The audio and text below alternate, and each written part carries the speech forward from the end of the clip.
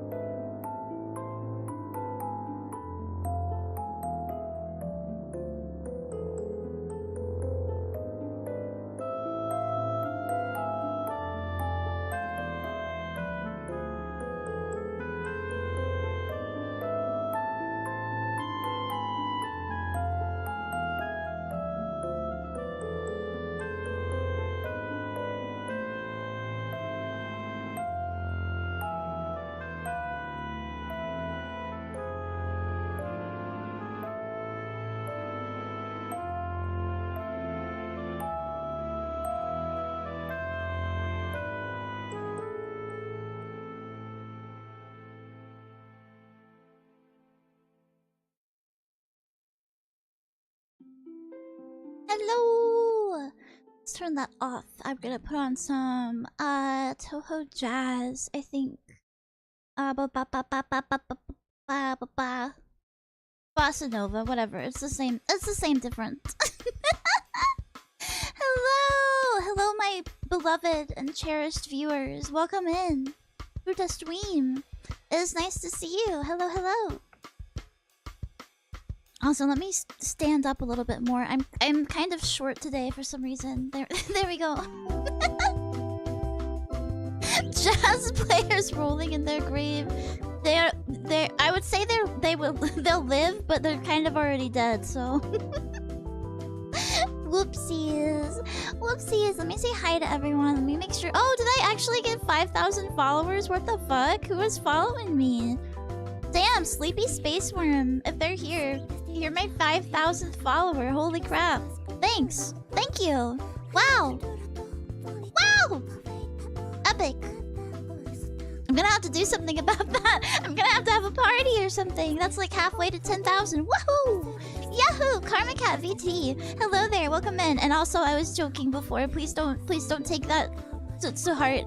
Hello, Chris. Thank you for being first. That means you're my favorite viewer of the stream.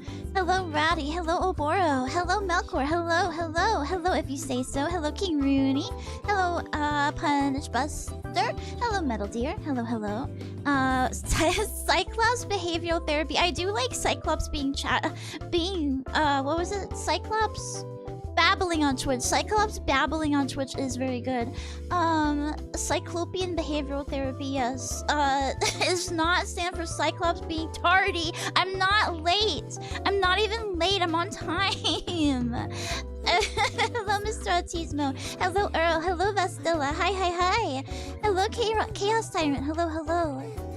Oh my goodness. The CC popular phase, yes. The CC inclining instead of reclining. Yeah, the 5,000th viewer went to free iPad. Click here, click now. Sign up for our newsletter. Download this definitely not a virus onto your PC. And thank you, Chaos Tyrant, for the 16 months. I'm pretty sure it is what CBT means. I think I would know as the knower of all things, as a very, very smart lady. Let me take a drink here. I am sorry for being a little bit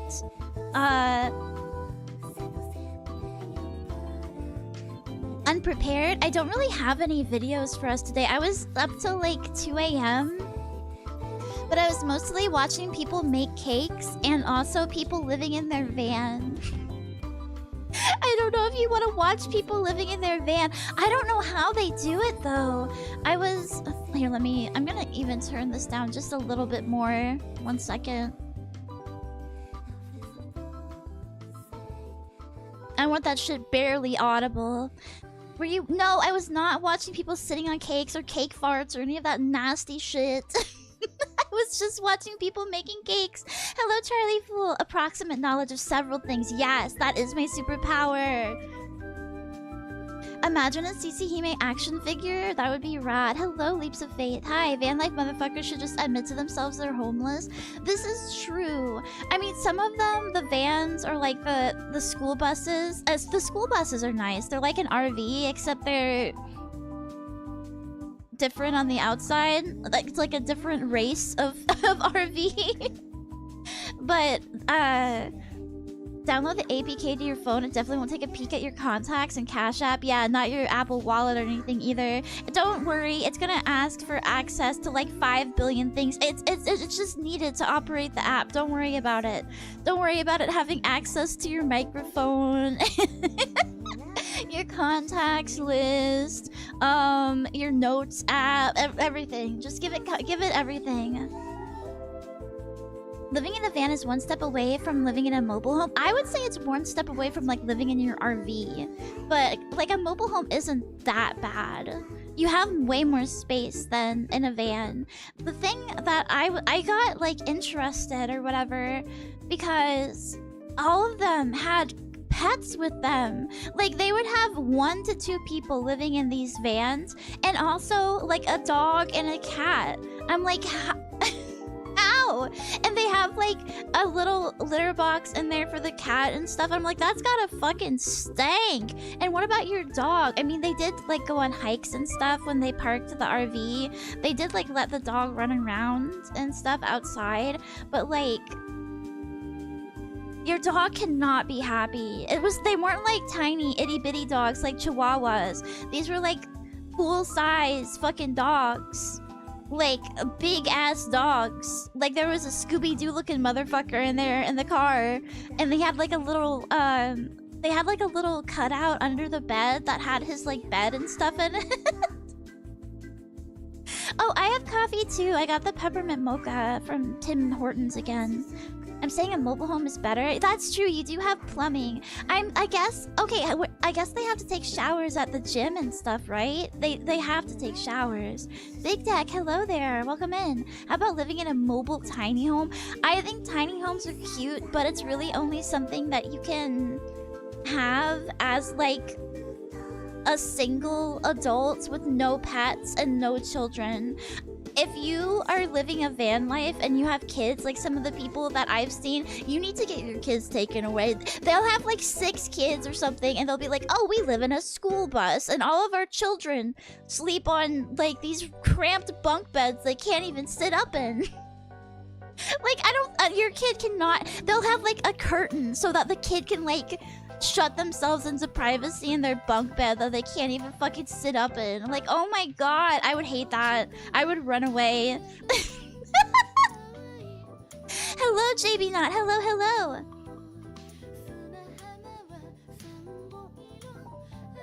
Yeah, like maybe one or 2 kids max in a school bus. In a school bus, not a van. In like a renovated school bus, max. No pets. None of that shit. And you guys better be going to like the park and everything every single fucking day. And you better like you better be like letting them run around and like burn off their energy and shit. And they better have the best beds. You better not have a fucking like king size bed and they get like 2 itty bitty bunk beds or something like that. I don't want to see that shit. I hate that shit. There was some video I saw of some lady who's like, convince my husband to have like more kids. He says if you guys say it's okay, we'll have more kids. And she had like 6 kids in like a 1-bedroom house.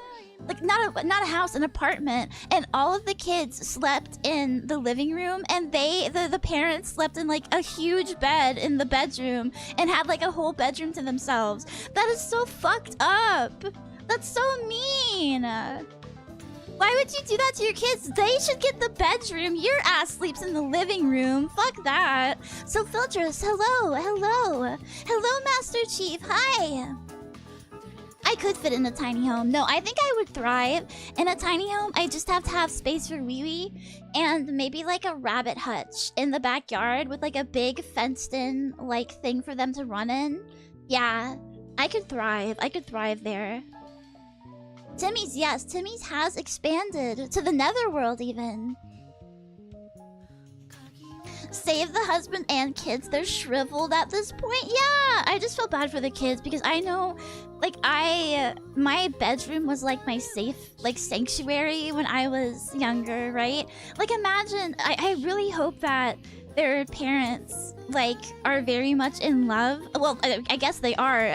They have to be at some level because they keep having children. But I really hope they're not the type to, like, fight and stuff because you just know that they're out there fighting in the living room then, and the kids wouldn't have anywhere to go.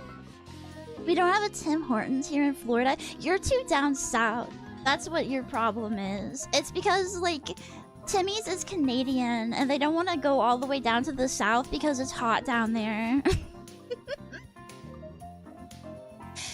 Your bedroom is your safe space? Yeah, because I could, like, whenever my mom was, like, super angry or she was in one of her moods, I could just go in there and hide from her and, like, not make a sound until she, like, had calmed down or went to bed. And I wouldn't get screamed at. Tim Hortons is in West Virginia too. Okay, well they're going a little bit farther south then, I guess. Maybe it's just taking them some time. I get my coffee at the local Fight Club Waffle House. Honestly, I like Waffle House coffee. I really do. It's nice. I mean, it's probably just like super standard stuff, but I put in like tons of cream and sugar and I'm like, yummy. We have a Tim Hortons in the Philippines. Tim Hortons and Jollibees. You guys be living the life. What do you think of our Tim Hortons? I've never had Canadian Tim Hortons, so like I don't know what else to say. It's I think the coffee is good. The coffee is better than Starbucks. I'm gonna be honest.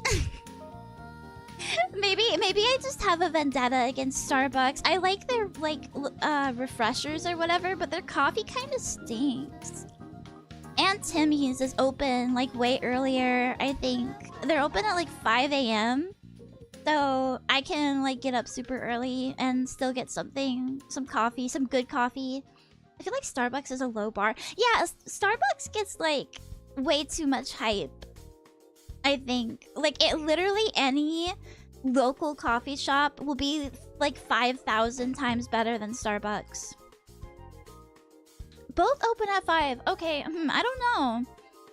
Starbucks is always like closed when I want to go to it. It'll be like later at night. It'll be like 7 p.m. and I'm like, I could, you know what? I'll fucking have a Starbucks. I'm already out and it's nearby the shops and everything. I'll have a Starbucks to wake me up and then they're not open, so... Whoops. Canadian Tim Hortons is better than most places out of Canada since it has more choices. I think the food is mid. The food is like okay. The donuts are like pretty mid, honestly. The little like donut balls or whatever, they're pretty good, but the rest of the donuts, except for the apple fritter. The apple fritter is the best thing they have there.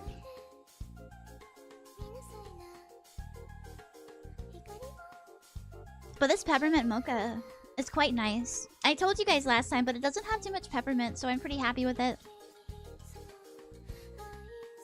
I like the old-fashioned donut. That's what I get, and it's like, it's okay, but the donuts I could get from like a local bakery are a lot softer and nicer. Do they still have visible glaze? Yes. Yes. At least the ones that I get. Hello, Perfect Gamer. Hi. Is there anyone else that I haven't said hi to yet? I don't think so. We have most of the regulars here.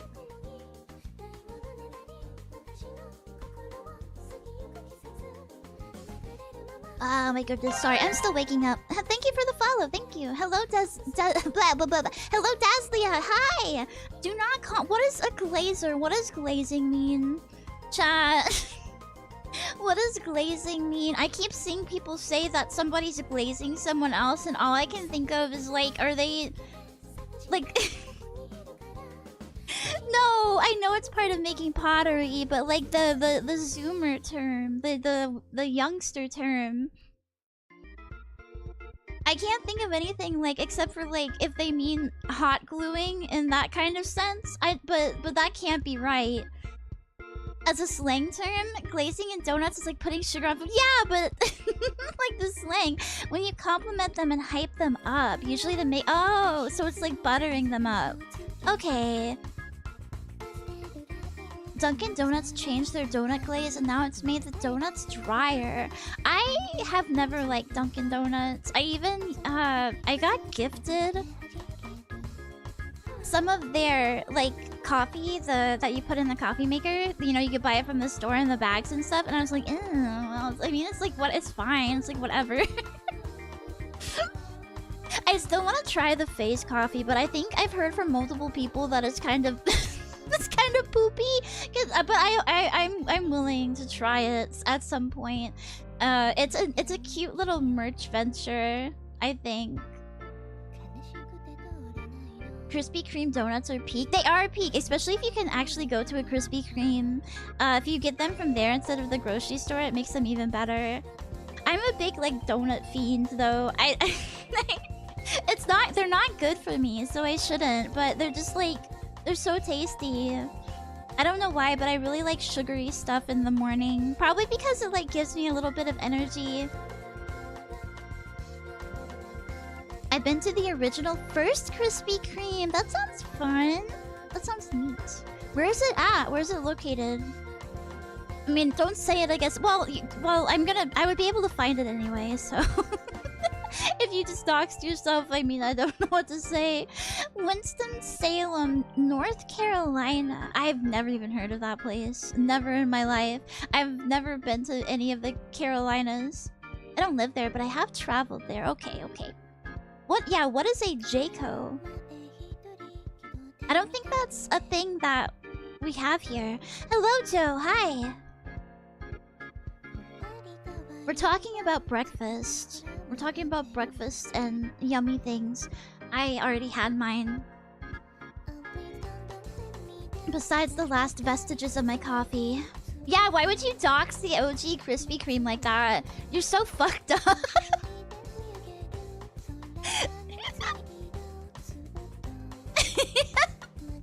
I had peanut butter toast. Yum. I love peanut butter on everything and anything. It's so good.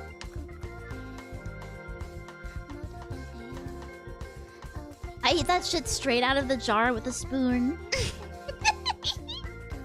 You have to... Okay. I think this is universal for any peanut butter lovers, but you kind of have to buy... If you like live with somebody who's like fiendishly addicted to peanut butter like I am, you have to buy a second jar. You have to have like the jar that they eat out of. And then the jar that you use for like other people's sandwiches. Hello, Ray Zero. Hello, hello.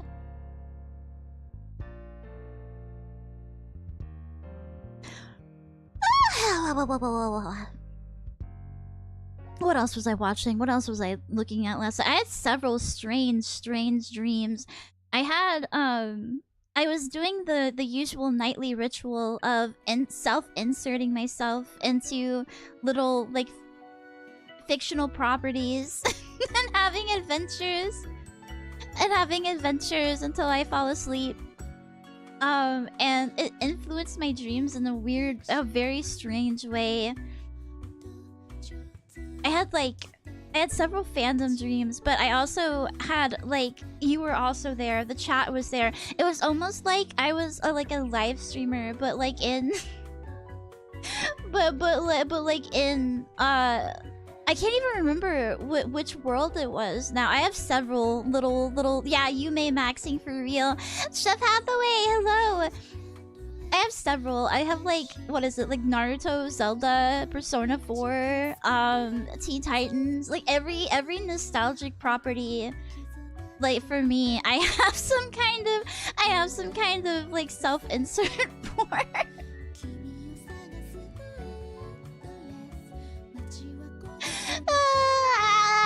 Even the newer ones. So I don't know. It makes me feel rather silly.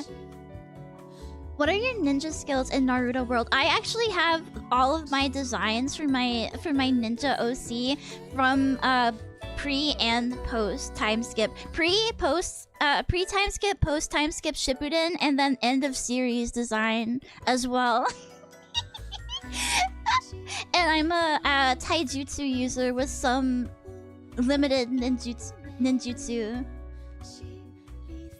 Basically, kind of like Rock Lee, but like faster and a little bit more talented as a ninja. Like a little bit more ninja skill.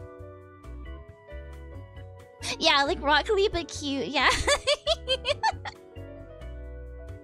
Exactly.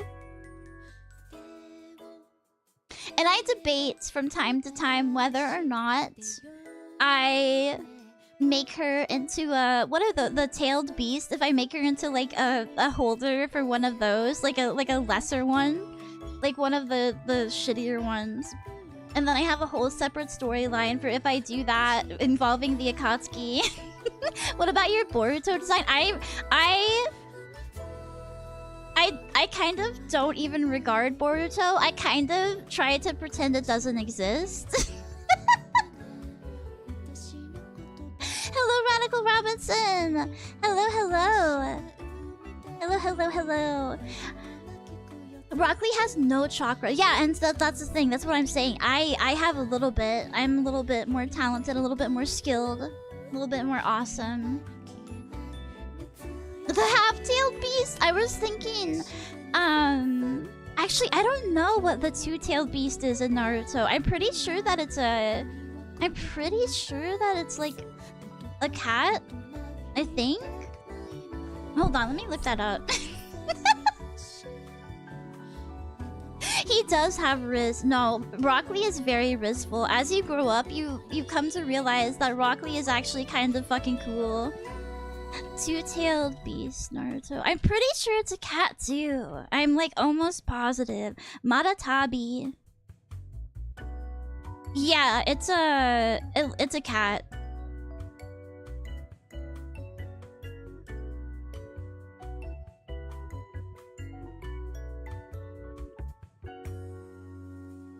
Growing up is realizing Sakura has awful taste in men. Not only Sakura, but Ino as well, who goes on to marry Sai at the end of the series, which is like basically Sasuke light. It's like, what if we made Sasuke into even more of a loser? It's so bad. It's at least it's not Tamari. I still don't really like Shikamaru. Can be okay, but I still think that he would make a horrible husband. So I don't know why she would bother. I don't know why she would bother. Oh yeah, big serial killer vibes. Oh, absolutely. Like some Ted Bundy ass vibes. Dollar store Sasuke. Yeah, I grabbed him at the fucking Walmart. Great value brand. Hello, Code. Hi. Shikamaru is one of the bad boy. Was one of the boys. Bad opinion. No, I'm saying he's cool, but like not in a husband way.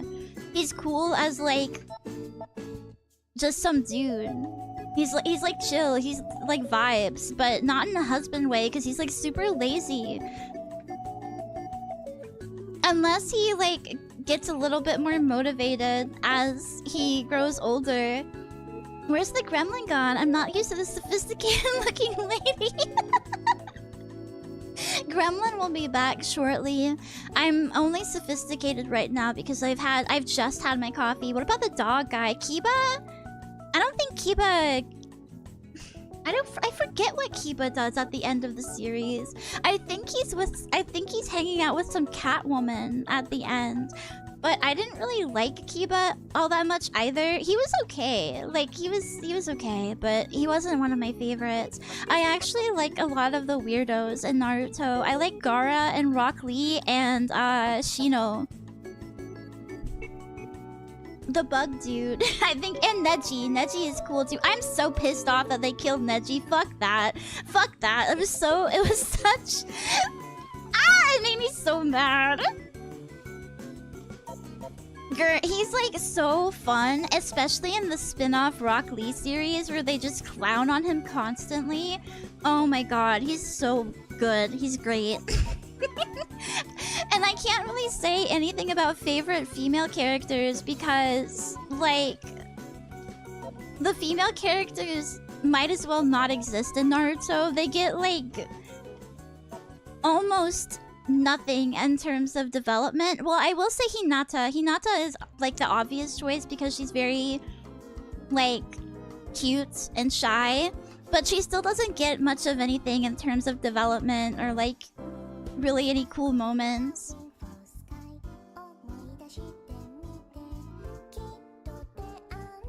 She does get hotter though, this is true. She does get hotter, and like every other girl basically stays the same, which is weird. Sakura and Ino and Karen and... But yeah, like every 10-10, they all look the same. Like at the end of the series, they're basically all the same. And then Hinata's like, no, I'm growing out my hair and I'm getting the fattest tits ever. It's only because she's Naruto's wife, probably the Hokage's wife. He's like, I gotta do something. I have to change up how she looks somehow. I feel like this is a general symptom of shonen. Yeah, not too many shonens really care too much about their female characters. I'll say Hunter x Hunter has some memorable ones. One Piece too, but they kind of get nerfed after the time skip. Like all of the, I feel like Nami and fuck, what's the I don't remember. I don't remember the other lady's name. Sorry, but their designs were better pre-time skip to me anyway. Robin, yes, Robin, Nico Robin, yes, sorry, thank you. Yeah, especially Robin. They fucked up her design so bad. I'm sorry. And Nami looks so much better with short hair. I feel like I want to chop it off. I want to chop off her hair. I don't care if she grew like big tits or whatever, and the little stick figure form that he likes to use for women. I don't care, but she looks so much better with short hair. My short-haired queens. I'm sorry. They keep on deleting you. Naruto would be such a shitty husband. Oh yeah, absolutely. Maybe marginally better than Shikamaru, because at least I think he would like hang out with his kids. But other than that, no. And you just know that guy stank. I'm sorry, you just know Naruto stinks.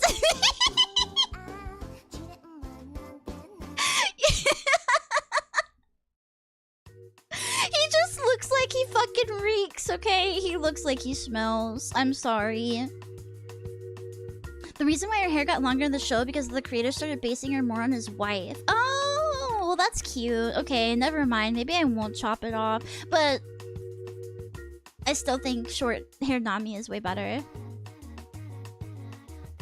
When is short-haired Cece? I don't know. I've drawn short-haired Cece maybe like once. I don't know. I feel like having unimaginably long hair is part of my brand. I did get a pixie cut in real life once though. I've had my hair cut short as a child, and then like right in the middle of college I was like, man, it's hot as fuck. I need to chop all of my hair off. And I did look cute. I looked good. I looked fucking good. I was rocking it. But they don't tell you that the middle stages between like having the pixie cut and the like bob, you look so bad. You look so bad. It looks like you're trying to grow like out a mullet during the in-between phase. And it's not like you can just like cut it shortly. You know what I mean? Because then you're never gonna get long hair again. So you just have to wait in the awkward in-between stage. And you're just like, yeah, this is happening. This is... Slowly but surely, we'll get back there. And then you get like a bob or something going on. And you're like, oh, thank God, finally. Yeah, you look unhinged. You look like you just got off a bender when you're like right in between. Female characters growing their hair out instead of cutting it off at a character development moment makes CC mad. Yeah, that's the only good thing that Sakura ever did. Was that whole like cutting her hair because it was, who was it? It was the sound ninjas, right? In the tuning exams, they like grabbed her by her fucking hair and she was like, actually, and just cut it off. I thought that was kind of based. Did it also make you manic? No, I was not a manic pixie dream girl. I'm sorry. I kind of still kept to myself. I did it mostly because it literally was really hot. I have like really thick hair. And so when it's summertime, it gets unbearable unless I have it up in a bun constantly. It's like I'm dying. I'm dying, Squirtle.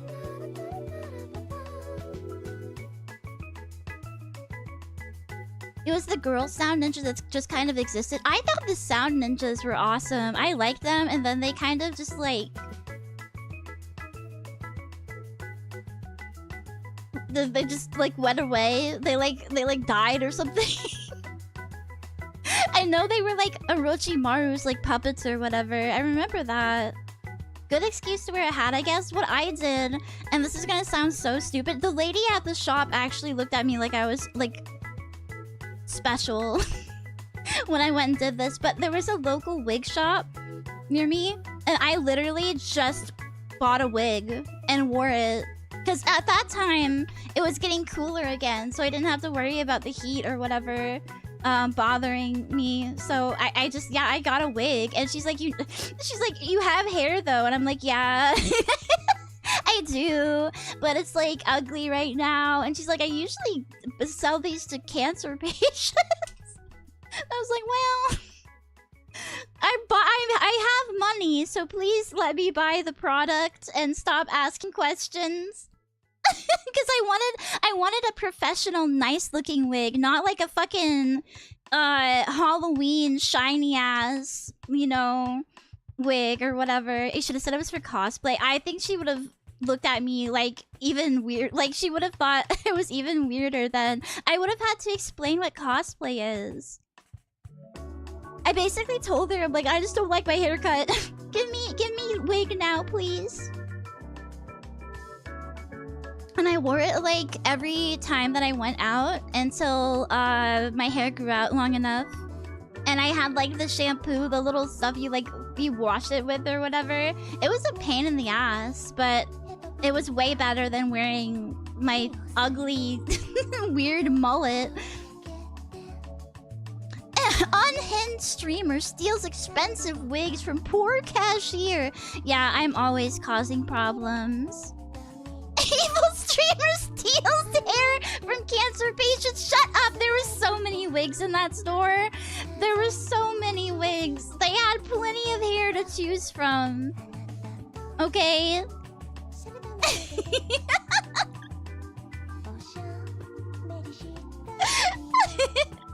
Any hair tips? I think mine looks awful longer, but I want to try it again and straighten it out. If you're going for like straightener, like if you're wanting to straighten your hair, I would definitely suggest getting one of the... If you're not getting a higher end straightener, like you need to definitely invest in products to keep your hair from like burning and, you know, basically getting damaged. You can wear hair masks and stuff too. I want to do shoulder length. Yeah, like I think I don't know, you just gotta, what you should really do is you should also ask the stylist like what kind of like length would look good with your face, because like people have different shaped faces and like different hairstyles look better on different shapes and stuff. Oh yeah, leave-in conditioner is important too. And never ever straighten your hair wet. Bro, I used to do that in middle school because it saved me time in the morning. Oh my god. Oh my god. Don't ever do that. I'm so surprised that I didn't burn my hair off or something. People used to actually use irons to straighten their hair. There's like... Oh... I think my mom even had a picture of herself doing it at some point because... yeah. She has like kind of wavy hair. So she would either go to... Like she would either do that when she was younger, or she would go to the salon and get her hair permed, which is like... Okay, so they put a bunch of chemicals in your hair and it reeks like hell, and you have to like keep your hair away from water for like 2 days or something like that, and then afterwards you can wash it and it like keeps your hair like super curly. There's also straight perms now, but man, that shit reeks. It smells so bad.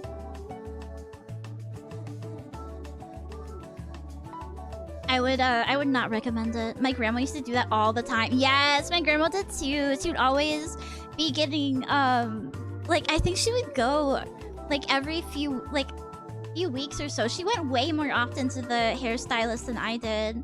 It smelled like Cece. Have you ever smelled? Okay, so it doesn't smell like Nair, but it like has the same disgusting quality as Nair, where it's like you just smell it on a person for a while afterwards. It's not great. Perms are damaging to the scalp. I bet. Yeah, it's a bunch of chemicals that they're like dousing your fucking head in. I got a straight perm once and never again because I realized that because I like my hair straight. It's naturally really wavy and I like it to be straight and stuff. So I went to get a straight perm. And I realized that literally all the body of my hair, when it's like when it's straight permed, goes away. So I looked like, I don't know, my hair looked so flat, and I had to like I had to tease it every day to get it to look like it had volume, and it was so horrible. It was so bad. At least I didn't have to straighten my hair, but it's like then I had a whole other routine I had to do. I'd rather just like not bother. If conditioner makes your hair greasy and argan oil or some other repairing oil mix makes brushing easier and helps the hair out a lot. Yeah, I have an argan oil thing that I put on my hair after the shower. You look like a bad Morticia impersonator. I don't know. No, I can't win. My hair is like, it never does what I want it to do. It's always like in between being like straight and curly. And like, no matter how I try to get it professionally done, it's just like always, there's always a downside. So I stopped trying.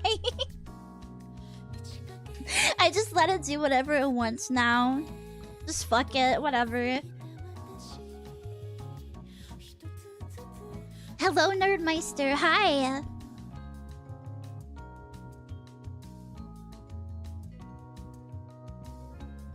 You can also get those masks that you put on your hair in the shower, like the little repairing mask things. My hair really needs those because like I have very thick but also like kind of like dry hair. So I tend to use those a lot because it makes my hair a lot more like silky and smooth. I hate bangs too, don't worry. I it's really rich coming from me because I have them, but like I do hate the feeling. You can like feel like it on your forehead and it makes my autism go crazy. So I pull them back a lot of the time. I did not look the same as a baby. I'm gonna tell you something interesting. My hair, when I was a baby, apparently I was born with hair. Somehow. I was born with hair and it was black and then it all fell out. And then it all fell out and it grew back in the color that it is now. I don't know what that was. I don't... My mom said that happened. I was like, was I cursed as a baby? Are you sure? Are you sure I'm like human? Like that I'm like... Yeah, no, that's definitely my like demon side coming out 100%. Hello, Freaky Alberto. Thank you for the follow. Thank you, thank you, thank you. Oh my god, it was very strange. It gave me like werewolf vibes, you know. Oh, sorry, I grew the wrong color. Yeah, baby me was like, oh my god, I look so ugly. Get this shit off me.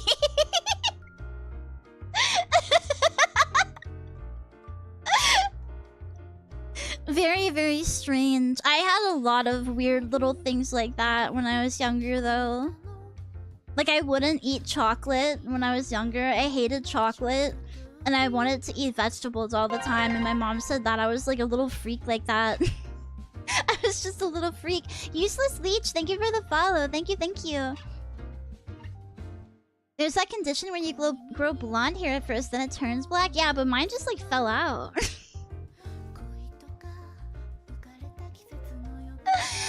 Born of the hair, made of the hair, undone by the hair. Fear the old hair. No, my hair has. I don't even have like gray hairs or anything yet, so.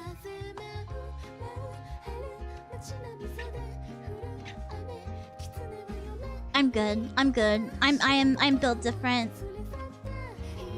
Okay, let me finish the rest of my coffee here before it like gets all weird. They gave me iced coffee for some reason, even though I asked for hot coffee, but it's fine. I'll drink whatever.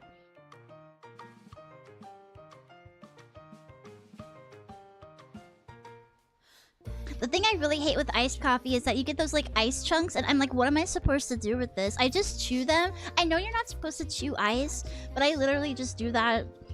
Because I don't want to like spit it out back into the cup, but I also don't want to like swallow ice whole. What if I choke and I die?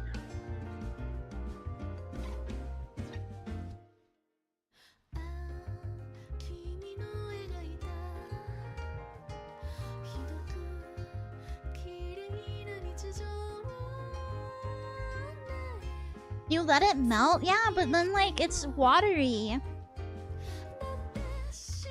I don't want my coffee to be watery. Hello, customer care skeleton. Hi. Crunch. Yeah, I have very strong. I used to chew ice for fun as a kid, so I guess now I don't like it as like it kind of like hurts, but when I was a kid, I enjoyed that shit. I would go to the movie theater and get like popcorn and a soda or whatever. I would drink my soda up at the start of the movie, and then the rest of it, the movie, I would just be like fucking crunching ice. Why is chewing ice bad? I don't know. I was always told it's bad for your teeth.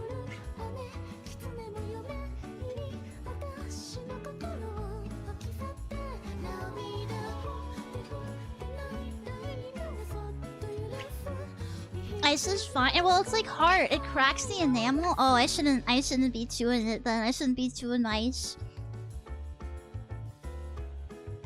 Not in the cup, yeah, like you hold it. Oh, like on your tongue? Yeah, but that's cold. That's cold, brr.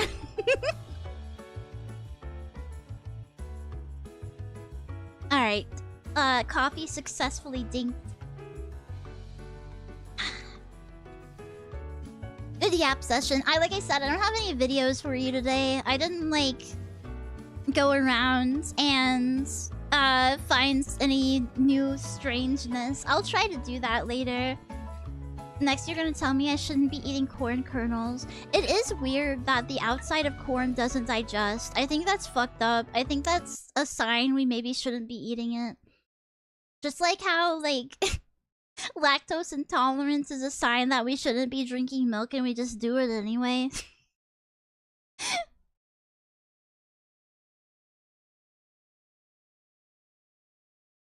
Biting things too hard will always screw your teeth up, especially if you gnash your teeth at night. Oh yeah, I grind my teeth. They had to get me a special, like mouth guard thingy for, like, when I sleep, because I just sit there at night, I guess, and just, like, constantly gnash them together. I still wake up with headaches from it. It fucking sucks. Let's see here. Let's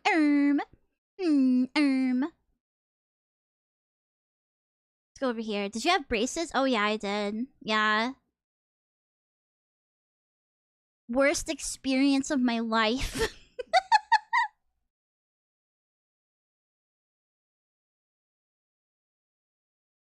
That might be part of it. I've heard that it can fuck up your bite if your orthodontist isn't too kind. Yeah, I've heard that. My sister had that problem. You could actually hear them grinding. Oh, I'm sure that you could hear me do it too. It is probably not pleasing. Reminds me of the time when I was a kid and used to eat raw sugar cubes. That you are a horse. You're a horse. You're a My Little Pony.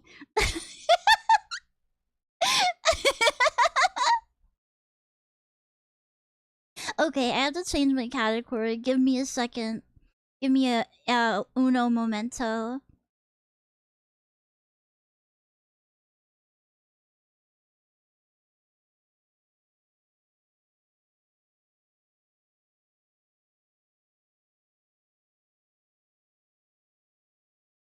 I used to drink those cream cups for coffee. I would do that too. They're kind of tasty, not gonna lie. They're kind of freaking yummy.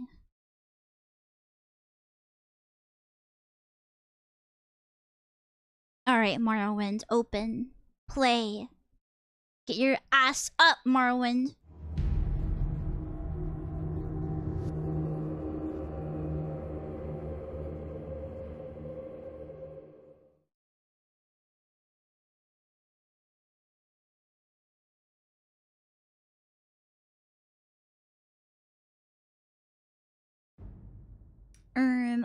Where's my freaking activity feed? Grr. Oh, there it is. Here we go. Add a CC? Yeah, sure. I can do that. Breaking Wind? Don't you ever mock Morrowind again. Don't you mock my goat Morrowind. I will kill you. I will assassinate you.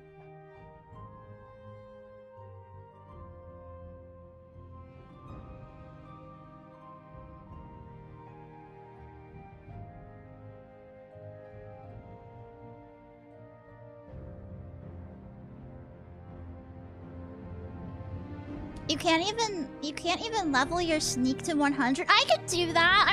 I'm not even trying. I'm not even trying to do that right now. I'm trying to level other things. So, bleh, stupid head. You're so dumb. The only thing you'd be doing is silly maxing. I'd be doing a lot of things. You were epic, Master Chief.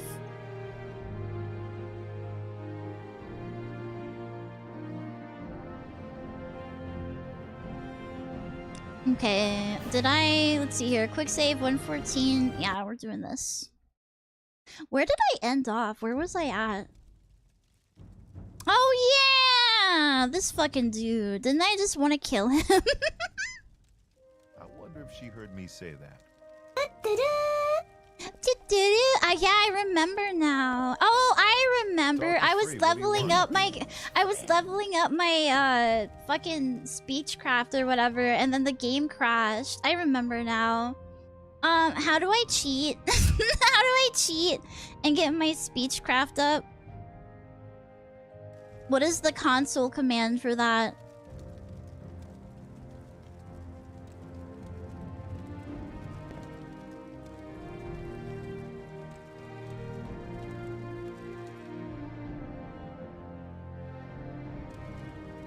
Oh, hold on. There's something stupid happening.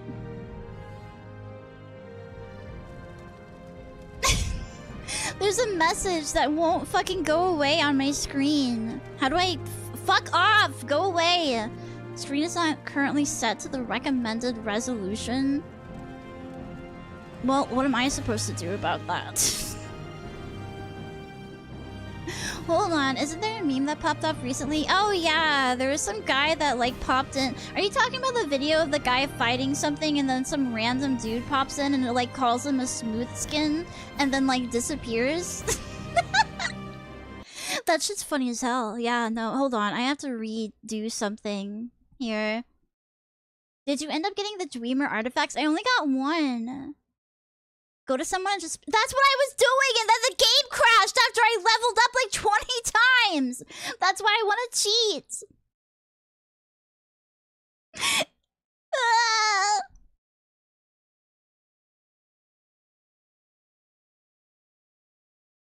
Alright, options. What is this thing here? Resolution.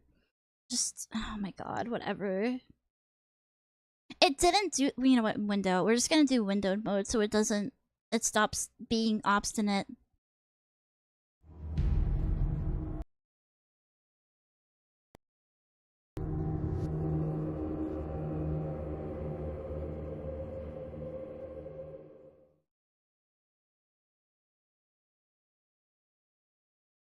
The racism in this game is quite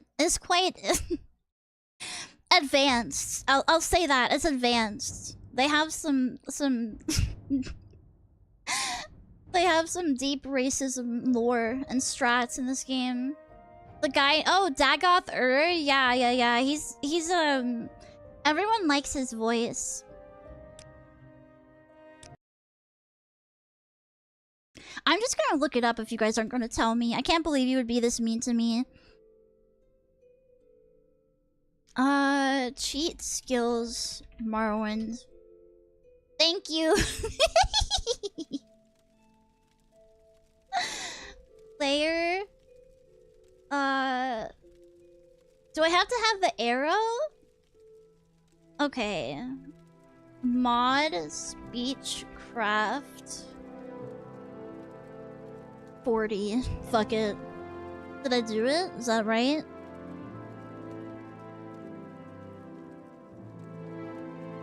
Yeah, baby! Oh yeah, Mr. Krabs, thank you. I think it was at 30-something when it crashed. Get out of here. Fuck off. I never cheated in Morrowind. I wouldn't have to if the game didn't crash because it's a buggy piece of ass. Friend.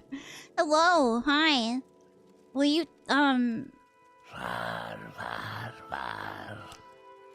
admire. What do you mean?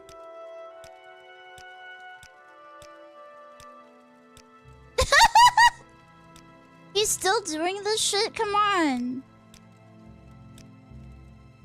I only had it on X. They didn't. Oh, okay. Interesting. Come on. Come on. Come on. Did you look up stability mods? No. I forgot. I forgot it crashed. Hello, Cyanostag. Hi. Fucking just take my compliments, you dickhead. To be fair, if you increase it with a cheat, it doesn't contribute to your level up or stats. Okay, good. That's fine. I don't care about that. I just want these fucking artifacts now. Mod. Yeah, I don't have time for that. Like I said, you guys have to literally send me the mods that I need. Otherwise, I'm not gonna know what the fuck you're talking about.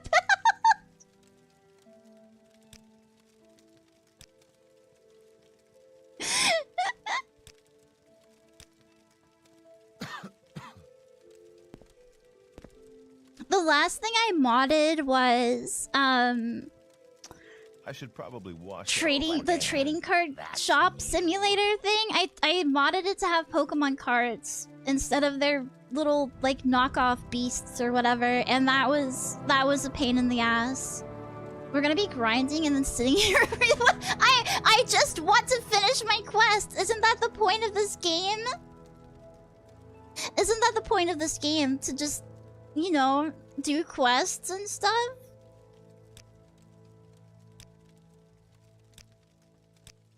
Oh, fuck off.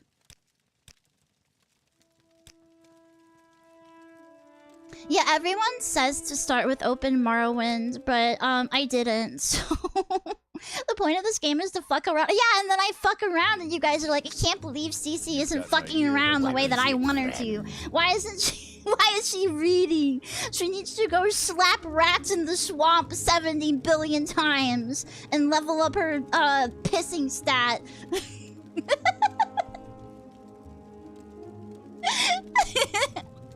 It takes stuff like reputation and personality and what? No! No! You guys just said I needed speechcraft. Didn't I even give this guy money and he still wouldn't fucking do what I wanted him to? I think so.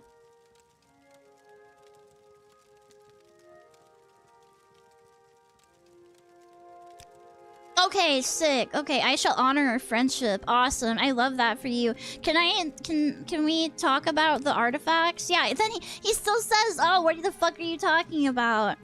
Bro, I'm about to kill you for real. I'm about to murder you. If you do choose to start over, there's an automated tool now to download the mod list from Open Morrowind. Oh, that's nice. There's no way to have him hand over the artifacts peacefully in this quest. Okay, so... Do I just have to kill him? I can do that. Twitch chat is the biggest anomaly. 1 second we want one thing, but if we get it, we claim we wanted something else and blame the streamer. Yeah. No, I know. I know. You have to piss on the rats to level up the slap stat.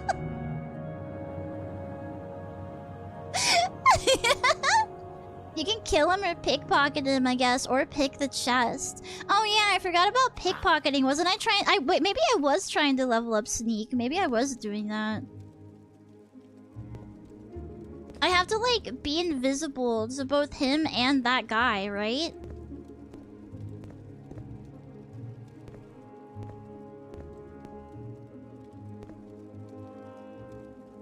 So I said, where's the money in that? What is my sneak stat at? Oh yeah, I forgot. It's like super low. I think I was leveling it for some quests. I think I was leveling it by talking to that guy in one of the other thief quest things, and then like, and then I just like was like, oh, that's too much money. Never mind. There is much to learn. Positioning yourself behind a pillar. I guess, yeah, there is this huge thing in the middle of the room. It probably is just that I'm so bad. What was that? Okay, so I'd have to kill both of them, right? Here, let's just make a quick save and I'll just try to kill both of them.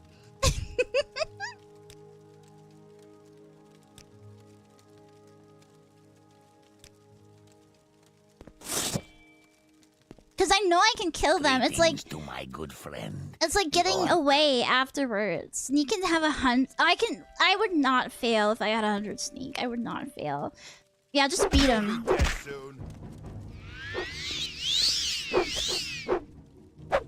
Too quick for you.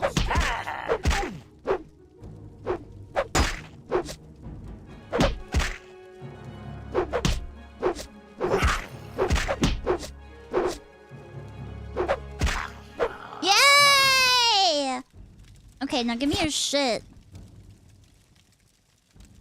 Wait, he didn't have any artifacts. Oh, he has the key. Okay, got it. Okay, what about you? You have nothing. You have jack shit. Yay!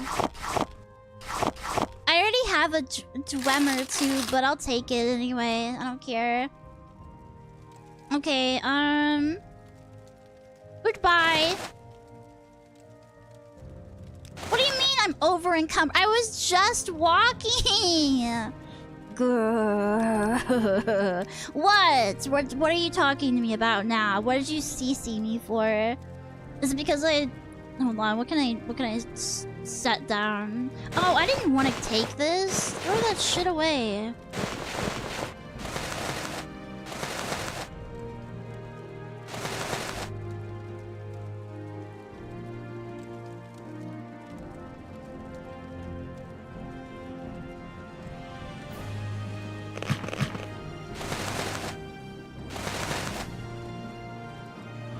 Now, are they gonna be mad at me when I go outside? That's what I'm afraid of. Am I a criminal now? Nobody else saw it, right? So I should be fine. Yeah, they seem okay. They're like, whatever. They probably didn't like him anyway. They probably were, smelly. They stunk up the whole fucking town.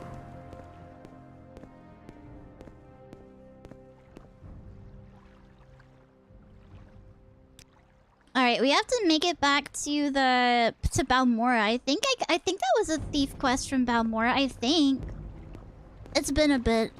Don't quote me on it. We believe killing people is bad business. Well, yeah, they actually want me to be a thief, but the thing is,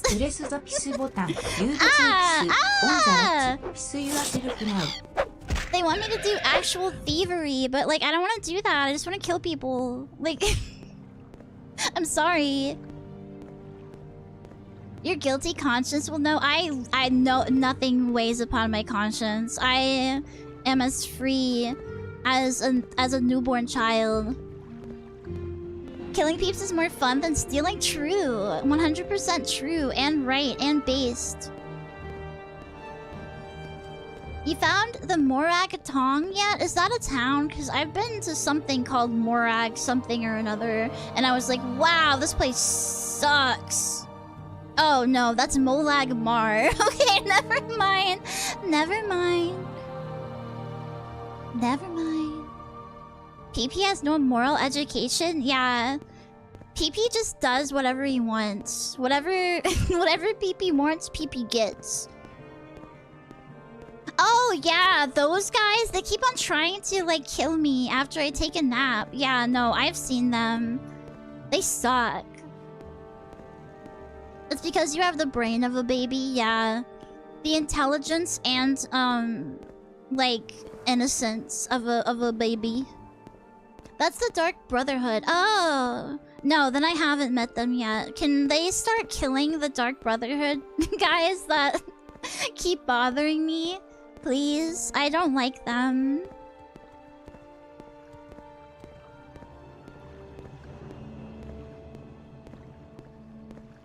If they're such mortal enemies, why haven't they they taken care of each other yet? Why isn't one of them dead?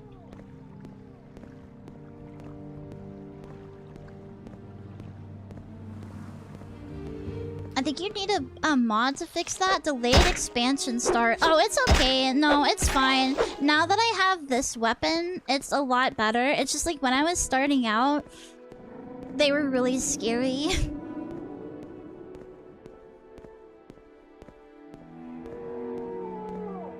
Thankfully, I am no longer baby in the game. I actually have a good weapon, and I'm a killing machine now.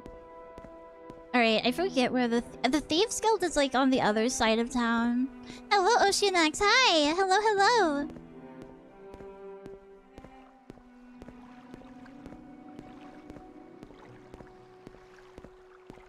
Why is it so foggy? Got looking like Silent Hill today in this town. Can't see anything. You can stop assassins from spawning by following the leads a bit and talking to a dude. Oh, I might. You've got the better. How may I help you? All right, here's your crap. What can Khajiit do for you? She gave me 2 master's lockpicks and 2 journeyman's probes. What about my money? What about my money, though? It's an old game that needed to reduce the render distance. That's what the fog is for. Oh, I see. Their armor is good money to start. It's almost a cheat. Yeah, but I can't find anywhere that like will give me enough.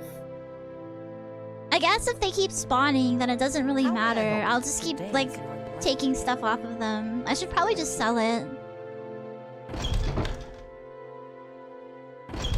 Hold on, I need to get another quest from this lady. That's right. How may I help you? Warmly greeted, friend. Welcome. Roland Halalo died recently, but left a bottle of vintage brandy. The vintage brandy is in Halalo Manor. Bring this. Well, now you just want to get drunk. How is that a quest? You just want to get sloshed. You've got the. You can do that on literally any alcohol. You don't need his brandy.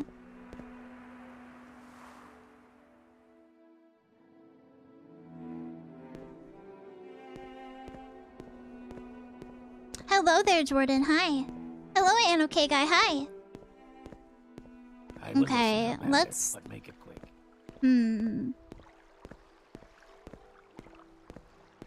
Didn't we already? Oh no, it's probably not in that room we unlocked in Halalo Manor. It's probably somewhere else.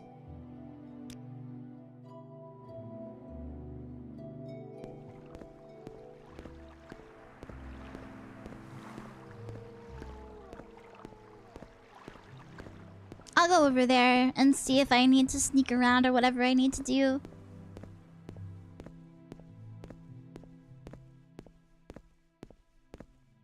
I'm guessing the end of this game is going to the volcano and kicking Dagoth Ur's butt, right? You have to like you have to slap him around a little bit.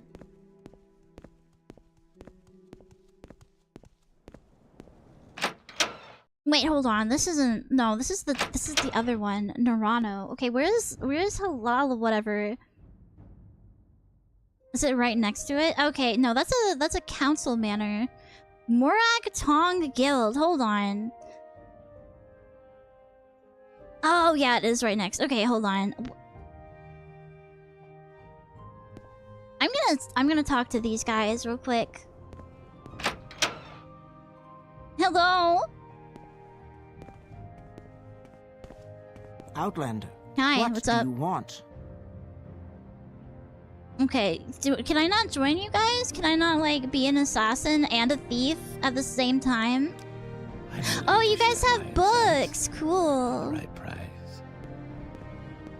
Sorta, but it's more complicated. Got you. I'm assuming there's some kind of quest line and someone tells you, oh, Dagoth Ur's being a big meanie. You need to you need to go do something about him.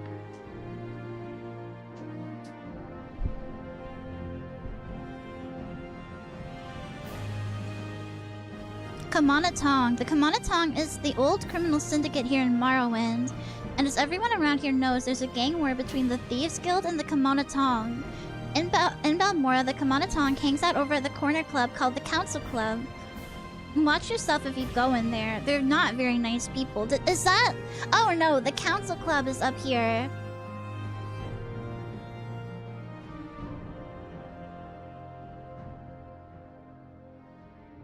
Okay, so the Thieves Guild and these guys don't like each other, I guess?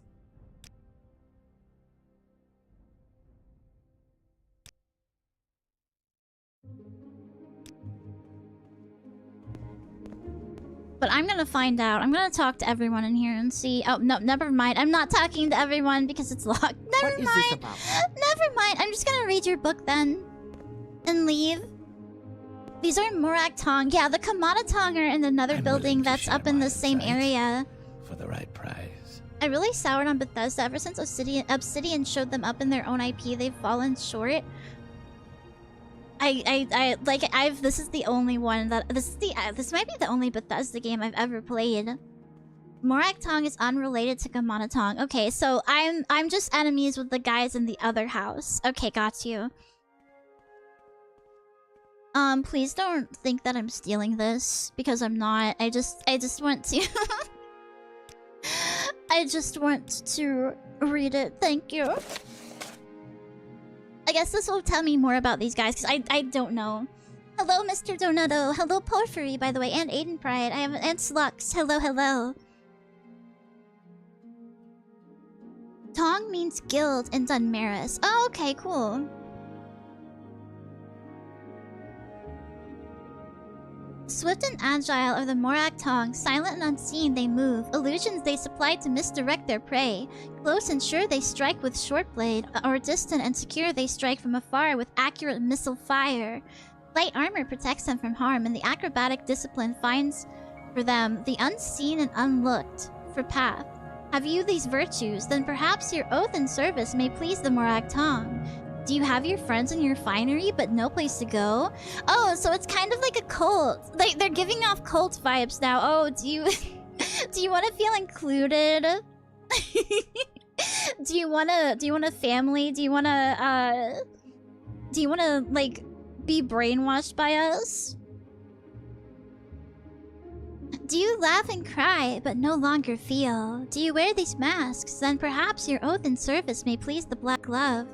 The blood of the hunter and the blood of the hunted, the joy of the hidden and the joy of the seeker, the blood of the eye and the blood of the gate, the joy of the living and the joy of the dead. Are you one with these things? Then perhaps your oath and service may please Mafala. To make your oath and enter our service, the worthy must seek the Grand Master, who by tradition lives in the unseen land, unlooked for corners of oh no! Not Vivek. Oh, I'm definitely not joining you guys now. That place sucks. Between the blood of battle and the waters of life. Bro, have you been to Vivek? That place sucks ass. He lives there? He just chooses to be there? Nah, no way. It's a murder cult and they have government protection. I don't think the government in this game is very nice. What's your story? Dulazan, hello, hello. Okay, that's locked. Locked. But I want in. I want inside. Let me in! Okay, can I, like, jump up here? Come on. Yes! Yes, okay. What if I'm sneaky with it? What if I'm a little bit sneaky with it? No! That's an even worse lock! What the heck? No! I might be stuck up here now, actually. Am I legit? Am I stuck up here? Get up! Get up!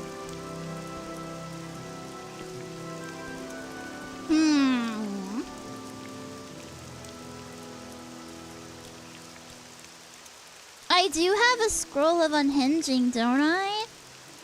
Ah, I don't. Oh no, I do. I can unhinge this. Sure, why not?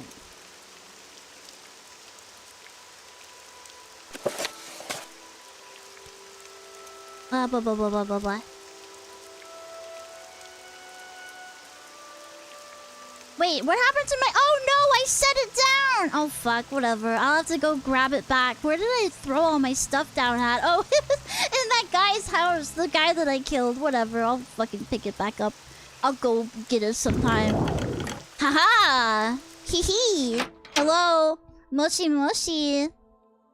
Pee-pee das! I'm gonna steal stuff from you. I heard you have, like, wine and stuff. Hi. 30 Lessons of Vivek, Sermon 22. Outlander, Hi. what do you want?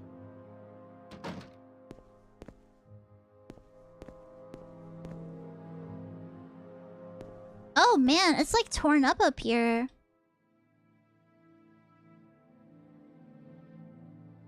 Vintage brandy? Don't mind if I do.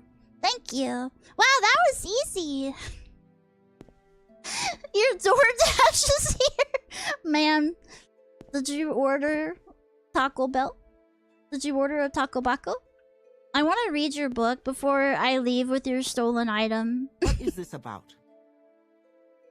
Give me a second. Were you into Sonic? Not really. No, I could never get into it. I didn't see the appeal of just going fast. You take a photo of the wine before... No, I have to give it to that lady. The Khajiit lady. The 36 Lessons of Vivek, Sermon 22. Then Vivek left the first whirling school and went back to the space that was not a space. From the provisional house, he looked into the middle world to find the second monster, which was called the Treasurewood Sword. Within years of the pomegranate banquet, it had become a lessening tune to the lower Velothi houses. They preached of its power.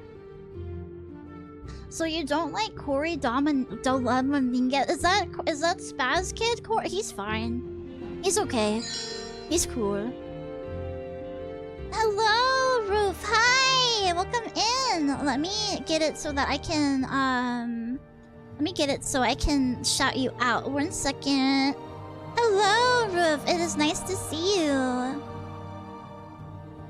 Welcome in, Raiders. My name is Cece, and I am the Cyclops Princess of the Netherworld. I play retro and horror games, and we're finally playing something that isn't horror slappa, so... We're finally back on that Morrowind grind set. Oh, yo, you were playing Oblivion! Cool. Hello, Shy Guy. Hi. Corey would kill the entire human population if Sonic games got banned. This is true. He is that way. He do be kind of fucking obsessed. Schizo lore. Cool. Being really into Sonic is one of the symptoms of autism. Yeah, but I had that, but except for Disgaea and Pokemon instead.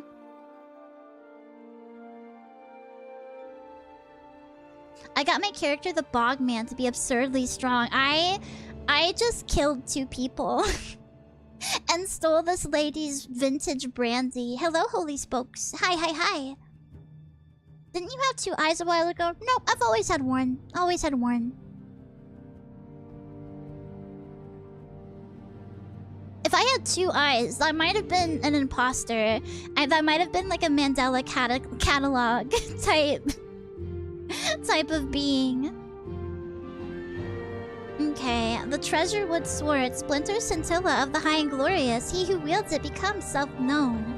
The warrior poet appeared as a visitation in the ancestor alcove of House Mora, whose rose-worn Prince of Garlands was a hero against the northern demons. Vivek congregated with the bones. He said, a scavenger cannot acquire a silk sash and expect to discover the greater systems of its predecessor. Perfect happiness is embraced only by the weeping. Okay, I see what you mean by schizo lore. Don't imagine me with 2 eyes. That image has been made before, and that anomalous entity is a cognito hazard, to talk in SCP speak. Give me back, and do so freely, what is barren of my marriage, and I will erase you from the thought realm of God. Your line has a notable enchantress that my sister Aim is fond of, and from her murky wisdom alone do I condescend to ask. A bone walker emerged from a wall. Oh, is the bone walker the thing that cursed me to have worse strength? Or is... No, that's something else, right? I can't remember what you guys called it. It had 3 precious stones set in its lower jaw, a magical practice of old. One was opal. The color of opal. No shit. It's the color of itself? That's cool. That's cool. Bone walkers always cast debuffs. I hate them. Yeah, no. I still have to get this little debuff thing off of me. I'll go to the temple here in a little bit. Is this the rat lady's house? No. No, we solved the rat lady quest. She wanted to attack me because I accidentally hit her instead of the rat. Bone walkers look cool though. They are pretty scary. They're pretty spooky-ooky.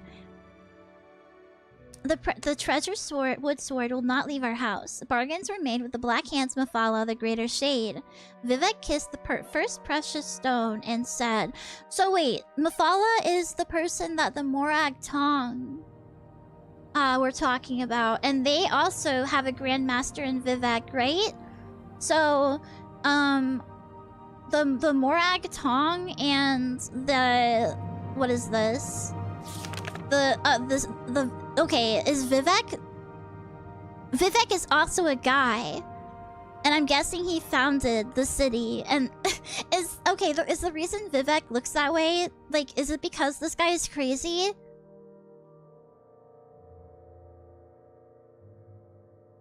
I got soft-locked into being a vampire doing that. I've heard that being a vampire in this game sucks. Vivek City is stupid. It is. It is stupid. Vivek kissed the first precious stone and said, Animal picture, rude walker, go back to the lamp that stays lit in water and store no more messages of useless noise. Down. He kissed the second precious stone and said, Proud residue soon dispersed. Serves no guarantees made in my foreimage and demand nothing of its underskin. I am master evermore. I don't understand what this man is saying. He's speaking in tongues. He kissed the opal and said, Down I take thee, and then Vivek withdrew into the hidden places and found the darkest mothers of the Morag Tong, taking them all to wife and filling them with undusted loyalty that tasted of summer salt. So he had sex? They had sex? Oh my goodness. They became his black queens, screaming live with 100 murderous sons, 1,000 murderous arms, and 100,000 murderous hands. That is a lot of children. It makes sense, but only if you go full autistic over lore. I think this is propaganda he wrote about himself, but it's not working.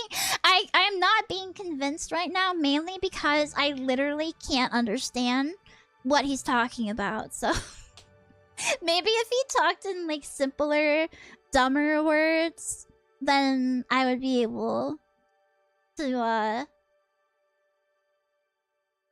become brainwashed.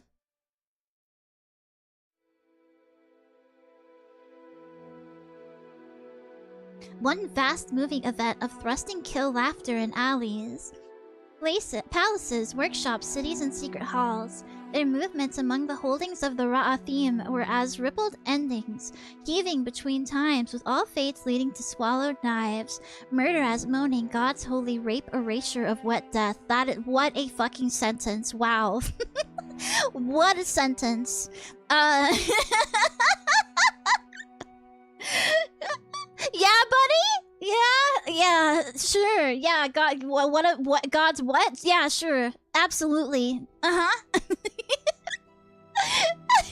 Yeah, I'm too bimbo coded to be brainwashed by this schizobabble. This crazy talk. By the way, just imagine me reading this and the entire time I'm doing that little like circle thing by the ear, like the crazy symbol. You have you you pick up these books like at a library in Morrowind. And just to make sure that nobody thinks that you're actually like part of this, you keep making that symbol. You look up every so often and go, wow.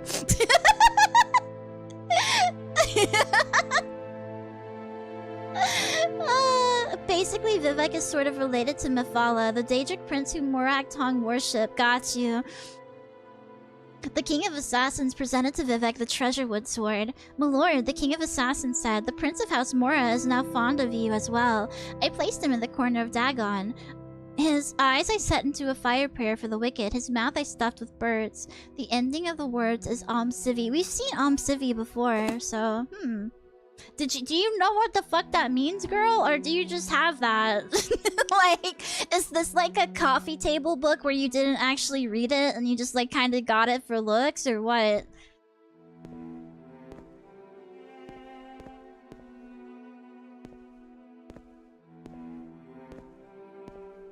Oh yeah, we've seen different... did I do this? Did I do this? Or did this dude come pre-dead? No, this is the guy that died and I'm taking his wine. I remember. Can I loot his corpse then? Can I steal everything down here because there's like no one else? Yo? Ah, the tribunal. Got you, got you.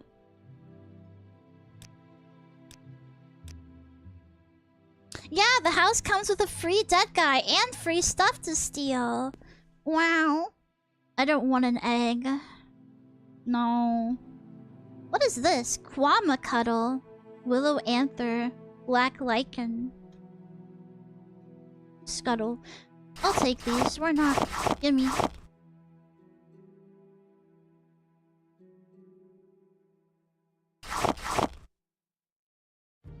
Oh, there's a lot of stuff for like making little potions and shit in here. Were they making potions? And like little...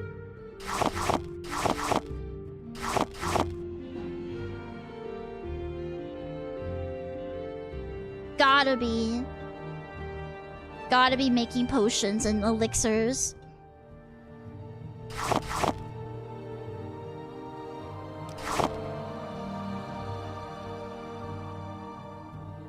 Can I have your egg? Well, yeah, I'm not gonna eat it, so you might as well. I only read the most important book series in Elder Scrolls. Is that the one where they had like a full... What was that? What was that lady's name?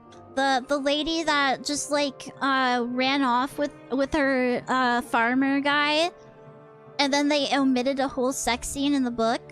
Baron's Eye. Yeah, that lady. No, I haven't been able to read the Argonian Maid yet, unfortunately. Spoon.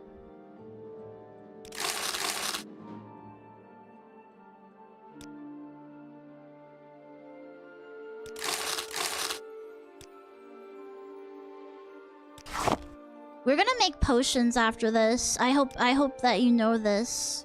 We're gonna make so many freaking potions and shit. What is this? Yeah, sure, why not?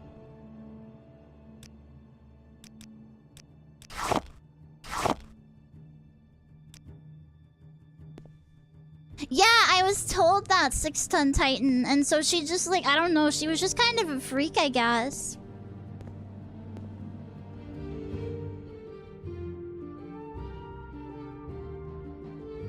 Yeah, Oboro, yeah, that lady. Oh my goodness. Okay, lots of bottles. Ooh, yeah, give me that. Wait, they have 2 vintage brandies here for me to take? Don't mind if I do.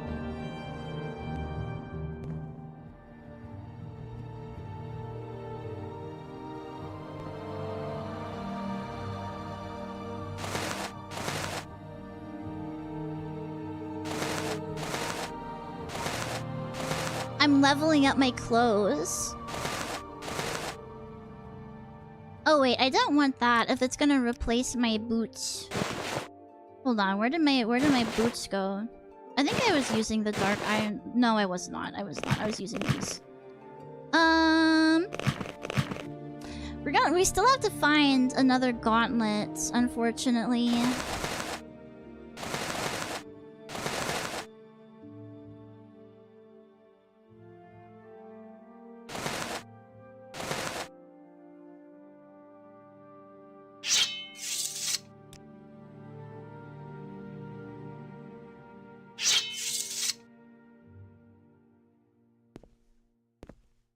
Did you mod this game to add your own one eye, one horn self? No, and I have 2 horns.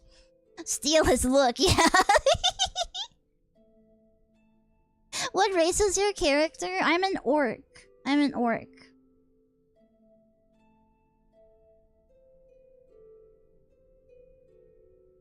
Okay, is there anything else not right now. I can come back for more stuff. I'm gonna go sell some of this shit. Yeah, their berserk power or whatever. Yeah, it's pretty good. I wonder why Cece picked an orc. It's because I was trying to pick the like race that was least like me. Cause like green is the opposite of red, and also they're really ugly, and I'm beautiful, and all that stuff.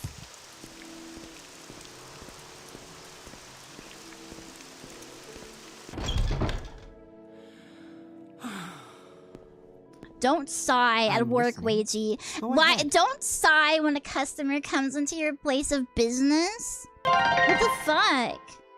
Citrus Peppercorn, thank you for the gift sub to Roof. Thank you so much. Thank you, thank you, thank you. Green is not the. It's the complementary color or whatever. Stupid.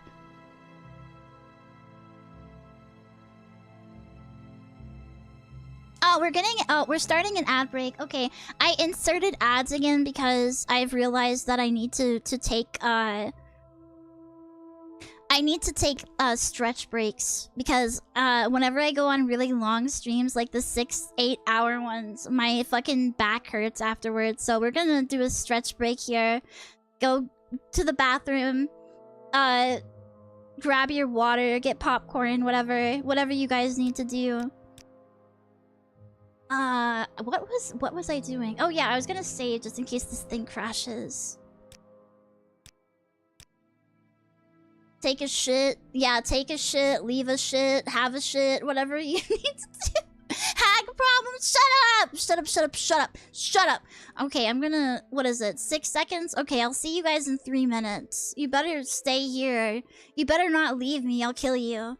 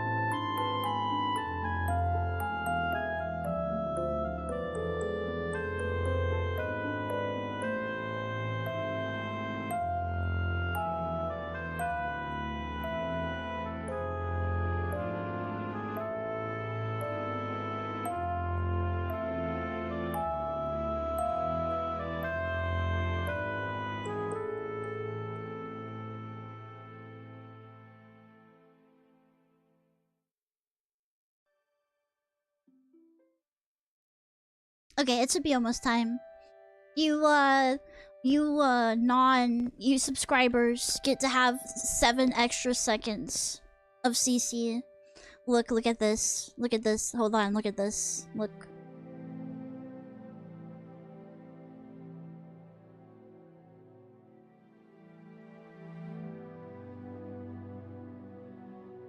Look, hold on. Look. Look at him go! Look at him go! He's schmoving. He's advancing quickly. Yo, let's go.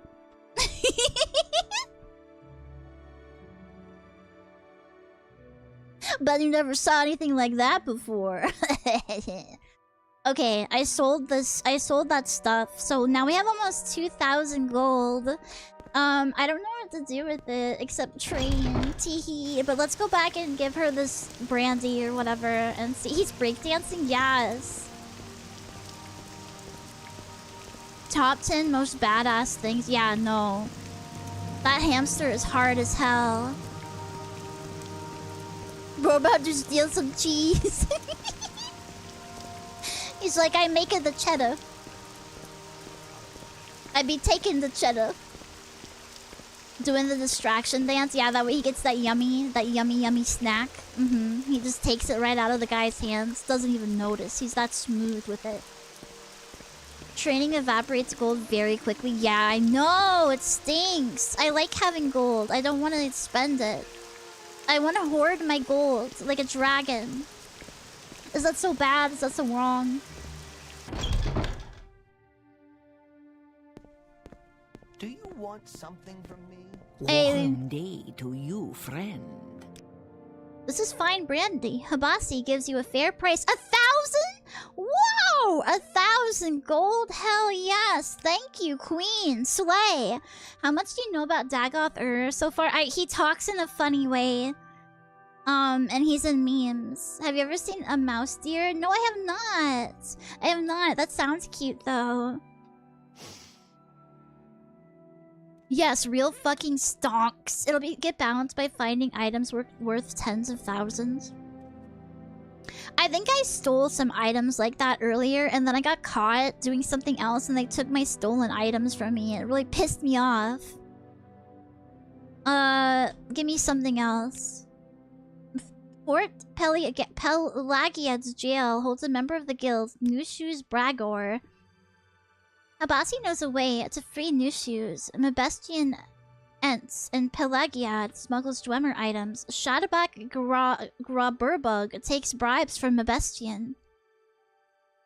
Fetch a mysterious Dwemer device from Mebestian's shop and take it to Shadback. Tell Shadback to let New Shoes go, or you'll let everyone know Shadback takes bribes. Okay, I can do that, I think. And Pelagriad. Okay, can I advance? Congratulations, Pee-Pee. You are now Pee-Pee, the wet ear.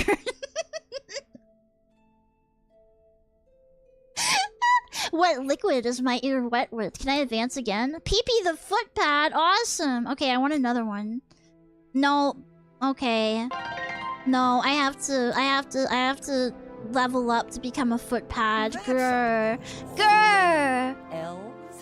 I gotta have dinner. Have a nice one. Have lots of yummy nummies. Zombie Eater, thank you for the follow. What's this about PP feet pads? Don't worry about it, Nesbot. Don't worry about it. It's okay. It's none of your concern. I be pissing. So true.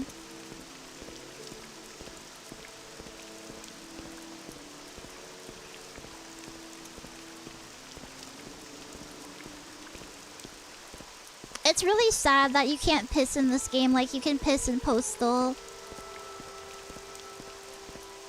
I think it would add to the experience. Pepe.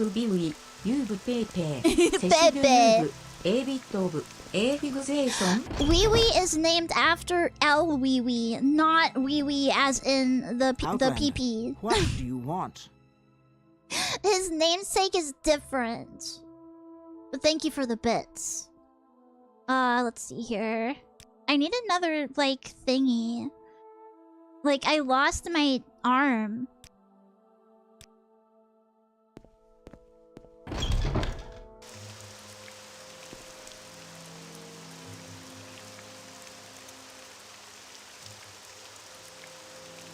Oh, the council club is where they said that one place that those one guys hang out. We should go in there and like harass them a little bit.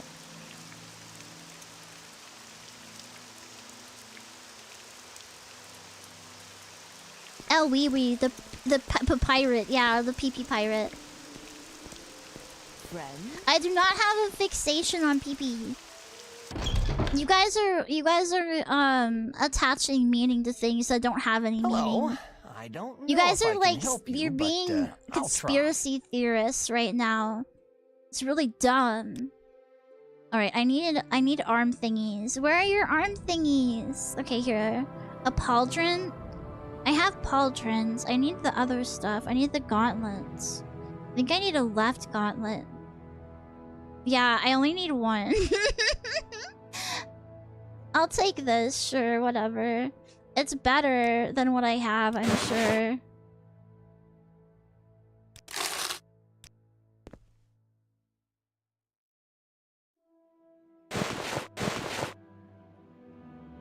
Bro is walking around town with mismatched gauntlets like a fucking loser.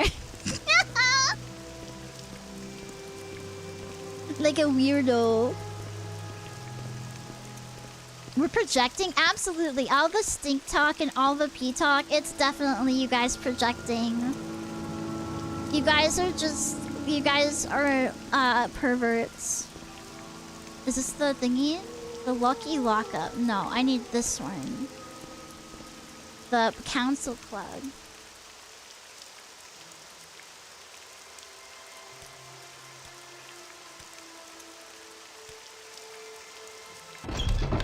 Do you want something? With that outfit, PP, you must be doing well for yourself. Oh, he's trying to rizz me up. Yo? Bro, I'm not interested. Sorry, PP don't swing that way. PP doesn't bend that way. This place. What's up? We rent beds. I have some goods for barter. What do you have? Oh, just random shit? No, I don't want that. Oh, I'll write this guy. I made him my friend so that way he would give me a key. What is it, peasant? Oh my god, fuck you, old nasty bitch.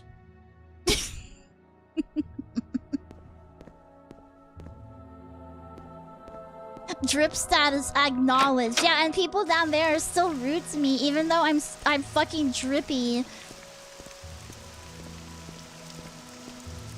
Even though I have so much swag. Okay, let's make some shit. I want to try to make some potions. What is it? It's this thing.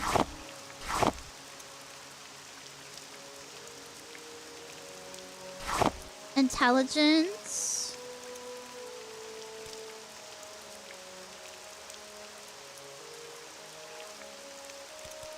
I have a lot of crafting. Guys.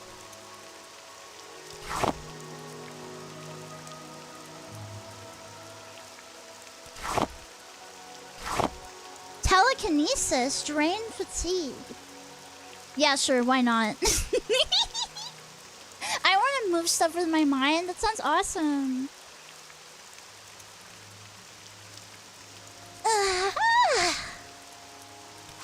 No! Okay, never mind. I will never know what it's like to be a cool fucking magic man.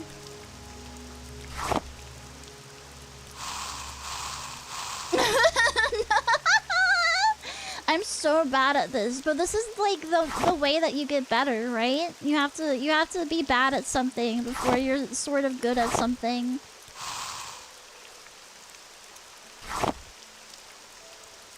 Feather.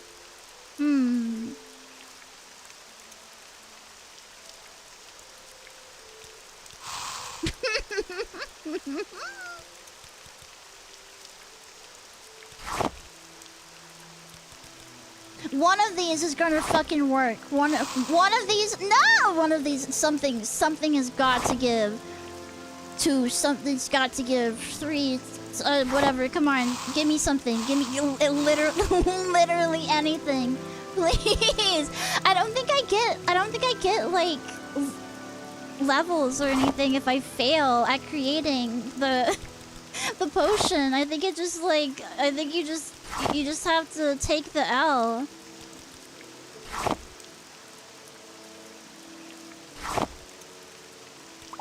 Yeah, we did it! One restore fatigue potion. Let's go.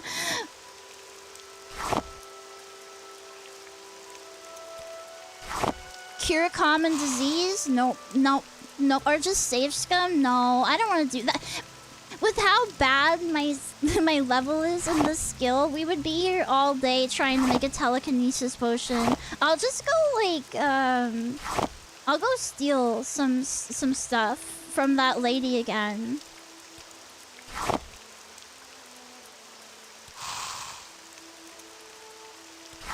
She had tons of materials in her house.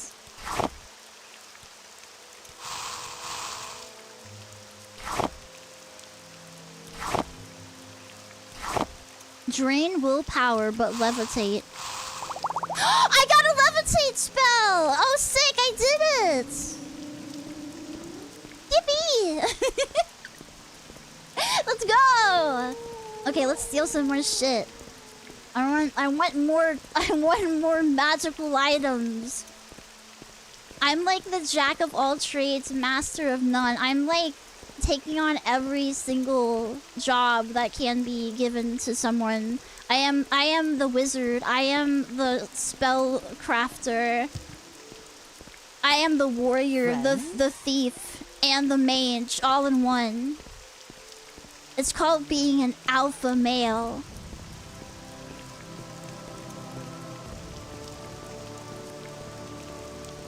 Is this the house? No, it's this one over here. Yeah, the one I had to sneak into. Is this still locked? No! Okay, we have to go in the parkour way again.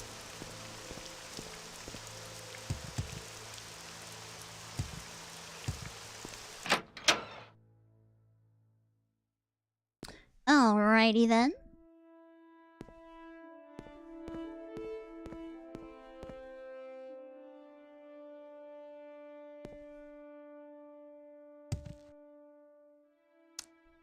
There wasn't anything. No, there's just clothes in here. Boring. You're a beta female. Don't ever say that again. No, I am. I am Sigma. I'll have you. Oh, my stuff. Exquisite belt, exquisite right glove, and a sword. No, that's not any of the stuff that I was missing. Does this game have the astronaut sign? I'm pretty sure it does. I'm pretty sure I was debating on oh shit, give me that. I was pretty sure I was debating on getting it. Like using it as my sign or whatever.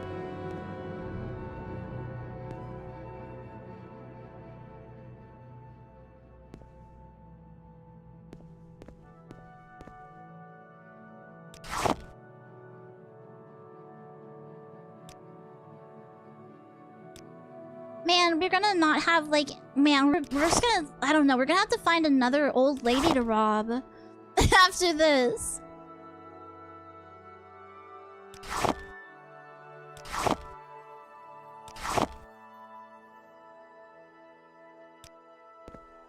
How are you a Sigma female? I am unbothered, I'm moisturized, I am in my lane.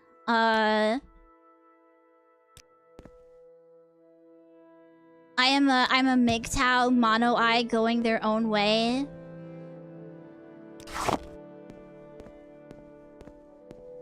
Atronach is the most busted one, even if you don't use magic. Yeah, but people like... I think people told me it was busted, so I went with something else. I should have just... Wouldn't that be Wigtown? No, because I said mono eye.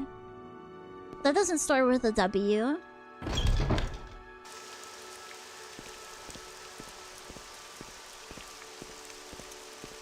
Nice remix of the MGTOW term. Yeah, no... No, I'm kind of a genius. Okay, let's... No, there's still some other manners up here. Let's see if we can steal some more stuff. And the temple is up here too somewhere, I think. What's your story? I'm trying to steal. Get out of my way. There are EGL mods for Oblivion and Skyrim. I'm sure there are Lolita fashion mods for this as well. That would be nice. Ooh, I could level up my sneak over here too by hiding. Maybe. That would be cute, but I don't think PP would look good in as a Brolita. I kind of want to keep him in the armor like that he has.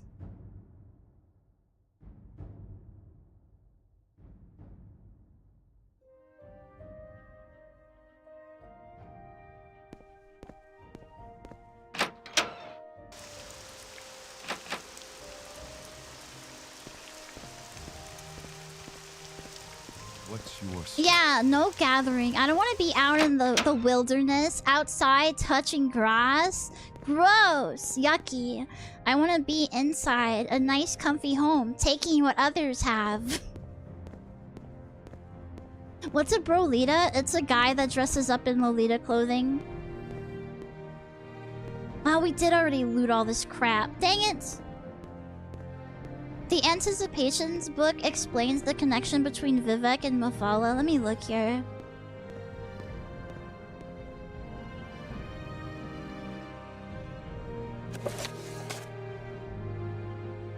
Oh, we have read this. The anticipation of Vivek, but manifold and androgynous. Taught the Chimera to evade their enemies or kill them with secret murder.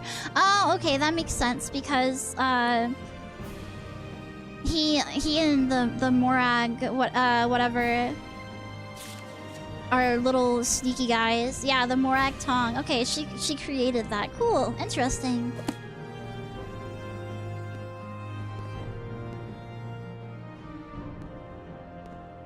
Yeah, I have the yummy and juicy feminine flow, so literally nothing that you say to me can harm me. It flows right off of me.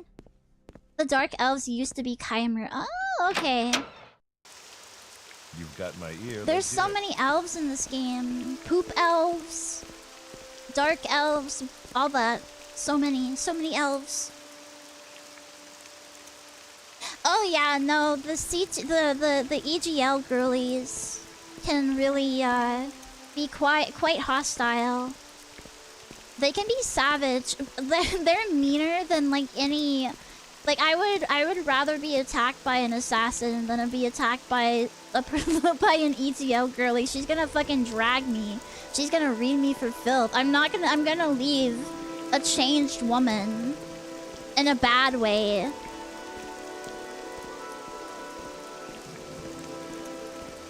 Okay, I think we had to go up to Pellegriad or whatever. I think there was something we had to do in Vivek too. Let me check my journal. Have you been doing your breath training, Cece? No, I haven't. My feminine flow is already yummy and juicy enough. I don't have to do that shit. Yeah, no. Fatty Chan is a very common phrase. If you're like anything besides like ultra skinny, like super duper skinny, you get called that. Did you play that game that Meat plays, the dress up game? Oh, Dress to Impress? Yeah, I want to play it with like more people and stuff.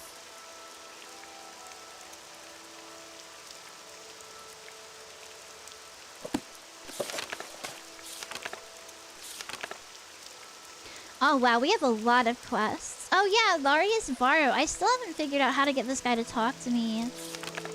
I found the body of Roland Halalo. Okay, I guess that quest is over. Free new shoes, Bragwar. The Beauty and the Bandit's never gonna get solved because I messed that up. I can't do the Fighters Guild one anymore, so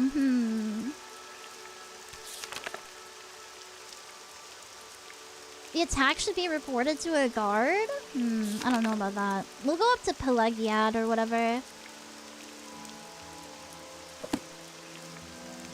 What is EGL? Elegant Gothic Lolita. Eldemon, thank you so much for the follow. I'm not really into gothic Lolita. I'm more into classic and sweet Lolita. But I've gotten a few kind of goth outfits recently, so we'll see how I do with that, how I spec into that. Hello there, Eldamon. Hello, hello. Do not ever call my feminine flow congealed. That is so disgusting. You're foul. You're a disgusting creature. Would you rather fight one orgasm-sized mud crab or 20 mud crab-sized ogre? I think I would rather fight the big one. I was stuck in a Japanese stream and I was awkward. I feel weird going into like Japanese and Korean streams when they were allowed, like when they could stream on here too. I used to watch like artists and stuff.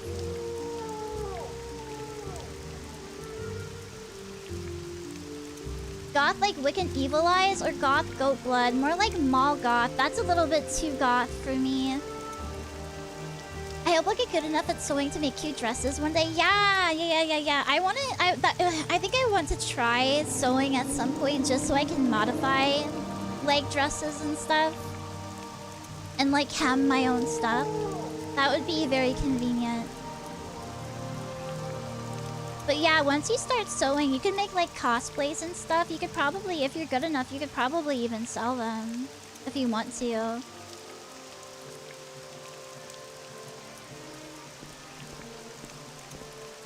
Yeah, original pieces. Yeah, exactly. You can make your own stuff.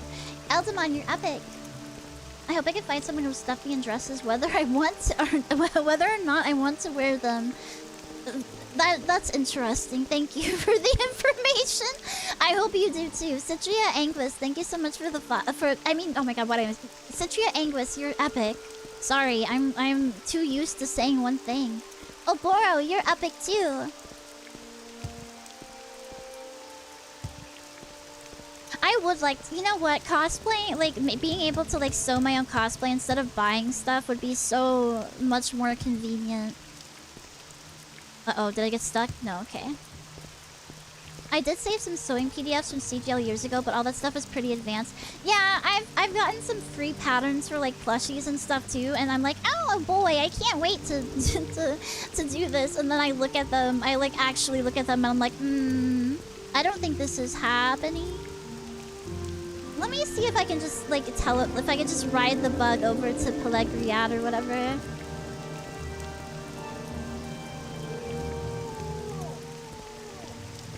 Get a 3D printer as well for the hard stuff. I would just like a 3D printer so I could like print out little figures and stuff. Where would you like to go? Okay, which one of these is closest? Oh, Pellegriad. Oh, Seydanine is close. Yeah, let's go to Seydanine. We make a special trip just for you. Same low price.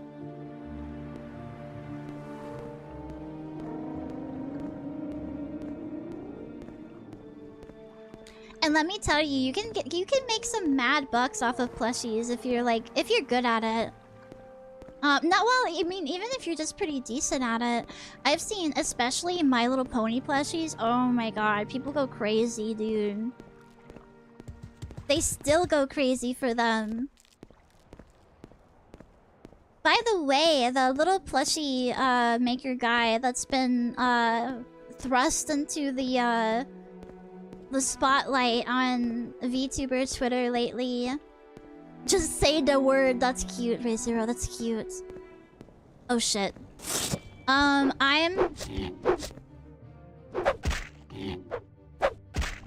There we go. I am looking to give me that. Give me it. I'm gonna commission him for some plushies. Have you seen the full furry plushies on Etsy for Digimon and Helluva characters? I've seen people making those types of things in their own spare time for themselves. Like, I've seen full-size, like, Alan, Smiling Friends plushies and, like, Pim and stuff. Yeah.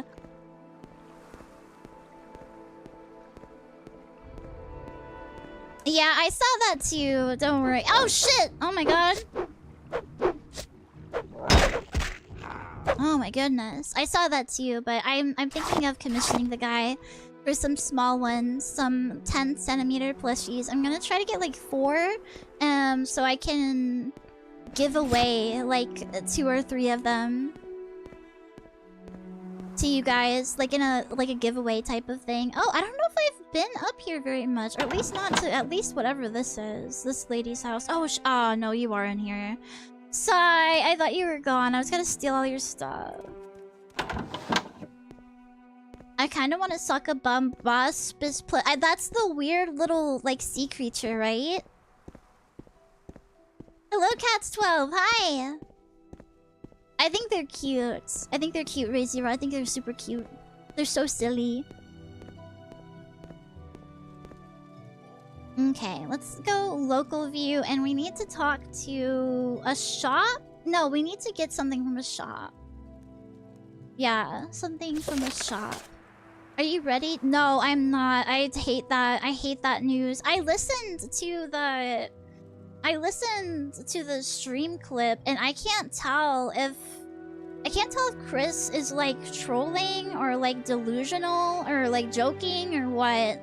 I'm hoping that it's like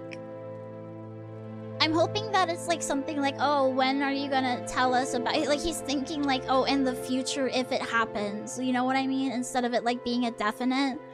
I don't think that anything is going to come from it. I mean, knock on wood at least.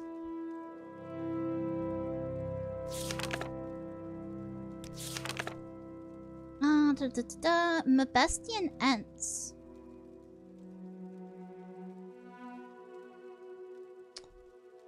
Mabestia Ents.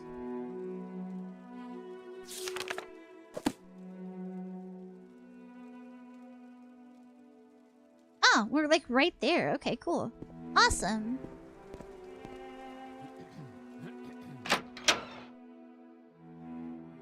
Okay, so somewhere in this shop you have things. Let's see here. Let's do a little quick save. I also need to. I don't think I read what I freaking need to get. Hello, Swamiton. Hi. If it's real, I think it's if it's real and it happens, I do think it's only a matter of time before the child gets taken away. I can't imagine either of them being able to take care of an infant.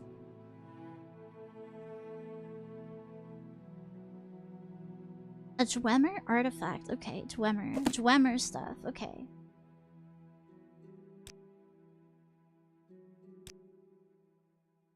It's gotta be in the chest, though. It has to be.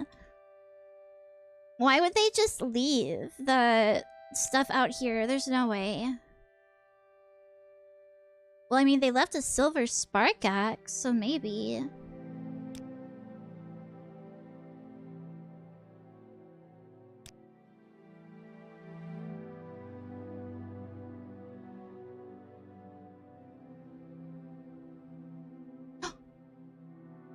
Yo, it's not even locked, though?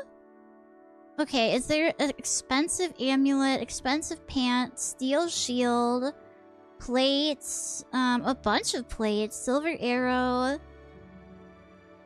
I don't see anything Dwemer. I just see a bunch of weapons and stuff.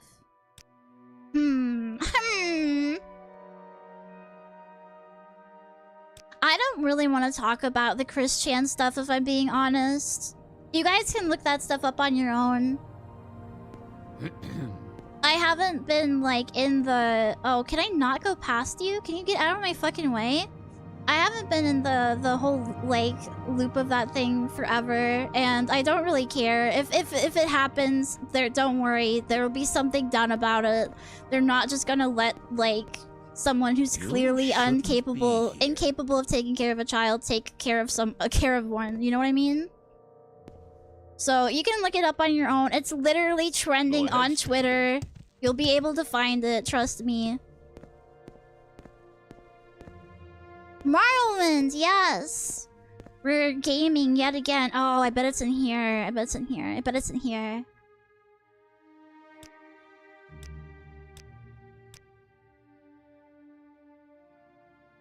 No! What? You just keep 3 gold by your nightstand? What a weirdo. 3 gold by your bed. Sure, whatever, dude.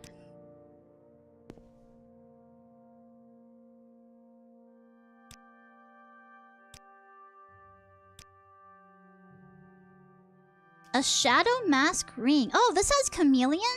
Holy fuck, let me try to get that. My apologies, Cece. It's okay. Where is he keeping this stuff? Yeah, I don't know. The chameleon is definitely useful. It might even be useful if I have to go down there, the alchemist's formulary. I think it has to be down here somewhere. Pilgrim's Path. Let me look around. Yeah? Goblet, iron ladle, flasks. That's a good ring for a beginner character. Yeah. Crates, ash yam, bottles. Can you ask your question quickly? My god, dude, where the fuck are you keeping this shit? where are you keeping your good stuff at? Common belt, belt, blah blah blah. Amulets, blah blah blah. And we looked over here already, and we looked in this chest. Is this the right place? Yeah, it says my best. Yeah. Oh, do you think he has it on him? I bet he does. I bet he has it, like, on him, like, in his possession. I shouldn't have pushed so hard.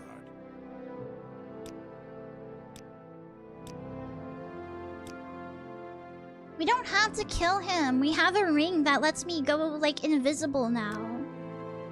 And I think I'm wearing it. No, I'm wearing a vampire's kiss.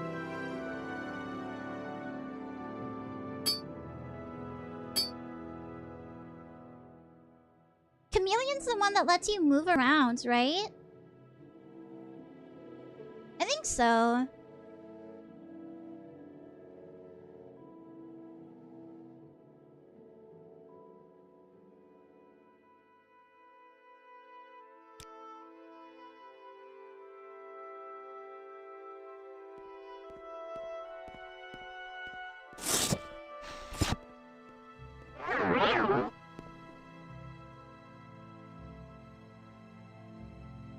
Grasping fortune.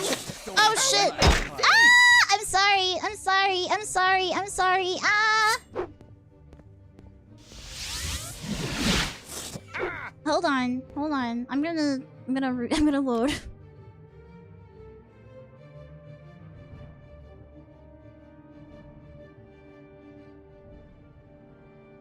This is the right. Yeah.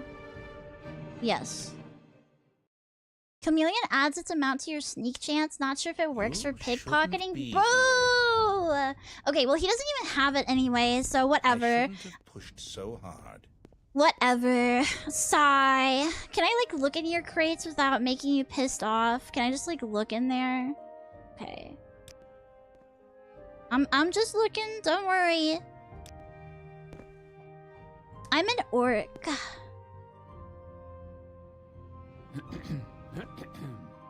Any time now. Shut up!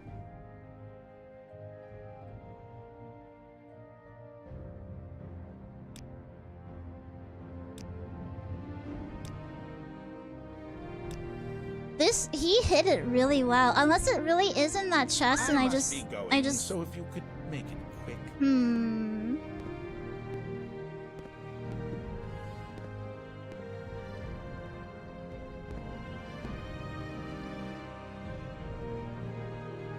Silver dart, glass arrow, shield, amulets.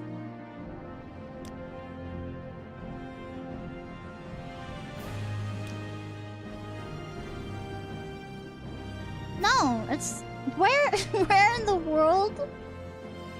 Let me read this journal again. Maybe I'm stupid. Show, okay. I should steal a Dwemer artifact from a Bestian End, show it to Shabak Agraberberg, demand that Nushu's Bregor be released. Okay, that's what I'm trying to do. 100%.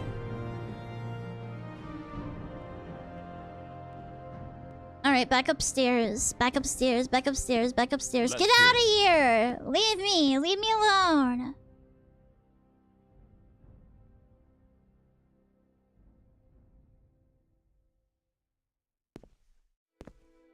No, we checked like everywhere.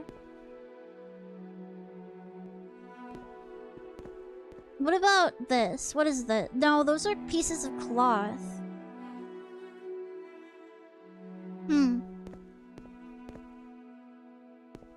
Is it on his like, is it on his guard? Hold on. Fresher Cape, thank you so much for the follow. I'm just gonna look here. You've stolen for the last time.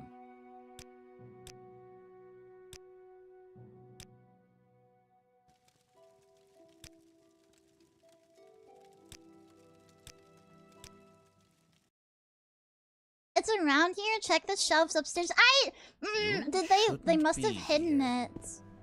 They must have hidden it. Okay, we have to wait for this guy to come down. Get down here. Yeah, stay down there. Stay. A pitcher.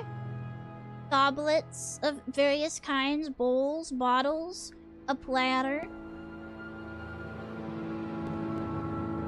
Is it like in something? They can't be like in something. Oh, maybe it's on top? No, there's no way.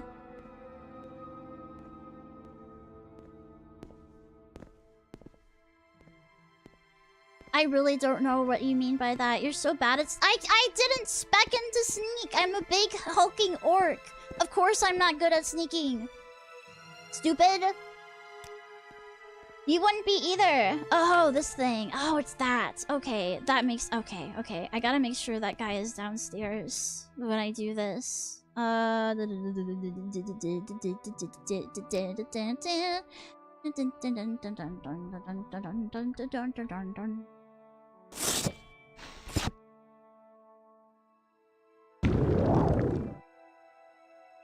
What? No! Okay.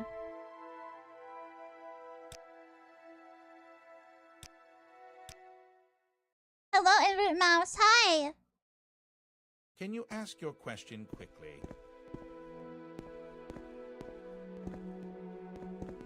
Move it or lose it, Buster. Alright. Nah, we'll get it this time. I thought this had like a... I thought this was like a 70 or something on the... I thought this was like a high-level steel scroll, but I guess not. I guess, I'm freaking stupid.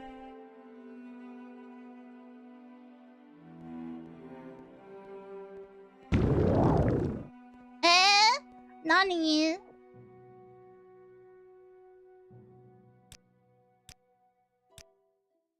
Maybe it's not. That scroll is 40 to 60, so it's a 50. Oh, it's not the 70. Oh, I used the 73 one on something else. Whoopsies. I'm sorry. We're gonna have to go through this for a while then. I'll save when I get up there next time. Sorry. Get down here! Oh, wait, he is. Never mind. I think he is. No, he's not. He's right there. Mentally ill VTuber viewer. Thank you so much for the follow. Thank you. I'm sorry to hear that. It is a really weird sound. I don't think the Foley artist meant for it to sound like a fart, though. Can you get down here?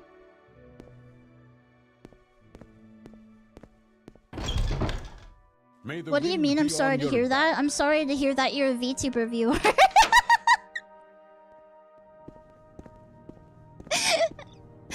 Bro, yes, thank you. No, come on, come all the way down. Come on. Whatever, fine, stay there on the steps then. I don't give a shit. I don't care. Stupid ass.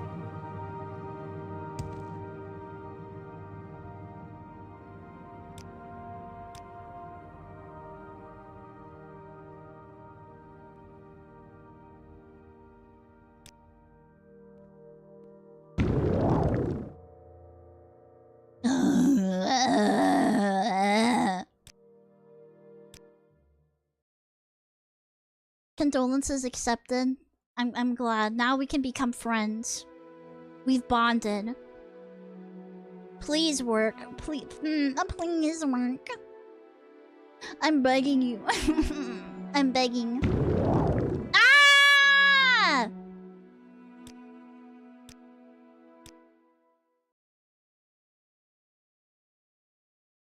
Back to the Morrowind mines. Yes, D the Quiet. We're back. We're back in it for real, for real. And just like every other time I play Morrowind, I have not spec'd into anything that fucking matters. So I have to sit here doing the saves coming and doing the same thing 15 times in a row. So it finally does what I want it to do. Please, please, please, please, please, please. Please, please. Oh, I hate you. Oh, I hate you. I hate you so bad.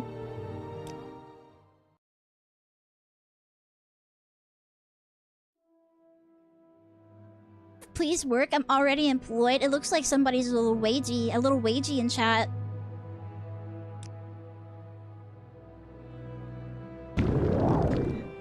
Something is wrong. Something is very, very, very wrong.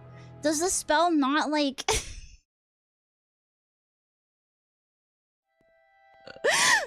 Isn't this supposed to be 50-50?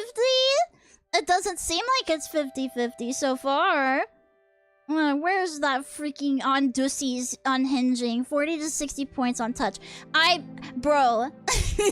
Just work for, yeah, just work. Just work, please. Bro. This is it. This is it. This is it. I feel it. I feel like this is the one. What? This is pointless. Give in. When did he get back there? When did he get back there? Bitch, get away! I'm trying to do my job. Where are you? He's not...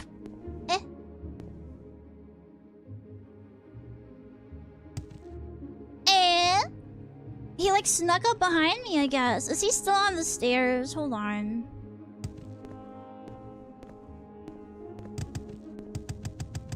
Pee-pee, please! Just jump over the stuff! Oh my god. There we go. Where are you at? What's this about? Yeah, you stay there. Stay there. Don't move. I don't want to see your ass come up here. I'm in the middle of something. I'm busy! I am busy! I'm stuck. I'm stuck. I'm stuck. Okay.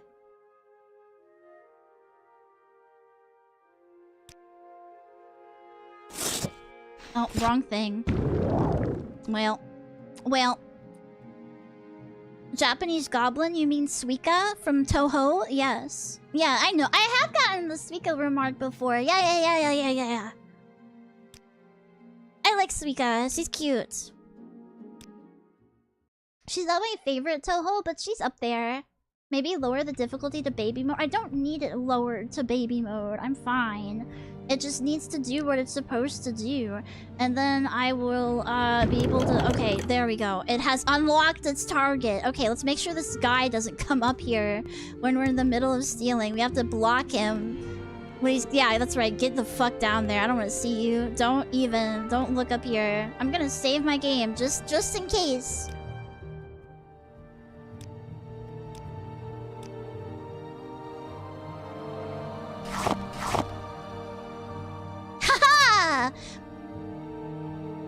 Ron and Cerno. Those are good choices. I am over encumbered. Eye poke? Sure. Hold on.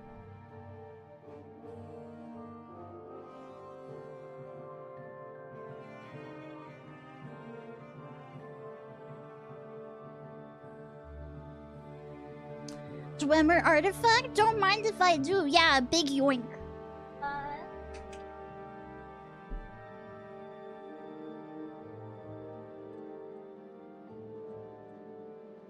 Dude, I think I'm out of water. Crap. Hello, Crab. Hi.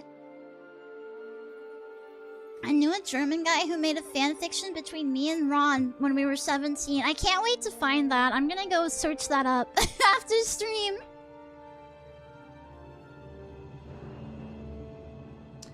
Alright, what can I get rid of in here that,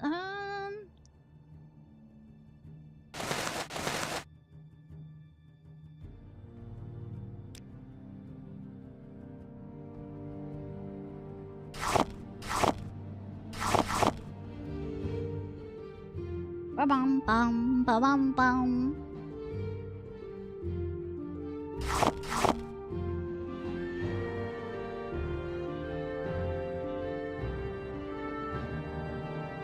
He also sent out locks of hair to people, and I see it was and you just associated with him? Yeah? That was just your friend? Interesting. I don't know. I think if somebody sent me hair, I think if somebody like collected hair, I don't know, that might be the straw that broke the camel's back for me.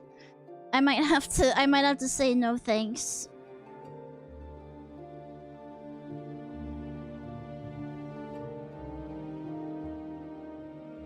I didn't just associate, I joined him for a trip to Ibiza when I turned 18. Why? I mean, it's nice of you to still be friends with the weird guy after he takes hair from people. Got to know gamers from a Let's Player forum who I chatted to on Skype. Got you. I don't think I don't know. That sounds dangerous, but I'm glad that you didn't get murdered.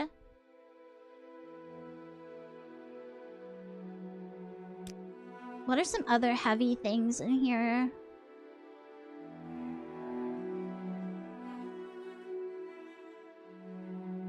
Well, I don't want to get rid of my beer either, though.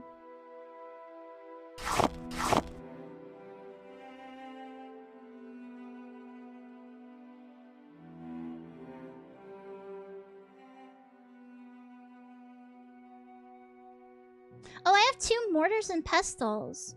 Can I use the master's mortar? Oh, I can! Well, why do I have 2? Why do I have 2 then? Let's just get rid of the apprentices stuff. There we go.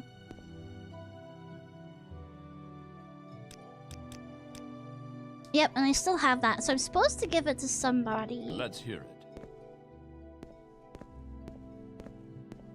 it.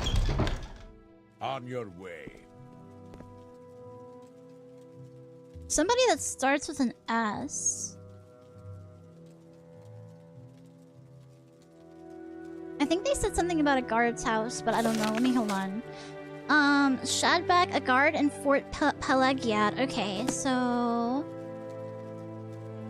probably the guard tower, or he might be just wandering. Guard. Yes? Imperial archer, guard. May the wind be on your back. I'll check everyone outside here first. No, okay, you're not. No. None of you. Yes? Oh, it's... what do you mean locked? Herm. Okay, I guess I will wander.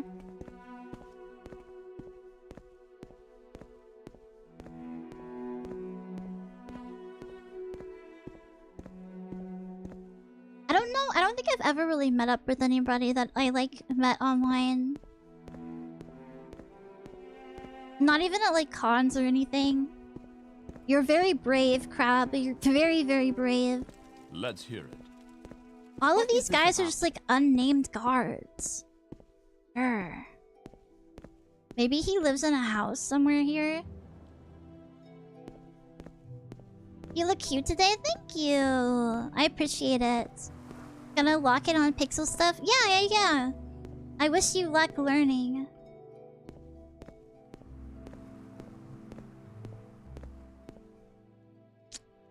I think I might have to break into the guard tower.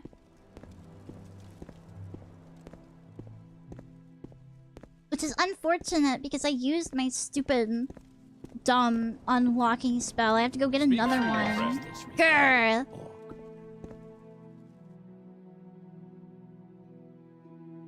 Crashing out, thank you for the follow. Thank you. I met up with some guildmates in Final Fantasy XIV at a con. It was fun. I think that's probably the best place to meet people. Like, you know, if you're gonna meet up with someone, May the wind be on your back. You should probably do it at a convention because it's like a very public place. You know what I mean? I don't...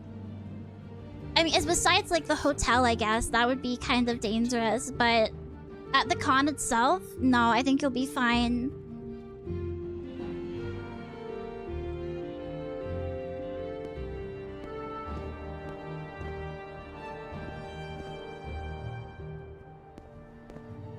Let me check the inn, and then I'm gonna check some other places. Maybe it's the guard that's in the actual store. I don't know if I can help you, but I'll try. A great way to not get your organs stolen. Yeah, never like just go and say, oh yeah, let's like fucking meet up at your house or whatever. That's like legitimately crazy.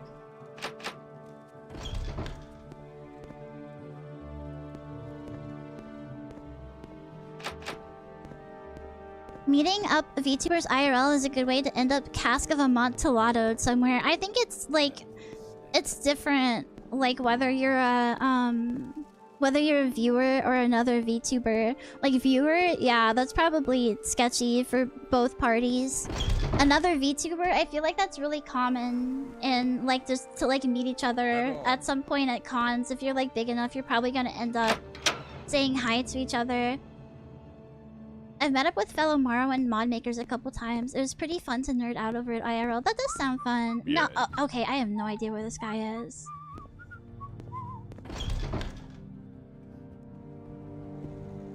I'm going to try to get another scroll of unhinging somewhere. And then I'm gonna try to unlock the guard tower. He has to be in there somewhere. Sigh, which means I might have to go back to Balmora. Bleh. Hibachi said the person is at the fort, I think, which is this thing? I guess there are a lot of people standing around. Imperial Archer, guard. Anytime. Oh, okay, the big thing. Okay. Well, I'm glad I didn't go all the way back then. Guard captain and there you are, Shabak. Oh, and I dropped my books around here too. Hey, what's up, dude?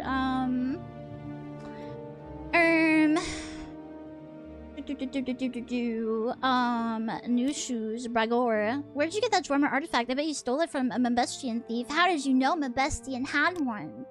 Because Mabestian pays me good money to keep it, see? Let new shoes go and I'll forget about it. You got me this time. I'll let him go, but it's not over between us, PP. I'll remember you. Are you caught up in One Piece? No, I'm not. I'm not caught up on anything. I need to watch Dawn to Dawn as well. You said it before. I'm in Wano in One Piece. Okay, so I guess are we good? We good? I can go back now. Let's go. You can talk to the Bragor guy. He's in prison. Oh, is he in here? Well, I let him go, so he's probably not anymore. I've been binging Freerun. Freerun was really comfy. I enjoyed it a lot. Reading or watching? Watching. I do read some things. Like if a series like the anime ends and I really liked it, I'll read the manga. But like I usually do start with the anime, except for I think I read Spy Family way before it got super popular. Yes, there are a lot of cuties in Freerun.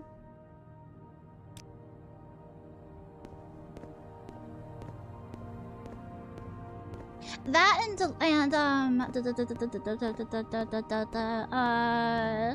Dungeon Meshi. That and Dungeon Meshi were really good to watch side by side.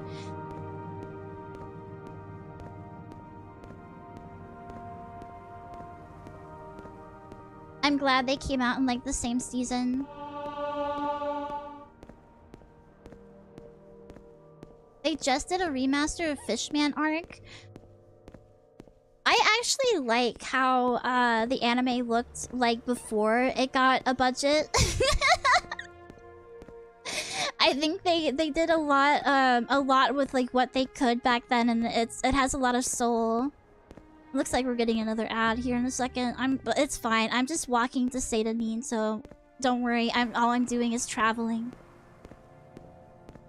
Yeah, no, it's surprisingly good. It gets way better after they get to what's her fucking name now? God dang it. Farron. That's when it gets really, really good. Okay, where are you at? My little bug friend. Yeah, Fern and Stork are cute together. I really like the trope of like a dumb bumbling guy and like a tsundere type of girl.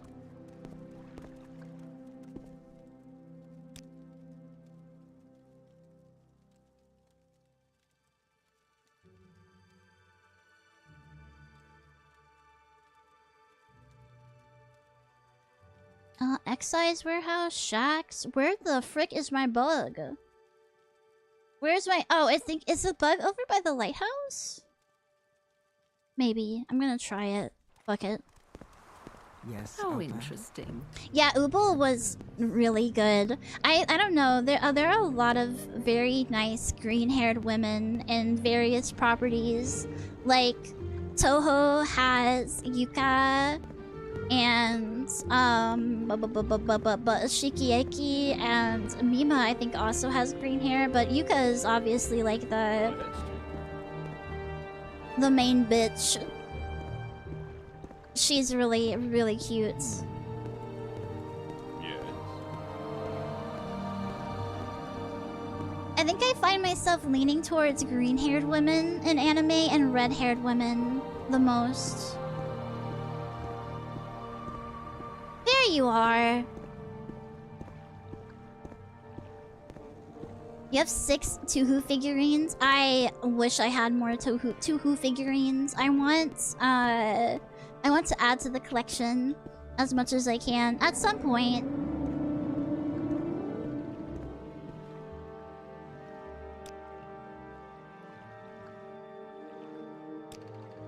I think, yeah, when it comes to like anime girls, I tend to find that people have preferences not only in like the tropes of a character, like oh tsunderes or like whatever Genki girls, whatever, but also hair color is big. Hair color tends to be big for people.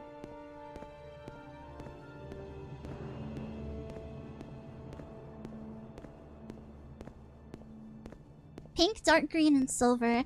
I really like white hair with red eyes as a style amongst anime women. It's kind of peak, especially if they're like a vampire or some kind of demon or something. Absolutely. Today's. Do you want something from me? May you walk on warm sands. New shoes is free. Habasi knew you could do this thing. Take these. Another 1,000 gold? Holy crap! Let's go. Old anime just has better hair in general because I don't know. They used to make hair so like fluffy and like full and nice like that instead of like super like flat. I don't know. Hair, they just don't make hair like they used to. They don't make it as fluffy and nice as they used to. Like the 80s and 90s were peak for that.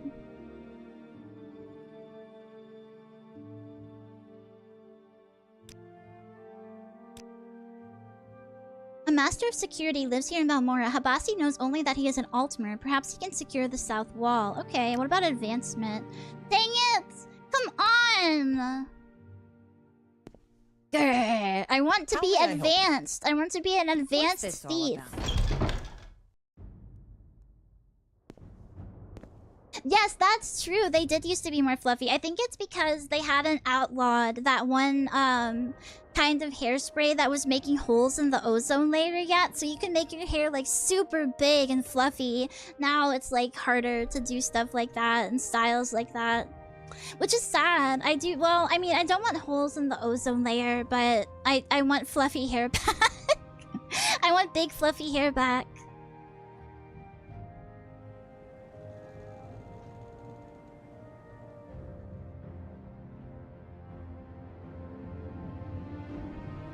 Yeah. I can't remember what it was in there. CFCs, yeah, CFCs. What was it? Fluorocarbons or something like that. I mean, they still make hairspray, but it doesn't do the... It doesn't like hold like it used to. So... your hair will end up like falling flatter throughout the day, which is sad. Quickly, Outlander. Let me speak. All right, an Altmer that can what was it? Secure the south wall. I think that I would rather read a book. We've done a lot of questing. I might actually increase my sneak skill. Oh wait, no, we'll go to the temple first to get this stupid debuff off of me. And then maybe we will. Or maybe some, what was it? I can't remember which of these. Is it mysticism or what makes potions? Alchemy? Is it alchemy? Bunzel, hi! People stopped wanting super strong hairspray. I think some people used to use like 2 cans a day. Oh yeah. You used to spray the shit out of your hair. You would tease it and then spray it so it would like you know, be very voluminous. Yeah. Alchemy probably. There may be cool books at the temple too. Oh yeah, true. Mixology. No, you kind of have a point though, actually. We kind of do just be mixing shit together.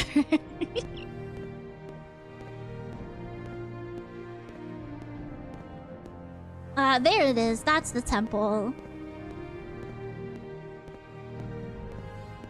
I like to think that when I'm putting eggs and stuff into these little like brews that I'm making, I'm just like cracking like a raw egg in there and I'm just like swirling it around. Like, let's see what this will do.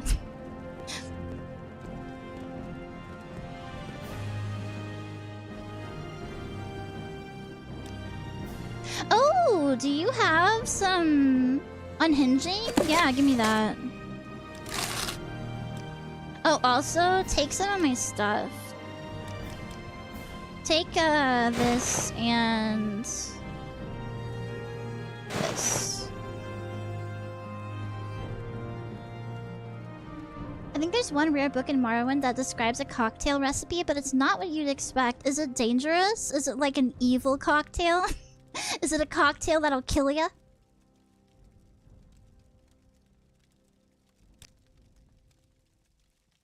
Okay, he doesn't want to use that much. What about this? Yes, thank you. Ooh. Go ahead. No, that's a chest. Never mind. I thought that was a book. Whatever. One of you guys has to be able to take this stupid curse off of me. That's how gunpowder was discovered in most salad dressings too. I'm pretty sure that's how ranch was discovered. Like the ranch dressing, guy was just like, go ahead. I need something different. I read about it one time. Spells? No, I need somebody to take this shit off me. Where are you? You? Join the temp. Oh no, I would not. Thank you though. I would not like to join.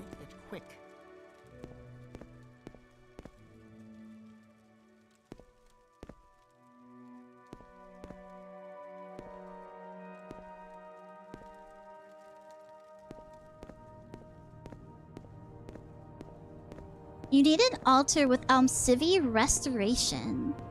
Okay. Do I have an Civi Restoration? What is this, an altar? No, this maybe. I have Alchemy Intervention. Okay. Sure. Maybe this spell guy sells it. Do you have Civi whatever? Absorb fatigue, rest of St. Maris, cure common disease, heal companion.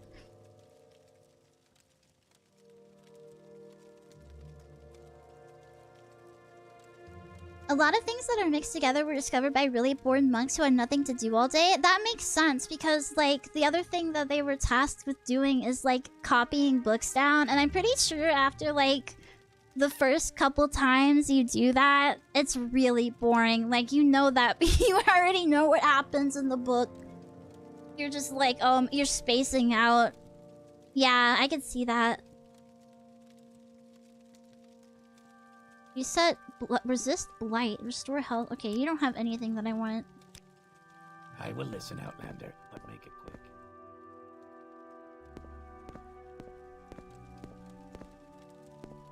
Make it quick, Outlander.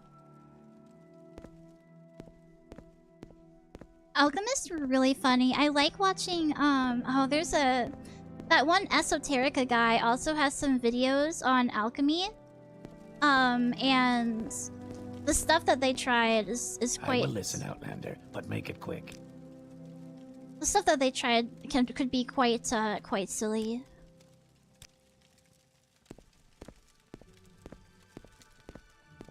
I would be bored too in drawing in the margins of my book, absolutely. Civi Intervention. No, that's not the... Restoration. I don't think they have it. Grr. Ooh, there is stuff over here though that I think that nobody would be able to see me stealing.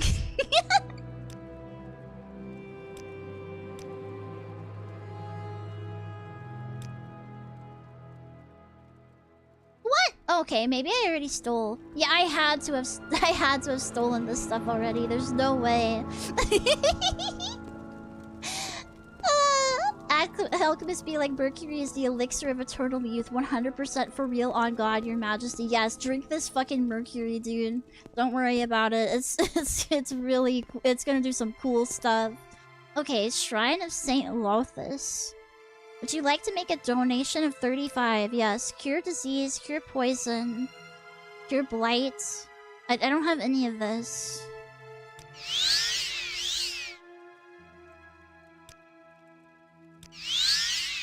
Did that do it? No! That didn't do shit! What the heck? Leeches are actually useful in medicine. Don't get it twisted. They like are still used today sometimes. But I mean, it's obviously they don't work for everything. You shouldn't just be like, oh, you're throwing up. Okay, well here's have some leeches. Spells, spell traps, fatigue, alchemy, intervention, blah blah blah blah blah blah blah blah. So are maggots. Maggots eat dead flesh. Isn't that their use, right? I think, maybe? I think the one you need is upstairs. Grr. Okay, hold on.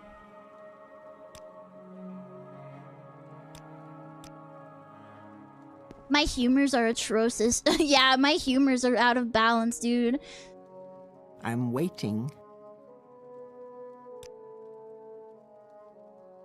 Shield of the Armiger. Hmm.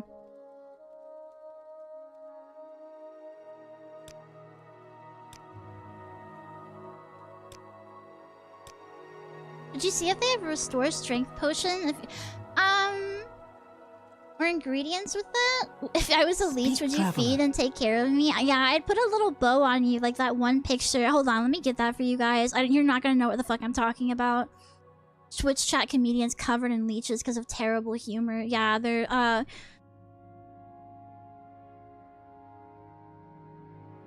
their phlegm and their blood and their bile are out of whack. We gotta suck it all in. Okay, leech bow Twitter. Yeah.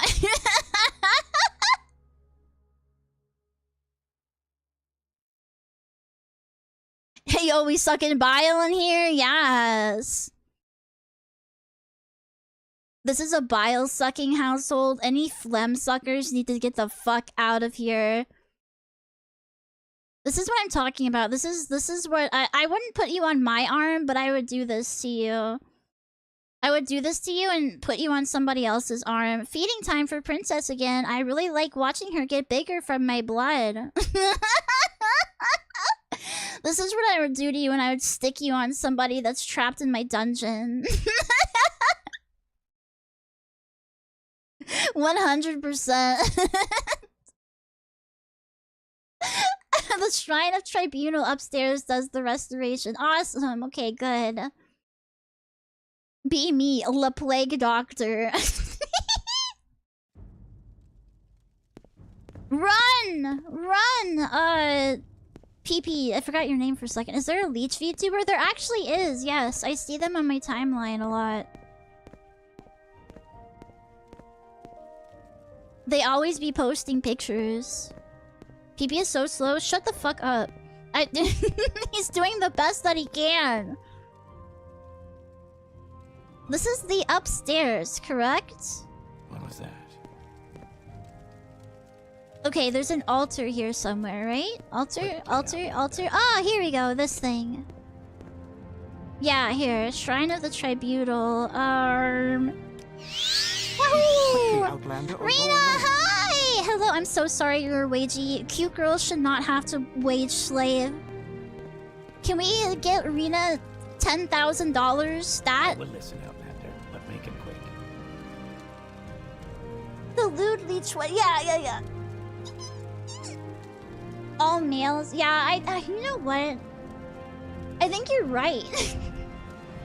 Oh. I just got what you're saying. Don't clip that, chat. That's not what I meant. Me and Bunzel did not mean the same thing. I just meant that they're all femboys.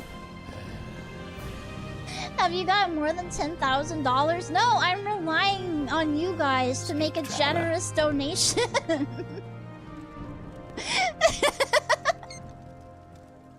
Okay, yes. Oh, sick. Look, we got like seven whole points back. Fuck yeah.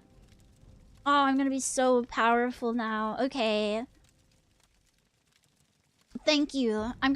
Let's see what we got here as far as books go. Consolations of Prayer. I haven't read this one. I have not seen the Homilies of Blessed Almalexia before. We got another crazy Vivek sermon. We've got a lot of Vivek sermons, actually. Holy crap. We have read Lives of the Saints, so we won't read that one. And Anticipations, but a few of these are new. A few. Too late, Cece, I clipped it. How dare you? How dare you? Strongest brat in Vardenfell. So true. The strongest and cutest brat. If I put a bow on Pee-Pee, would you? Chat, would you?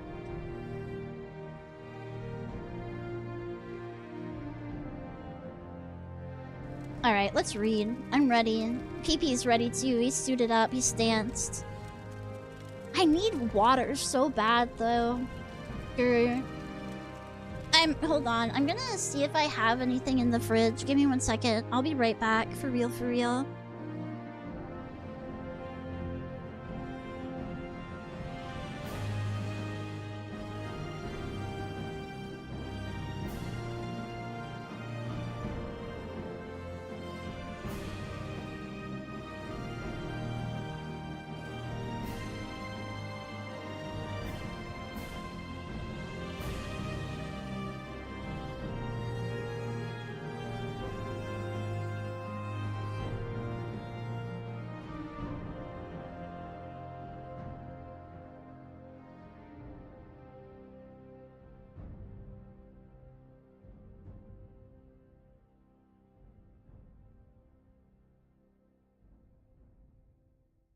Okay, I found some V8, so we're back. We're so fucking back.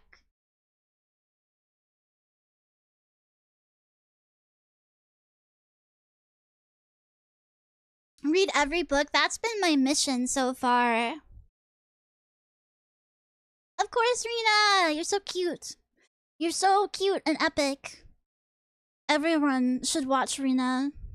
Everyone should watch cute girls. Every minute of the day. I better not catch you slacking either. Homilies of Amalexia is a pretty fun book. It has a fun name. We'll read that one first.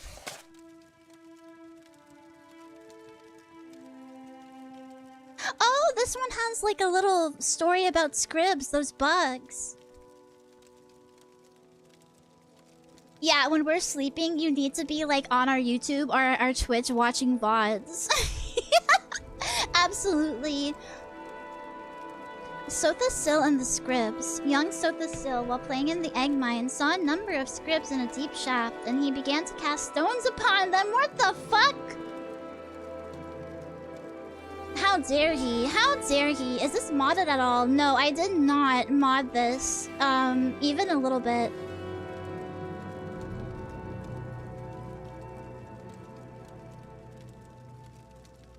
This guy, I hope he dies. Chat. Chat, we're gonna cast kill upon this dude. Snickering as they skittered and scattered until one of the scribs, lifting its head up in agony, cried out to Sothasil, "Please, please have mercy, little boy. For what is sport to you is suffering and death to us." And so Sothasil discovered that the idle of amusements of one may be the solemn tortures of another. What? Yes, if you hit someone with rocks, they're not gonna like it. What a fucking stupid child. My kid would like come home and tell me this, and I'd be like, we have to put him down.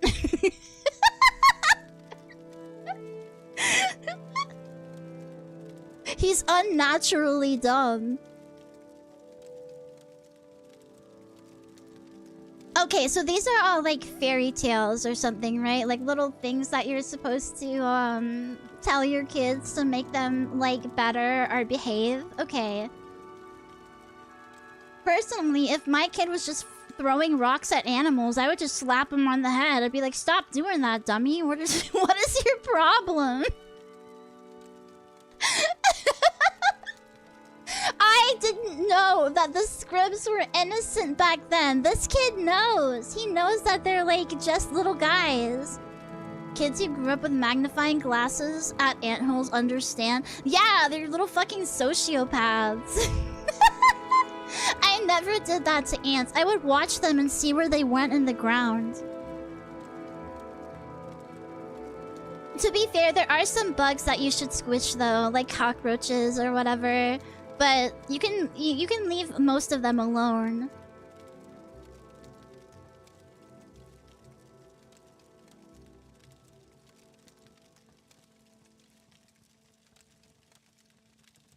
Lord Vivek and the Contentious Beasts. You know what that reminds me of, though? Talking about the magnifying glasses and the ants. I saw a fucking video.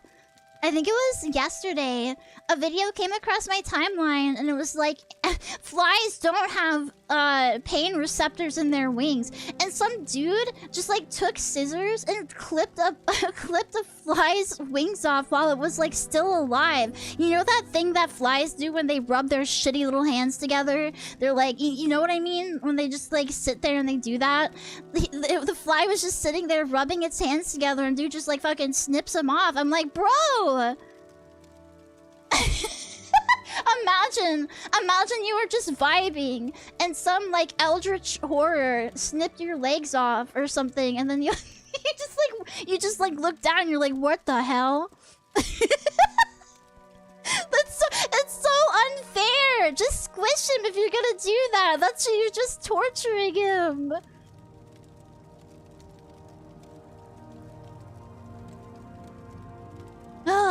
A Shulk and a Kagoti.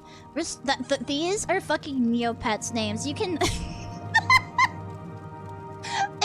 If you asked me what a Kagoti was, I would be like, oh, that's gotta be a Neopets pet or something.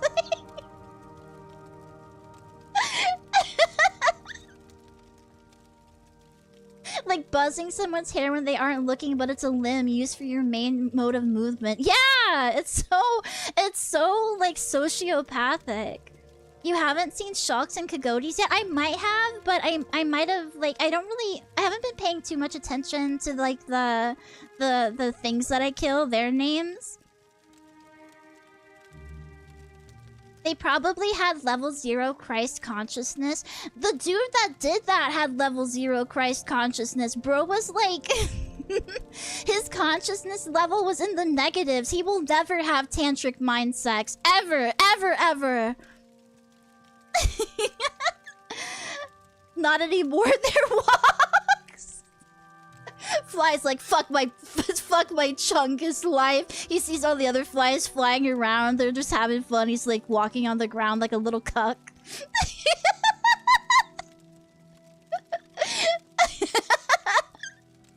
Kagodi are the alligator-looking things. Oh, he gets swole though. True, that fly's gonna get jacked, and then he's gonna come back for revenge. Start slapping the shit out of you.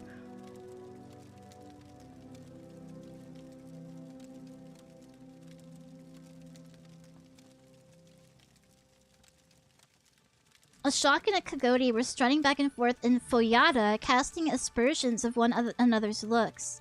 "You are the ugliest creature alive," the Shock told the Kagodi. And then the Kagodi was like, "No, you." The most... the most original comeback ever. Awesome. For each thought himself most handsome and the other most ugly. Then Lord Vivek sat them down and was like, "Bitch, you're both ugly as fuck. You..." Neither one of you is the pretty girl in this situation. You're like fucking 3 out of 10s. Calm down. Neither of you slay. Yes, queens, I'm gonna need you to... I'm gonna need you to sashay away. Neither of you are serving. Oh my god, then Lord Vivek chanced by and settled their dispute. "No, you both are the ugliest creatures alive, and I will not have my pleasant sojourn spoiled by your unseemly squabbling." So he dealt them both mighty blows, shattering their skulls and silencing their argument, and went merrily upon his way. I like Lord Vivek. I said that he was kind of schizo-coded before in his, like... the last book that we read, but I like him now. He's kind of based. Am I a pretty girl? You are anything that you want to be. Queen. How ugly is Lord Vivek relative to them? I don't know. We haven't seen him, and I'm assuming that he's dead and like a rotting corpse by now, so... Did you know that an ant colony will gang up on one of the ants if the ant leads them to multiple false food sources? That's so funny. Good. They deserve it. 100% beat his ass. Man, I would love to see, like, ants just turn... Like, you know, just, like... just turn on somebody... on like, one of themselves and just start beating him up. That was so funny. I do know. I listen to this I listen to this guy sometimes called Dead Rabbit Radio, and I'm sorry, I'm bringing this up because it has to do with ants. It's not really related to their behavior, but he said the most baffling thing one time where he said that he leaves out like a sucker on the windowsill for the ants, so that way the ants will all crowd around the sucker and not have to go inside of his house for food. So he just like gives them tribute so that they don't invade his home. Hello, Tanawith. Have you been to the top of the temple in Vivek City? Yeah, we got our that's where we are, I think. No, not in Vivek. We're in Balmora. Okay, I might not have been to the top of that temple then. Yeah, appeasement. I kind of thought that it was smart. Like, if you can literally not get rid of ants, I guess, like, the next best thing you can do is just, like, keep them in certain areas. Yes, that's true, Invert Mouse. I've read that before, too. They're just the ant that stands there and has to be the door. It's so funny. It's like the kid that has to be a tree in a play, but, like, all the time, permanently, for your entire life.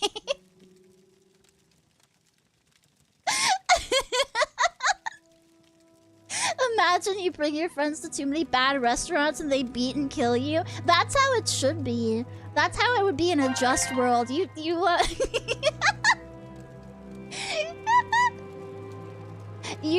displease me too many times. I gotta start beating your ass. No consequences.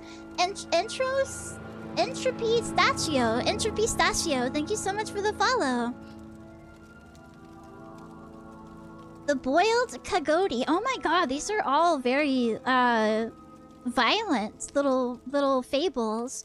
It is said that if a kagoti steps into a boiling pool, he will leap out immediately to oh, this is the frog situation, to avoid harm. But if the kagoti is standing in a pool and a wizard I'm sorry. I forgot that this world had magic. I was thinking about the thing just stepping into a big pot. I forgot that wizards existed and can just like fucking boil people alive in this world. Okay. And a wizard slowly raises the temperature, measure by measure, to boiling. The kagoti will calmly stand in place until he is boiled. Thus we see that we must be alert not only to the obvious danger, but also to the subtle degrees in which change may result in danger. The dubious healer. Once upon a time, a Telvanni issued forth from his tower and proclaimed to all the world that he was a mighty and learned healer, master of all alchemy and potions, and able to cure all diseases. Lord Vivek looked upon this wizard and listened to his boasting, then asked him, how can you pretend to prescribe for others the cure to all diseases, when you are unable to cure yourself of your own manifest arrogance and foolishness? -2, that is so lame. Cringe Reddit tier response, Lord Vivek. Boo.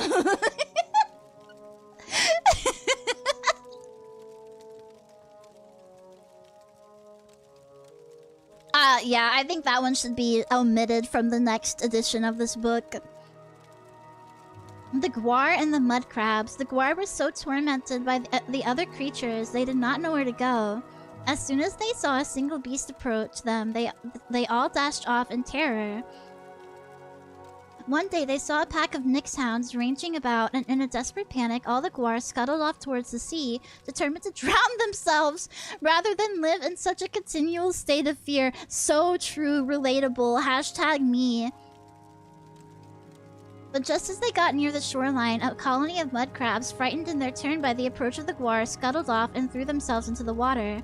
Truly, said one of the Gwar, things are not so bad as they seem, for there is always someone worse off than you. Yeah, don't forget, you could be a nasty little fucking mud crab. Never forget that, chat. Be grateful for what you have. The wounded Netch. A wounded Netch lay himself down in a quiet corner of his feeding ground. His healthy companions came in great numbers to inquire after his health, yet each one helped himself to a share of the fodder which had been placed there for his use, so that the poor Netch died, not from his wounds, but from the greed and carelessness of his erstwhile friends. And so it is clear that thoughtless companions may bring more harm than help. Would she still love me if I was a mud crab? Yeah, see, I don't know about that one. You're already asking a lot from like, a worm? A mud crab? So this dude just sat there and let everybody else eat his food? That could not be me. I'm sorry, I'm built different. 36 Lessons of Vivek, Sermon 34. Then Vivek left the Ministry of Truth. Isn't that like a Harry Potter thing? And went back to the space that was not a space. From the provisional house, he looked into the... Oh, Cerberus Raccoon. Thank you so much for the follow. From the provisional house, he looked into the middle world to find that the 8th and final and mightiest monster called Gulga Morjill. Gulga. How am I supposed to take a creature called Gulga seriously? I'm sorry. You need to... you need to change that name. It's that floating rock over Vivek. Oh! Okay, got you. The wise must look elsewhere for this string of power. Vivek called to his side the The Golga and the Hortator, huh? Okay, and this was the first time that Nerevar had ever been to the Provisional House. He had the same vision that Vivek had so many years ago, that of a two-headed ruling king. Who is that, he wondered. Vivek said, the red jewel of conquest. Nerevar, perhaps because he was frightened, became vexed at his lord's answer. Why are you always so evasive? Yeah, same! Vivek, why are you... Why are you always saying nonsense? Why is it that every time you open your mouth or write something down, it's some cryptic bullshit? Just... Make sense for once in your life, please. Please, please, please. Just, like... Be normal. Vivek told the Hortator that to be otherwise was to betray his nature. Together, they moved into the middle world to a village near where Vivek had been found by Aam and Set. The 8th monster was there, but he did not act much like a monster. He sat with his legs in the ocean and with a troubled look on his face. When he saw his father, he asked why he should have to die and return to oblivion. Vivek told the 8th monster that to be otherwise was to betray his nature. Since this did not seem to satisfy the monster, no fucking shit, it wouldn't satisfy me either. Studying Shakespeare in high school and thinking, bruh, please use plain English. At least that has, like, footnotes. Like, when he's saying some ridiculous shit about, like, biting your thumb or whatever, I can, like, look down here and it says, ah, yes, this is what he means. And I'm like, ah, okay, gotcha. I bet I could satisfy the monster. I hope that you asked for consent before satisfying the monster. And Vivek still had a touch of Aam's mercy. He said, the fire is mine, let it consume thee and make a secret door at the altar of Padhome in the house of Boet Hi'a, where we become safe and looked after. The monster accepted Muatra with a peaceful look, and his bones became the foundation for the city of the dead, Anon Narcissus. Nerevar put away his axe, which he had at the ready, and frowned. Why, he said, did you ask me to come if you knew the 8th monster were given so easily?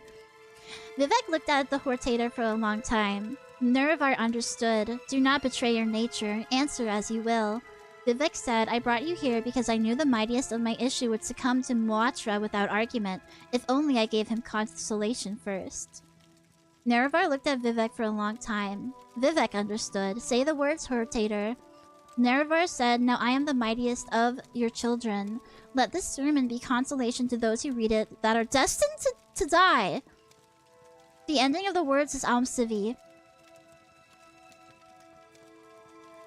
Okay. I don't know what I'm reading a story about. I think that's like... I think that was just one gigantic cope. Like... one huge gigantic cope so that I guess when people die in this little religion of his, they're like, ah, yeah, I guess I deserved it. I don't know. Oh, it's talking about how he fucked Molag Bal in this one. That's a good start. Vivek lay with Molag Bal for 80 days and ate, though headless. In that time, the prince placed the warrior poet's feet back and filled them with the blood of Daedra. In this way, Vivek's giant form remained forever harmless to good earth. The pomegranate banquet brought many spirits back from the dead so that the sons and daughters of the Union had much to eat besides fruit. The devs intentionally wrote it in a very esoteric way. I can tell. No, I don't think I could write like this. Honestly, it takes some skill to make something so confusing. Nerevar is your player character, I think. Yeah, I've heard the term before. It doesn't Dagoth call you that? The Duke of Scamps came while the banquet was still underway, and Molag Bal looked on the 7 peasants with anger. The king.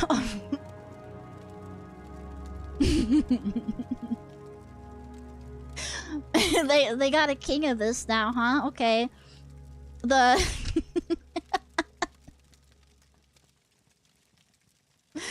okay. Well, at least he's become he has become necessary and therefore troubled for the rest of time. Is this like the ancient way? Like, is this like the when they said this and it meant like stealing away stuff, like stealing away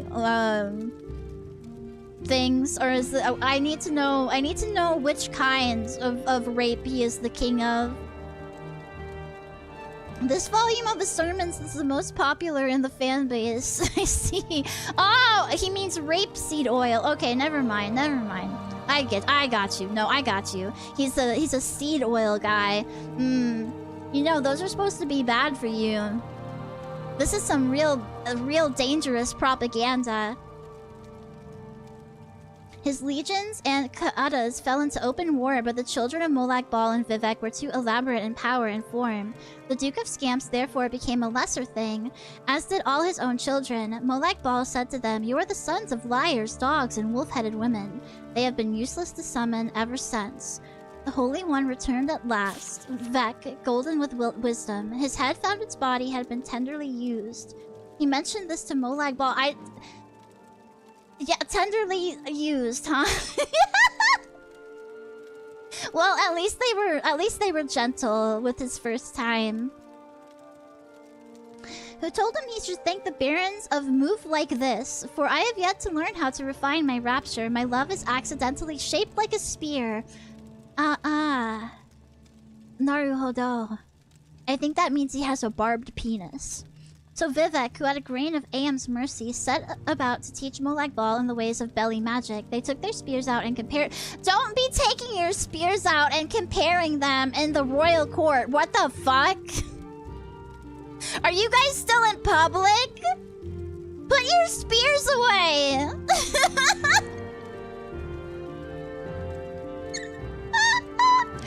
Vivek bit new words onto the King of Rape so that it may give more than ruin to the uninitiated. This has since become a forbidden ritual, though people still practice it in secret. Here is why. This is totally, yeah, man behavior. Absolutely. Hashtag man things. The Velothian demons and monsters that we're watching all took out— Oh my god, they're just having like a goon session.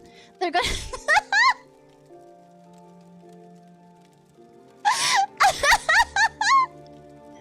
They're gonna get in a circle and like fucking jack off together. What the hell?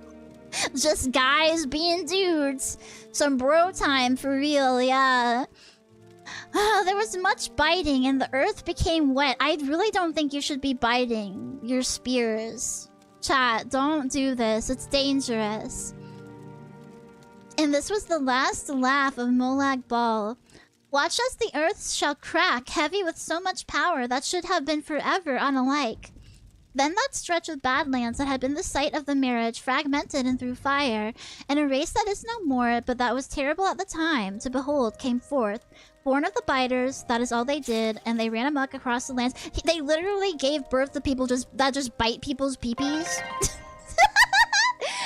Lexer, thank you so much for the follow. So they're just like peepee biters, come forth, frolic across. You know what? Yeah, no, I would call this a terrible race too. What the fuck?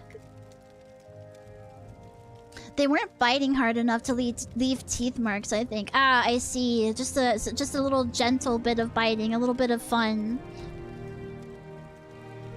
But Vivek made of his spear a more terrible thing from a secret he had bitten off from the King of Rape, and so he sent Molag Bal tumbling into the crack of biters and swore forever that he would not deem the king beautiful ever again. Vivek wept as he slew all those around him with his terrible new spear. He named it Muatra, which is milk taker.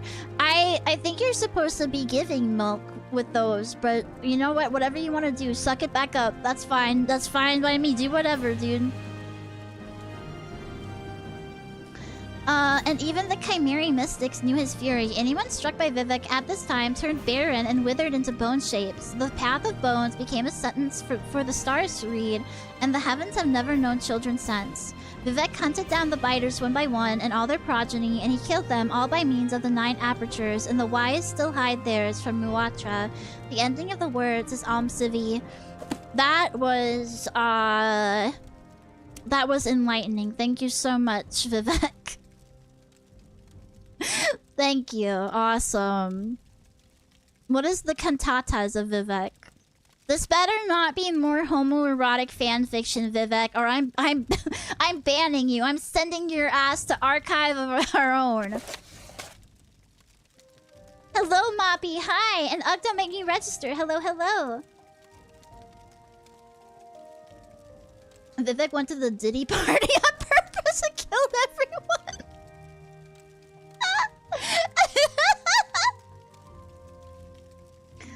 Oh, the cantatas of Vivek are gospels written in the form of epic songs. These are not fail. These are not cringe. They're epic. They trace from the evolution of Vivek from a foolish mortal into an enlightened divine. Yeah, from foolish mortal into pee-pee biter. Vivek sought out experiences that tested him in every way possible. Yeah, don't worry, we just read about one of those. They really tested him. Particularly in the defense and protection of his Dunmer people, and through his long life, his humility, and his unconquerable spirit, he attained the wisdom of the 7 graces. The cantatas relate many stories of Vivek's experiments with challenge and risk, his failures and triumphs, his blessings of insight and good fortune, and his debt to his partners Almalexia the lover and Sothasil the teacher. I think we have read about Almalexia, and Sothasil is that little brat that was throwing rocks at Scribs. Okay. Oh, Civi! Oh, yeah, the tribunal. Okay, got you. The poetry is simple and dramatic, lyric and personal, composed to be sung or recited. The following is an excerpt from Lord Vivek's Brooding Beneath Red Mountain. The gaunt ghost fires loom as subtle shrouds, smokes and shades on the byres of Red Mountain. Arches and spires line the rock halls, dimly lit by the spirits of the dead. The blood of broken hearths and houses runs in red rivers, blossoms in fountains, girdled round within walls of wit's glass. The shattered hosts slumber in cradles of ash. But when shall they wake? What dark crucible may kindle their souls' delight? How long beneath red reeking clouds must flickering watchfires burn? How many lifetimes of labor and lament will it take to seal this restless tomb? Well, that sucked. Didn't even rhyme. Bro cannot write songs. He needs to stick to writing homoerotic fanfiction. I was wrong.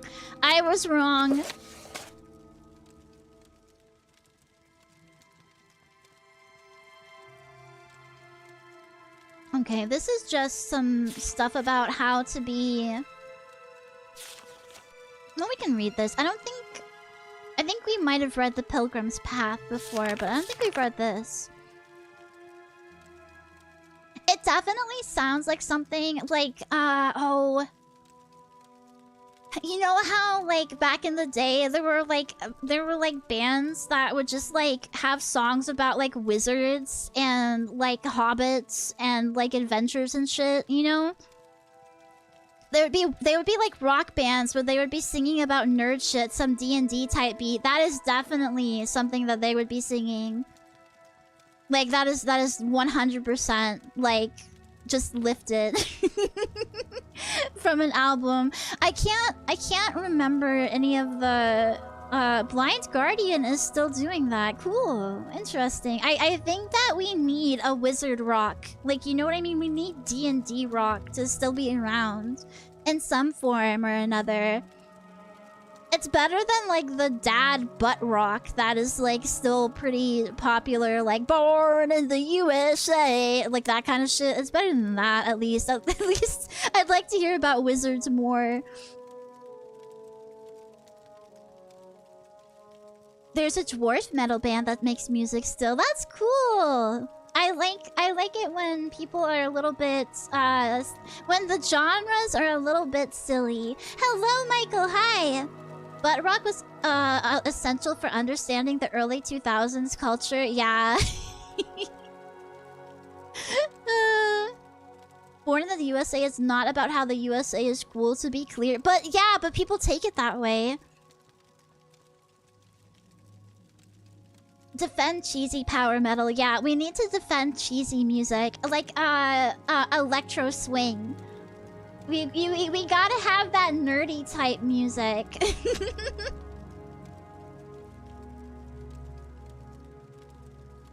I have been asked to write this guidebook for outsiders who are unfamiliar with the Tribunal Temple and are interested in joining. All those who are earnest and who are willing to submit to the wisdom of Blessed Almsivi, Triune Grace, the saints, and the priests are welcome to the Fellowship of the Tribunal Temple.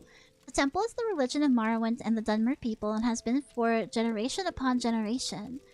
With guidance and counsel of Almalexia, Vivek, and Sothasil, the Anticipations, and all the host of saints of ancestors, the temple guards and protects the lands and peoples of Morrowind. Those who follow the tribunal must have the personality to lead others and the willpower to resist the world's temptations. When violence is needful, we fight with staves and hammers, armored only in our faith. We study restoration and alchemy to heal the people, and mysticism to learn more of the divine. We must also study conjuration to speak with the spirits of our ancestors and protect against those who traffic with the four corners. It sounds... Yeah, I think I was trying to join the temple earlier, and they talked about how they fight, like, unarmed and stuff, and it sounded like it sucked. This does not sound fun. Those interested in joining the Tribunal Temple should speak to the priests at the temples in Aldarun Balmora, Molag Mor, and Ghostgate, or with priests at the High Fane and the temple compound in Vivek.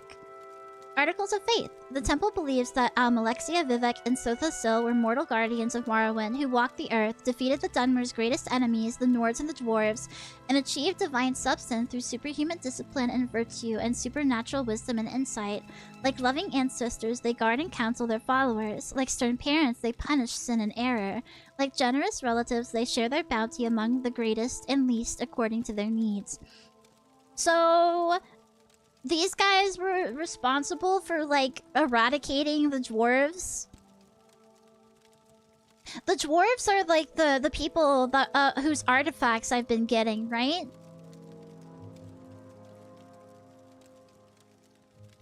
Sort of? The Dwemer. Yeah, the Dwemer. It's weird that they call them dwarves here instead of Dwemer. But I was under the assumption that, yes, those were the dwarves. Okay, and it's a whole complicated story. Do we get to, like, hear their side of it? Do we get to get, like, some dwarf books or somewhere, maybe? Half dwarf, half elves. Oh, the disappearance of the Dwemer is something of a mystery. Dwemer is their mare name. Oh, okay. They zero-sum themselves out of reality? I don't know what that means. Maybe? There's a whole quest about it in Morrowind. Oh, okay, good. Because I wanted to learn... They keep talking about them. They keep talking about Dwemer, and, like, I know I keep stealing their artifacts, and they seem to be really valuable, so I wanted to know what happened. It's part of the main quest line. Oh, okay, cool. Where am I supposed to be at in the main quest line, I guess? Because I think I've been kind of doing side stuff with the guilds and everything. The fourfold duties are to faith, family, masters, and all that is good. Perform holy quests and bring luster to the temple. Never transgress against your brothers or sisters, and never dishonor your house or your ancestors. Serve and protect the poor and weak, and honor your elders and clan. For those who would be wise, these sacred books will be of interest. Soyoni's sermons. Learn from the teachings of Vivek and from the archcanon sermons of the Seven Graces. Lives of the Saints. Yeah, we read that one. The Pilgrim's Path. The path to wisdom and self-knowledge is through pilgrimage. Those who would rise in the ranks of the faithful may retrace the steps of lords and saints. And I think we've read the Consolations of Prayer as well. The Dwemer have been gone for thousands of years. Civi, though, they're still alive and around. The three people, they're still alive? They're old as hell. Let me look at this.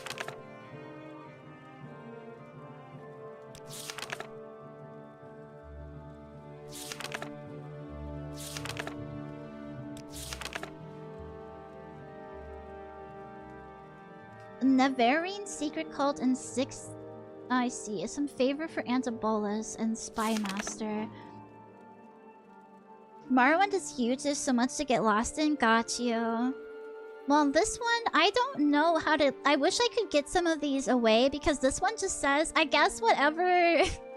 whatever I was supposed to do, I can't do anymore, because the guy's just dead. Divided by Nyx Hounds. Oh, right. This is the lady and her husband. I killed the lady, I think, unfortunately.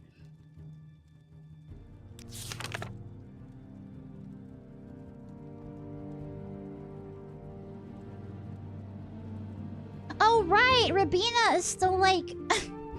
Rubina is still in Balmora waiting for me to take her to this place. She can wait though, it's fine. I have her like in a building somewhere. Dwellers or modders can put spaceships and guns in these games and call it lore friendly. I see, so they're like kind of... Like you guys said, they're advanced. They're kind of like, sci-fi-y or something. The quest about the dead guy is not finished yet. I think you could report his death to the guards. Okay. Well, we're headed out of here anyway. To Balmora somewhere. Yeah, look, I've killed a lot of people in this game, okay? Sometimes I just kill them because it's easier than doing their actual quest and I would still get the reward, so...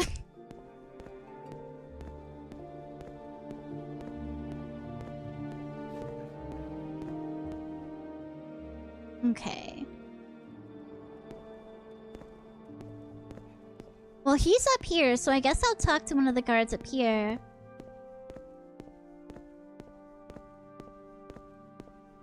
In the Blood Moon DLC, you get to see one of the most advanced techs. I see. Let's hear it. Can I... What? You violated the law.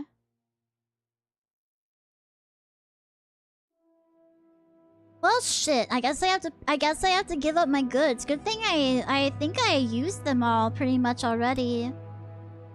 Oh no, my ring. Ah, no. Oh wait, he didn't take it. Never mind. No, he did. Fuck. Ah! Ah! Thank you, Anonymous Gifter, for giving Snoothaloo a sub. Well, shit. I liked that chameleon ring. I don't know when the last time I saved one. Well, I'm gonna have to talk to these guys anyway. You took your blinding boots. Oh, I don't have those anymore. My game crashed with the blinding boots, so I haven't done anything with them. Maybe I should set my stolen goods somewhere. Maybe they won't get taken if they're like on the ground or something. You've been attacked by assassins. Okay, Dark Brotherhood. I'm not sure who you angered, but stay away from me. I suppose this could be officially reported though. Speak to Apelles Matthias and Ebonheart. Okay. I'm an officer of the Imperial Law. If she heard me say that. Murder looting does not count as stealing. Oh, sick! Man, that just means my ring is gone because I took it from a chest. Fuck. Grr, but I needed to talk to him though to progress in something. God dang it. Wah. If you know which jail this town links to, you can go to the jail itself and steal it back. Oh, sick! No way. Is this the... What is it? Is the Lucky Lockup a jail?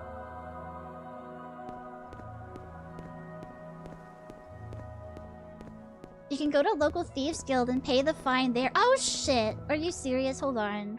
That's right. I forgot about that. Hold on. Balmora Temple.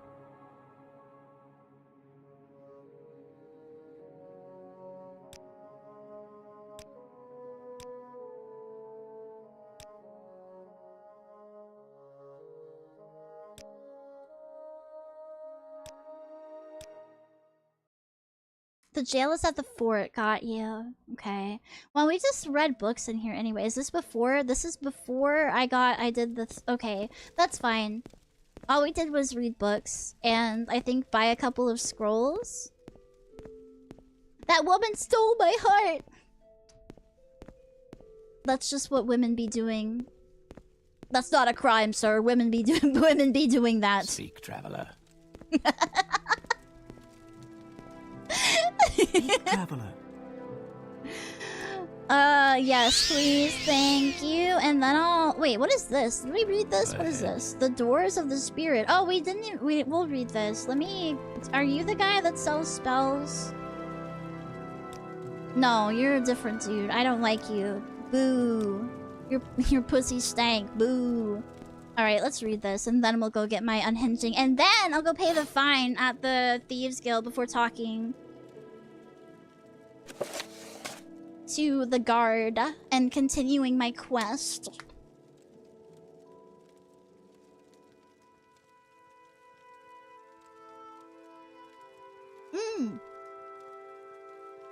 Okay, spells and barters are different menus. Got you. Hello, Spark. Hello there, or Spork. I'm not sure. Tell me, tell me if I'm pronouncing wrong.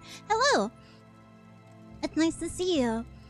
The ancestors are among us. They are never farther away than the waiting door. The ancestors are not departed. The dead are not under the earth. Their spirits are in the restless wind, in the fire's voice. Among us, sus, vent. And the foot smooth step. Pay heed to these things, and you will know your absent king. Spark is right. Yay! I was hoping so. I used to be good. I used to be learned in elite speak. Pay reverence through gift and prayer. Acquaint the ancestors with your affairs, with your coming. Well, it's a 4 is an A in elite speak though, but same difference. With your comings and goings, with your blessings and trials, from the waiting door comes your protection. Heed the spirits, who are the guardians of your health, teachers of wisdom, counselors of fortune, seers of fate. Oh, we're getting another ad. Okay, well, it's time for me to stand up and stretch then. So I'll do that. I'll do that and finish off my drink and some stuff. I'll go on another BRB so you guys don't miss this riveting tale of spirits. Spirits in this game are kind of like OP and scary.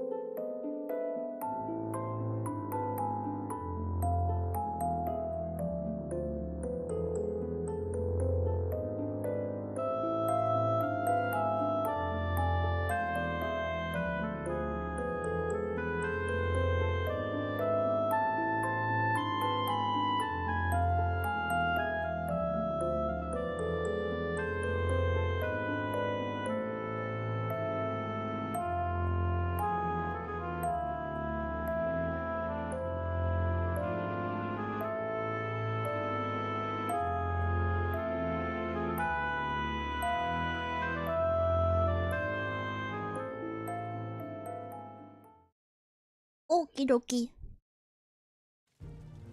That should be good. There's a few more seconds left, but it's okay. I'm gonna tell you, I still don't like ads. I still hate ads. However, being able to stand up and... because I'm not gonna fucking remember to stand up and stretch on my own. Stretch and, like, walk around and, like, get something to eat and stuff if I'm hungry. I never ever remember. I just sit in this chair for, like, 8 hours straight and then I'm like, I wonder why I feel like shit. I think forgetting lead speak frees up a valuable brain space. I would have to disagree. I think Leet Speak is still cool. We need to bring it back. We need to bring back all of the trends of the early 2000s, just so I feel at home again. Everything is too new. I hate change. For me to feel comfortable as an individual, we need to regress in time and in culture. We need to go back to the like, oh my god, glomp days. Where's the hydrate reward? What do you mean? Did I not take a little sippy?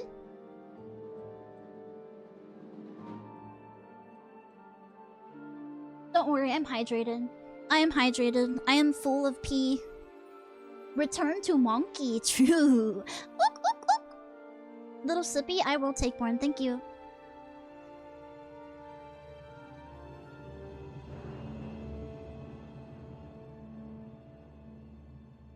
Hello there, Iris25. Hi, and hello, Mr. Rue and Argon. Hello. Let me, hello, Citria Anguis. Hello. There we go. Thank you for the head pat, by the way, as well. Thank you. Alright.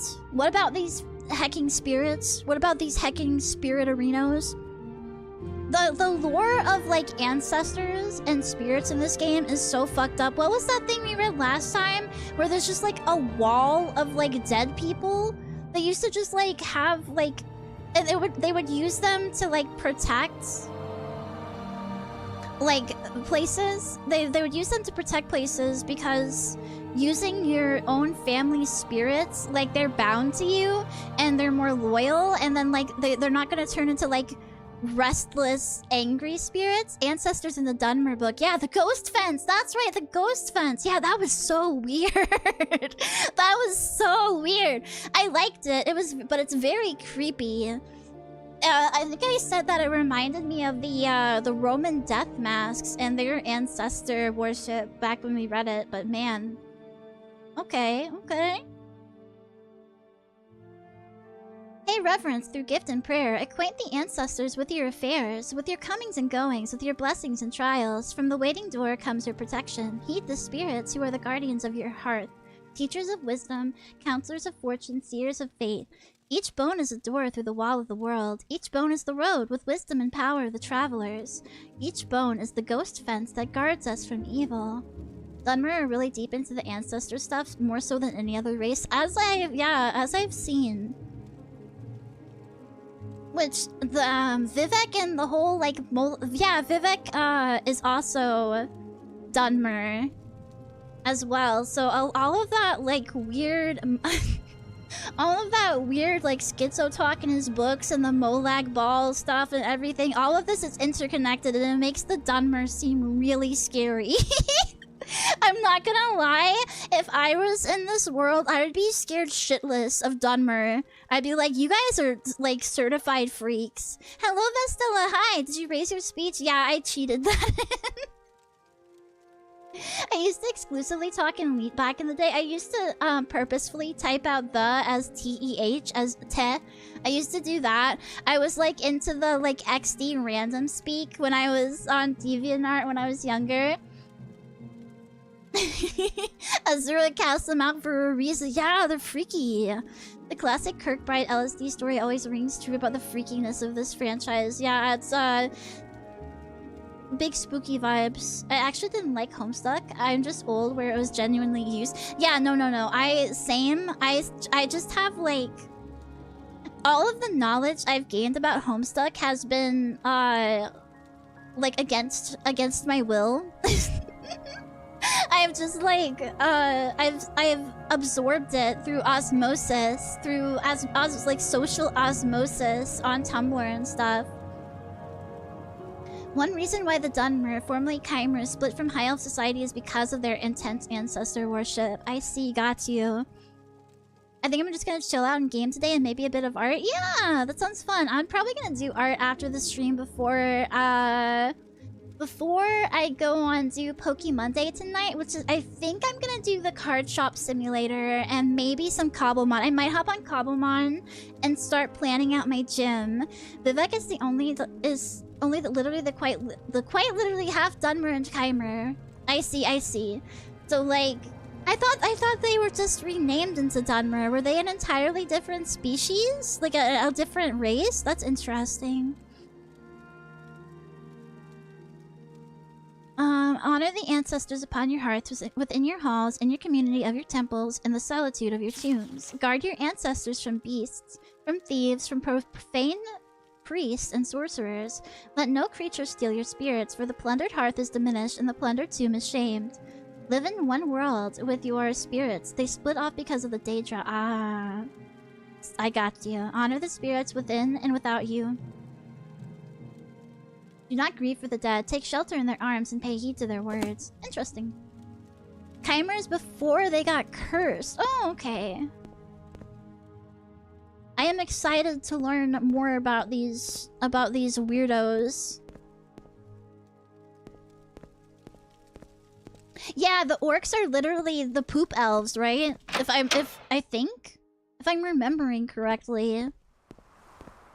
I know someone got shitted out. Yay, I remembered correctly. See, I tried to absorb knowledge. Malakath was shot out of Boethia. Yeah. Bro was turned into Poopy Dookie. Turned Trinomac into poop. She's so TS lore pilled. Yes, queen. I just like when something has this much lore and like depth to the world building, I find it genuinely interesting, and I do want to know about it. Like this is these are well written books and cool little things to learn. If you're interested to learn more about the setting, I can recommend reading some of the Pocket Guide to the Empire. An official text from Bethesda can be found on the UESP wiki site. It's not in the game itself, but it came together with the previous. Oh, so it's like it was like an insert or something included. That's neat. Lore is my favorite part of games. It's my favorite part of these kind of games, like role-playing types of games. There are some games where I'm like, I don't know if you exactly need like deepest lore. like silly little platformers and stuff. It can be cool, it can add to it, but it's not like really the point. Oh, right. The Thieves Guild. The Thieves Guild. It was a small pamphlet styled as an actual travel guide. That's so cute. I love that. I love when they used to include stuff like that with games. Now you don't even get a fucking manual. You just get like a slip of paper with like a code on it or something to like redeem something or other. It's so bad. I know it's like, oh, but they're saving paper. Yeah, but they're ruining my experience. I need little manuals. I need little fucking manuals and like books and pamphlets to browse through. That was the best part of getting a game when you were younger. It's like when you were driving home, you would read the manual and all the little inserts included and stuff, right? When your mom was driving you back. And then you, like, when you got home, you got to pop the game in. And it was just so good. It was so fucking cozy. We need to go back. Yeah, they came in an actual box. Yeah. Man, I still have my, I still have my boxes for, like, special edition stuff when they would come in, like, SMT4 and... I heard something. Some other games. And then I have, like, my boxes for, GBA game and, like, GBC games and stuff. Man, they're nice. They're nice. Pre-gaming. Yes! Pre-gaming. For real, for real. They did include a different edition of this guide with Oblivion physical discs. I think that you can still get manuals and stuff, but they have to be like the special pre-order editions, or when like what is that game company that does limited releases? Is it limited run? Maybe? I think that's what it is. When they do like limited releases, then those tend to come with some special nice things and a manual, which is really nice. I do appreciate that. But it's sad that you just don't get that with, you know, every game anymore. Because I really do feel like it adds to the experience. And if I was a kid, I hate QR codes. Can I just say I fucking hate QR codes? Oh yeah, the Arcanum manual is huge. It's so big. I was planning on playing Arcanum, and I was like, I wonder if we should go to through the guide together. And then I saw how big it was, and I was like, I don't think so.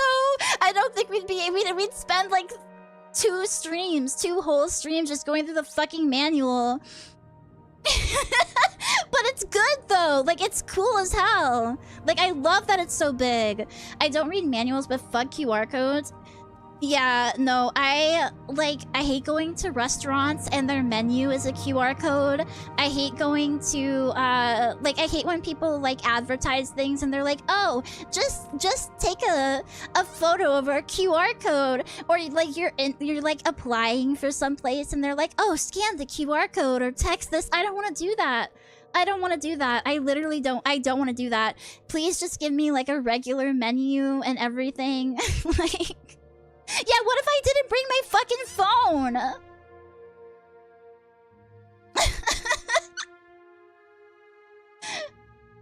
I literally can't do that with my phone. Yes, some people can't. It infuriates me. It makes me so mad.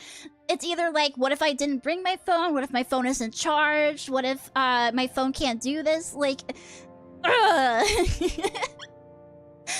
like, it's not that hard to print off a menu and like laminate it, so that way you don't have to like throw them away. You can just like wipe them off or whatever. God. Boomer problems.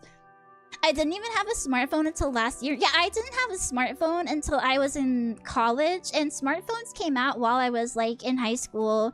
Like iPhones and stuff, they were around. I just like, and when I got a smartphone, I didn't even use it that much at first. Like, I was just like, okay. It was like, I think it wasn't an iPhone. It was an Android phone. And I was just like, well, I'd rather just use my desktop to do anything, right? Laminator's like 20 bucks. Yes, I know! I know! It's so easy to do, but they just want... I don't know. They want you to scan shit. They want you to... oh, but it's so cool. It's smart. Like, I don't want it to be smart. I don't want it to be smart. I want it to be dumb. I want it to be paper. I want it to be physical. I'm sorry.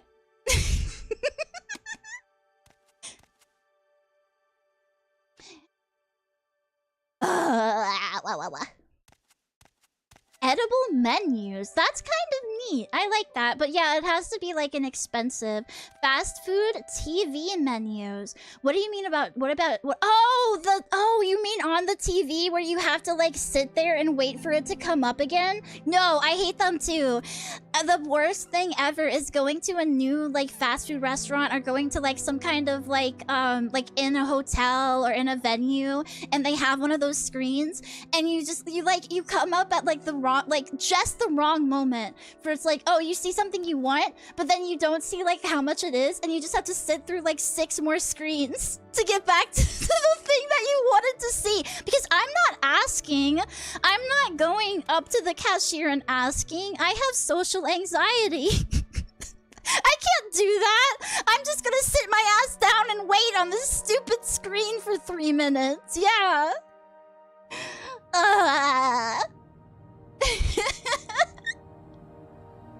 I always look at the menu online before going to a restaurant. That's a good idea. That's something I should do more. Yeah, the guy behind the counter is just like looking at you, making you feel even more awkward. But it's like, bro, I can't. You're just gonna have to wait. The sushi place in the dead mall near me was just pick whatever, and each had a barcode on them. But they didn't tell you how much they were per piece. They didn't even like give you like a, oh, this plate, like this color plate is worth $2 and this one is worth $1. That is, I wouldn't eat at that establishment. I'm sorry, if you don't have prices, then I'm not going to shop there. Like, so many clothing stores do this too, where they like, you have to like dig through the clothing to like find wherever the fuck they put the tag in some obscure place, and then you have to like flip it over 5 times because they made the price like the smallest print possible. And they don't have like the price on like a sign on the rack or anything, so you're just like, well... I tend to go to places that have like sale signs like on the rack. I buy everything that I can on a sale, so... yeah.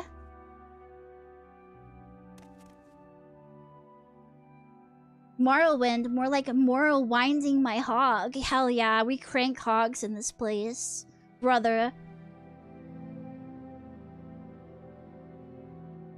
I was too poor for smartphones, but I had an Apple iPod Touch that was discounted. I didn't even have that. I think I had an iPod Nano, like, until I left high school.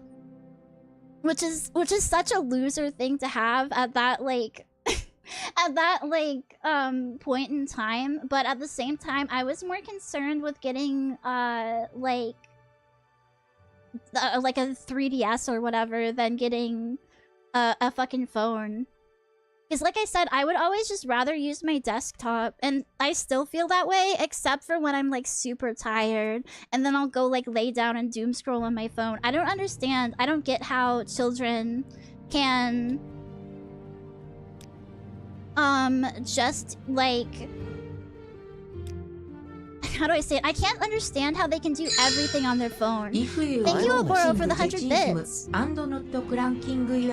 Yeah, this is a cranking your hog only zone. If you're not cranking your hog, get the fuck out. I take it you want something. I want to... What is it? Get rid of my fees, my fines.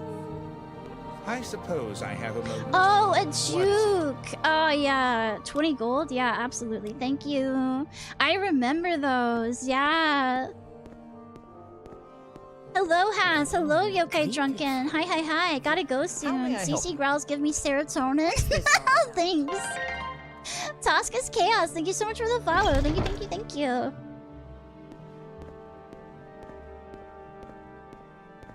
Yeah, but kids, like, they use their phones for, like, scrolling the internet. They use apps for everything. I hate how everything has an app now, instead of just having a mobile-friendly site. It makes me mad. And they also, like, draw on their phones and stuff, which is crazy. The fact that they're, like, using their fingers to, like, draw on their phones and it still turns out okay is, like, that's witchcraft. That's straight-up witchcraft.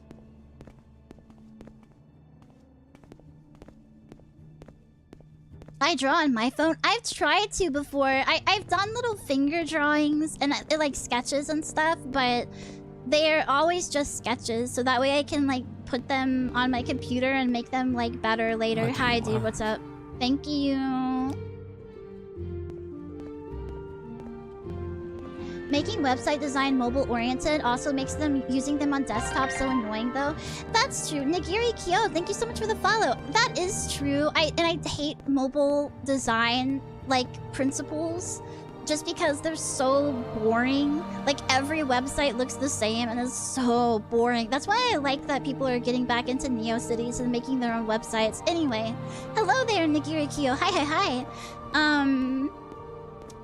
But at the same time, I would rather them have like a mobile-friendly site, at least something that I can switch to, right? Like something that's like, oh, the best outcome is that they have a desktop site and that they have a mobile site, right? And you kind of like switch between the two, whatever device you're on. But I know a lot of people are going just like mobile only, so. Yeah, a lot of wasted space. Yeah, especially on, like, the sides. Like, whatever, you know, the margins. They're just blank, empty. Do you CSS and HTML to customize your MySpace? Yes, yes, CSS, HTML. Yes.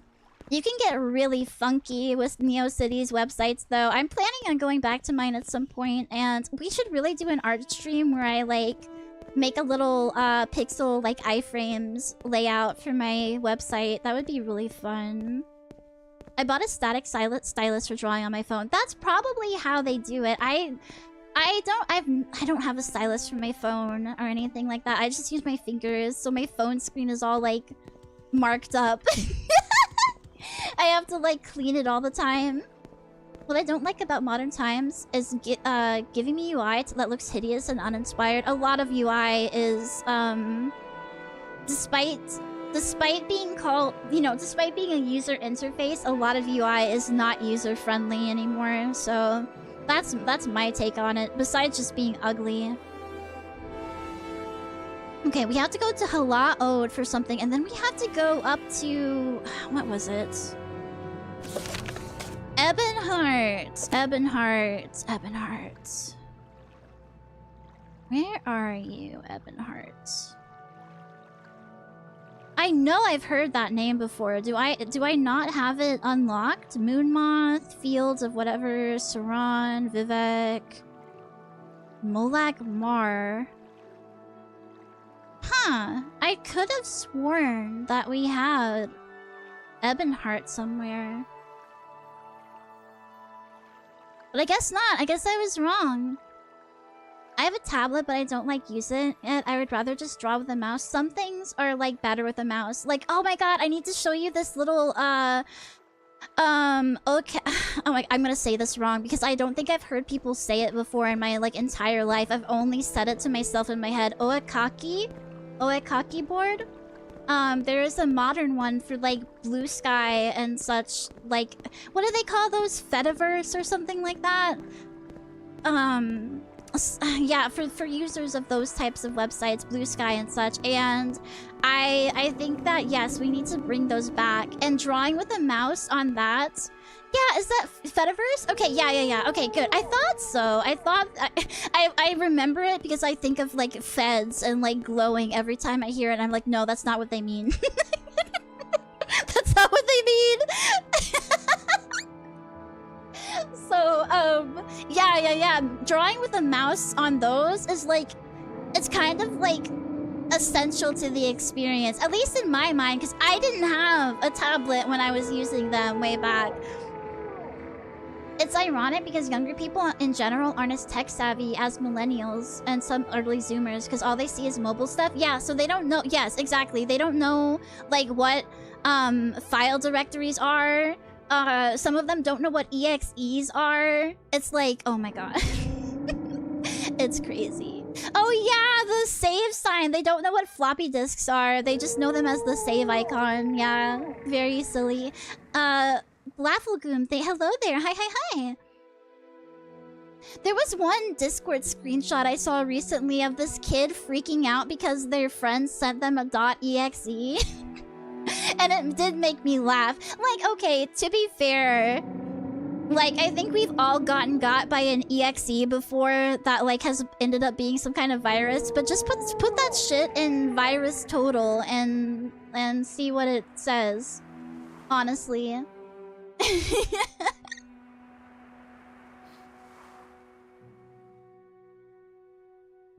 You'll be fine. It won't kill you, I promise. That maybe they're used to, like, they're just so used to apps and stuff. There were people when Apple was first considering letting people, what do they call it, sideload apps instead of downloading just from the App Store. People were like, "Ah, oh, that's horrible. Why would you allow that? People are gonna get so many viruses. We can only trust things from the App Store. This is terrible. Don't do it."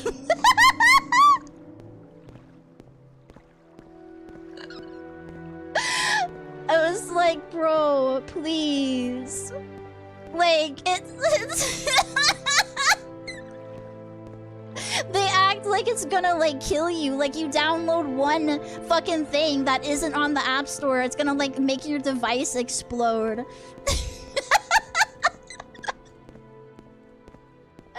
It's so funny, so fucking funny. I think what I want to do is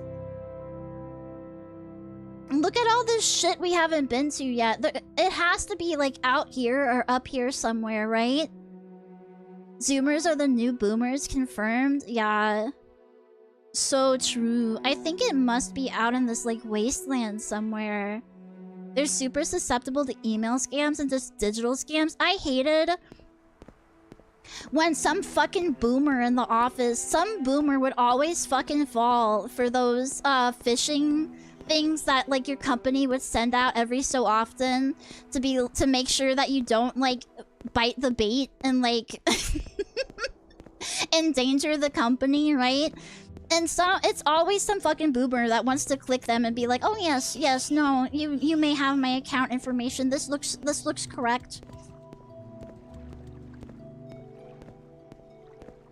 The secret is to never answer work emails. So true, bro. I wouldn't. There would be tons of shit that I just wouldn't even bother with. I wouldn't click on it unless it was from my supervisor or something, and it was like, "Hey, look at this now." Then I'd be like, oh, "Okay, they probably want to change my schedule or something." Sigh. I've tried to stop my dad from getting scammed so many times. Now, I had to physically just, like... I had to, like, go over the list of, like, things with my mother.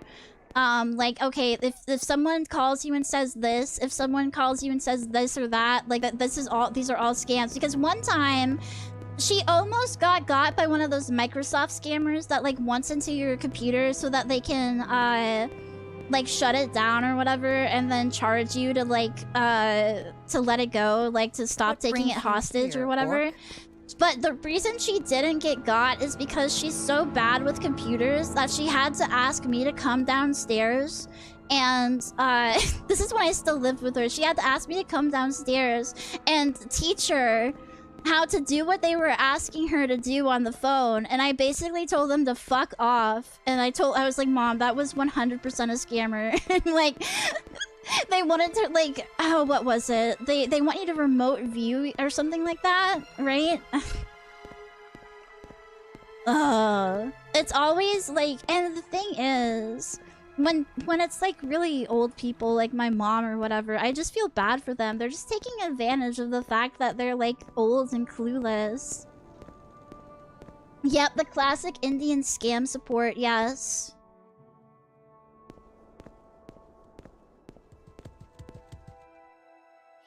They got my aunt with that shit. Yeah, they'll yeah, and then they'll ask for, like, for you to send over, like, gift cards and shit, like, pay with gift cards. That's why, I think, some businesses don't allow you to, you have to ask. I think it's the Dollar Tree. If you're an employee, you have to, like, ask them, like, "Hey, what is this, like, being used for, etc., etc." Like, you have to basically confirm that they're not buying them to, like, give them to, like, a scammer. And they have, like, a little sign, like, on the register being like, "Hey, if someone's asking for this, it's not good." There you are, you son of a bitch. I heard you coming from a mile away.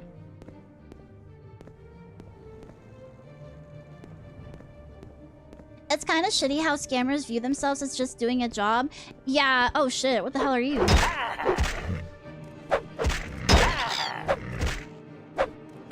Yeah, it's like, I used to watch scam baiters too. There was like a specific guy I would watch a lot, and he would like pretend to be a grandma and pretend, oh my god, what the fuck are you, you disgusting little creature? He would pretend to be like an old lady or an old man a lot and stuff. And yeah, they do just like treat it like a job. They also start like cursing you out once you start like calling them out on being horrible people. Kitboga, yes, yes. Do not redeem it. Yeah. Kitboga, he was great. He was super funny. One time, I think he got like a scam caller lady to basically fall in love with him. I think he was like playing guitar or something for her, and she at the end she just kind of like let him go because she was like so into him. It was really great. He streams on Twitch? Awesome. He's doing the Lord's work because the more time that— oh shit, what the fuck? What? Ah? Eh? Nani? Where? What? Oh, there you are.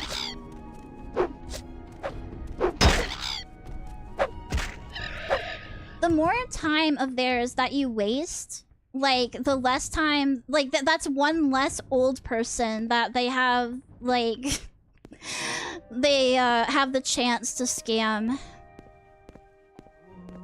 Fucked up thing is my data almost got scammed like this in the mail. It was a fake lottery. Thought he won $500,000. Oh, that's sad. See, and I hate that because, like, with stuff like that, they're also doing a new scam now where they fake your voice and try to tell your parents that you got kidnapped or some shit. Now, it's crazy what they can do. I think it's like some AI shit or something. Yeah. Oh my god. Stop sneaking up on me. And it's like, I can't believe you're tormenting these poor, like, these poor old people. And, like, making them think that their loved ones are hurt, and you just, like, do that, and you can just live with yourself. I'm sorry, and no matter where I lived or how poor I was, you would not be getting me to fucking call some, like, you know what I mean? Well, it's AI for these things, but, like, even even with the, like, old ladies and their, like, bank accounts and stuff, like, I would, like, be on the line with some little old woman. I just couldn't fucking do it, dude. I would be like, ma'am, just hang up. It's fine. Like, everything's fine. You're okay. Your computer's okay. Mud crab! Why does it know fire spells? What the fuck? They called my old man pretending to be me once though. No AI though, and thankfully he was smart enough to call me back immediately. Yeah, that's what I've told my mom is, like, if anyone calls like pretending to be me, call back, just hang up and call back my number. Same with like banks and stuff, just hang up and call your bank back. That ain't no mud crab. What was that thing? That's a fire-breathing beetle. Oh, okay, that's why a new fire spell. Okay, that makes sense. Come here, you weirdo. Oh man, this thing is that thing is strong. That thing is fucking strong. Damn, things up here are strong. What the hell? They aren't like us. They just don't give a shit. I guess. I mean, they don't have like very good circumstances or something, you know what I mean? That's all I can think of. But even then, I just couldn't do it. I don't know. I have too much of a moral compass and a conscience. They think they're trained to believe the victims have more money and that they'd be supported. So many say the same things when they get caught out. Yeah, they say the same stuff, or they start like cursing at you and telling you to go like fuck yourself, go fuck your mom and stuff. That was a shock. Oh wow, it was ugly. Wow. He's now in love with an AI girlfriend on his phone. Okay, is it like something where he knows it's an AI, or is he being scammed with an AI person? Either way, that's sad, but I feel like if he's doing it himself with an AI chatbot, at least he knows it's an app. Yeah, okay. A lot of Zoomers are doing that for like not only that reason or like friendships, but also role-playing. They're role-playing with like apps now. They don't like role-play with each other. It's really strange. Ghostgate, okay. Ghostgate is somewhere around here. Oh, right there, I guess. Huh, okay. Oh, is that the ghost fence, perhaps? That has to be the ghost fence. Oh wow, that is scary looking. Oh wow, I would not want to be a ghost inside that thing. I'm sorry. that is fucked up. Come down here, you bitch. Come down here and fight me like a man.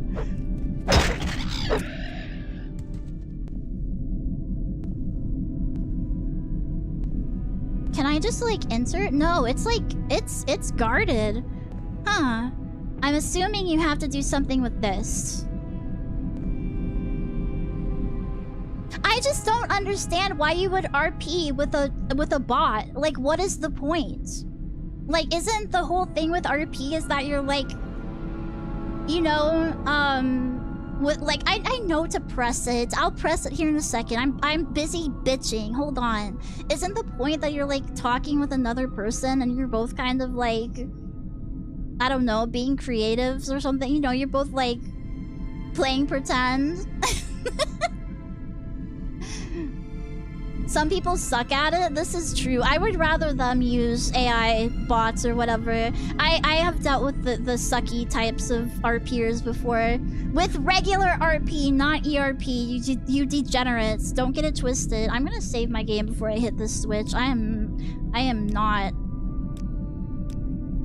dying to a fucking switch. Oh, there we go. Okay, cool.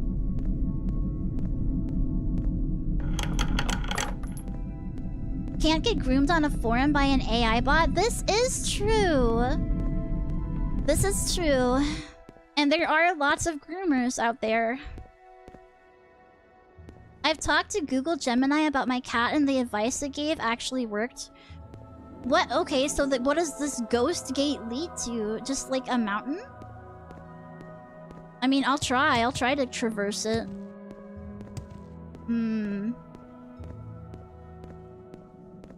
Oh, up here. I see. Never mind. The red... Oh, this is the red mountain. Okay, shit. What is this? Is this an Almcivi restoration? Ghost Gate Shrine. Here, Vivek, Sothasil, and Almalexia used many soul gems to create the ghost fence, an unwavering symbol of Dunmer pride! Can you lay off? I'm reading. I see. Well, I don't think I'm supposed to be here just yet. This looks a little bit dangerous. Have you heard the rumors of the Daedra? I have been reading many books about the Daedra. I thought the point was to write a story but have an additional party to bounce off of. Yeah, that's more fun because you're, like... Oh, come on! Get out of here. Because you're, you know, like... With, like, you know, you're with another person. It's a little activity to do.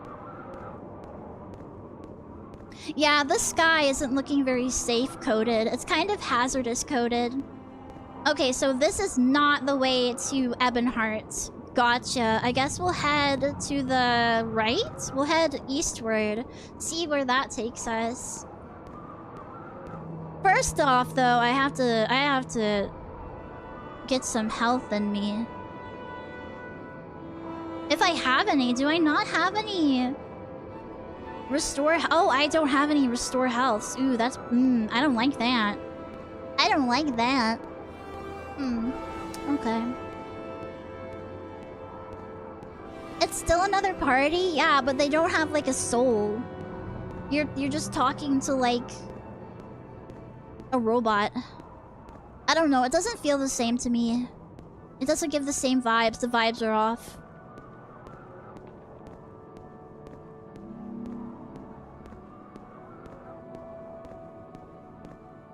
It's next to Vivek? For real, for real? Okay. I know I've seen the name before, so... Alright, yep.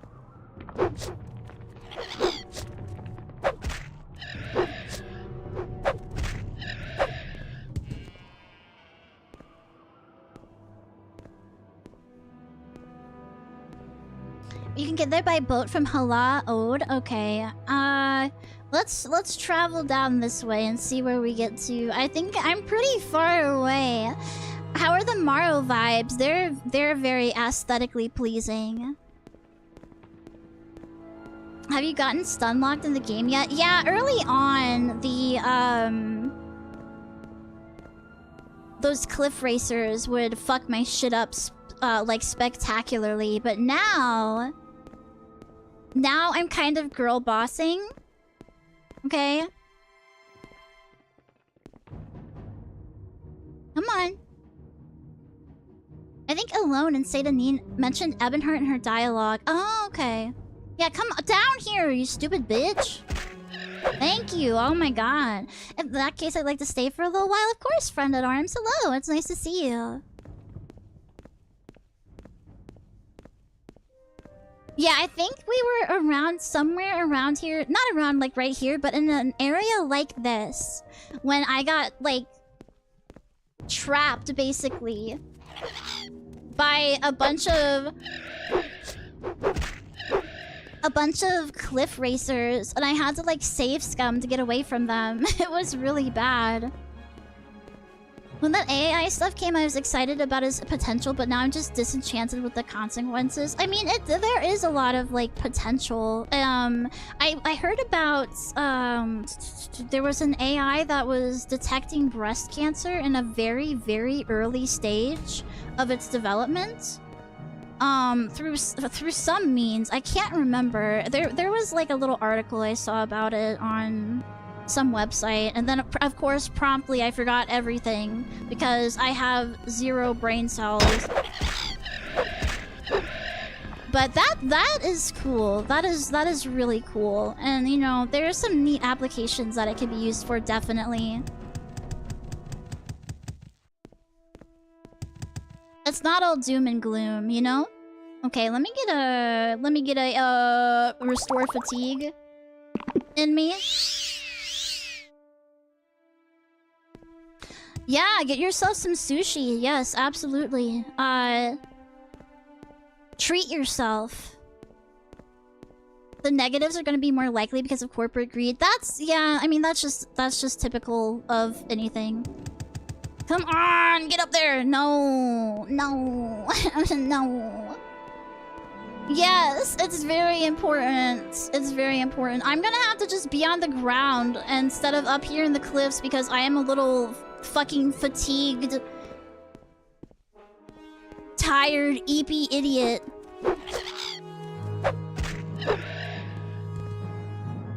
Sigh. Whatever. Come over here. Come on. Oh, shit. Oh my god, stop!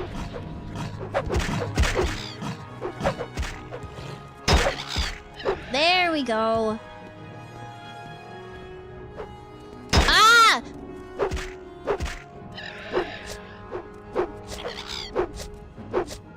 I'm gonna have to drink, I think. I think I'm gonna have to start drinking as we head back.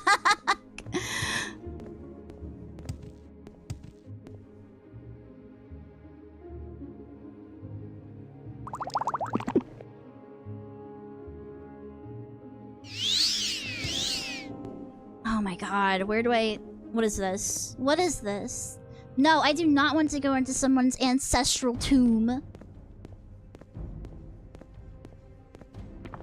I think this is literally where I got stuck before.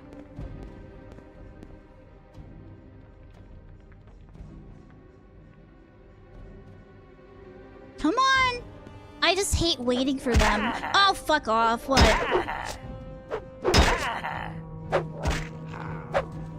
Alright, I think it's time I use... Almcivi intervention. Alright, that was that, you know what? Quick and easy, painless. Let's go. I should have done that from the start, but... No, because I would have ended up, maybe at... No, I don't think so. I don't think I would have ended up at the fort. I should have just done that a while ago. I thought I could make it back on my own, but they were being a pain in the butt, so whatever.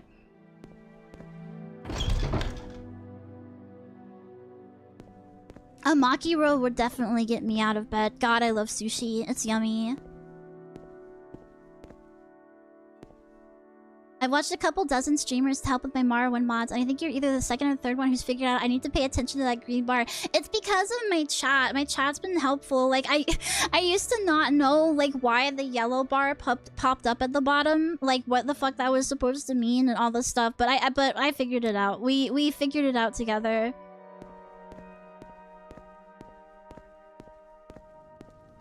F? What F? Why F? Me F? No, I am not failing. I am not epic failing. We're winning. We're so winning. Okay, what was it I needed to do? Oh, right, Vivek. Well, that's fine. We'll just teleport, or not teleport. We'll bug ride over there. Your playthrough is making you want to play Morrowind again. It's a good game. Hell yeah. Play it. Treat yourself. Walk when you can ride. And now I actually have tons of gold, so I don't feel guilty about using the bugs. There's some official free Morrowind mods. Bethesda made these mods and it would technically count as free DLC. Interesting. Alright, so Ebonheart is supposed to be by St. Almas, Halalu, Redoran, Foreign Quarter, Vivek, Saran. So it has to be in this region somewhere. Maybe? I'm gonna try to find a signpost. Those usually help me a lot. Plugins! That's such a cute... That's really cute. That's a nice term to call them.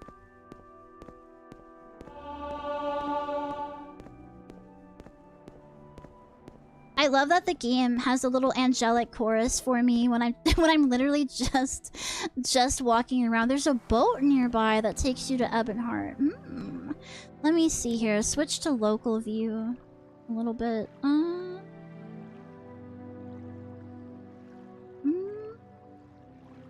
Those are wasteworks. I'll look around. Near the Silt Strider? Really?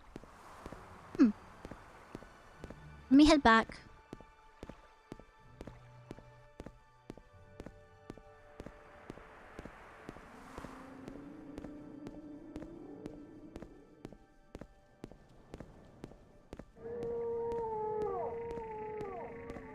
Hello, Silt Strider. I am looking... Oh! Probably on that other dock over there. No, that is not a dock. That is a bridge. There we go. The actual dock on the other side, of course.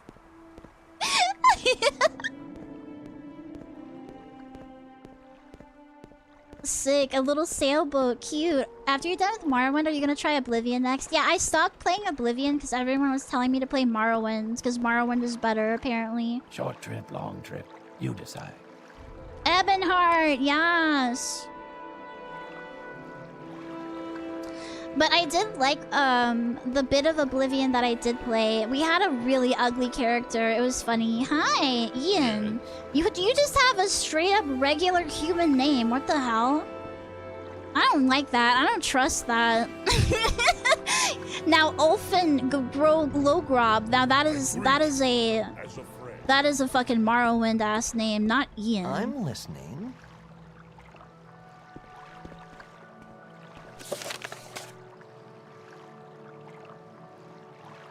Apelles Matthias. So what's this about? Oblivion does some things better, but it also does some things worse. I mean, it's gonna... Cosmic Hierophant, thank you so much for the follow. When it comes to these types of games, you're always gonna have, like, oh, this one's the best. Oh, this one... You know, it's just the same with Pokemon. It's like, whatever you, like... I think it's mainly, like, whatever you started with, and you have, like... A real, like, bit of nostalgia for, you'll be like, ah, nah, they did it best here. Oblivion is better mechanically, but takes a hit in pretty much everything else. That's sad. I hope that it has books, though. I hope that it has, like, fun books to read. A really ugly character in Oblivion. Do you have the slightest idea how little that? Yeah, I know. It's like saying that water is wet. I know, but... Morrowind has been scientifically proven to be the best. Well, who am I to argue with science? Company Hill. South Warehouse. This is a big town. Is this supposed to be like a city or something? This is, it seems industrious. Alright, well, let's wander. Let's wander. I think that just leads outside. We're gonna want to go straight up this way. Well, any town that's like a port city is probably going to be booming, so... The Oblivion quests are really fun, and the Shivering Isles expansion is arguably the best in the series. Y'all let me... I don't know about those Oblivion quests, because y'all let me fucking follow that girl around all day and, like, sit and watch her boring ass do like, menial labor for the entire day. It turns out you didn't even have to do that. You could just, like, fucking lie to the guy. You don't even need to see it. You could just, like, say whatever, and he's like, ah, yes. He just believes your ass. And I sat there and watched her like a fucking idiot. You kind of a baddie though. For a Morrowind woman, you're kind of a baddie. I'm not gonna lie.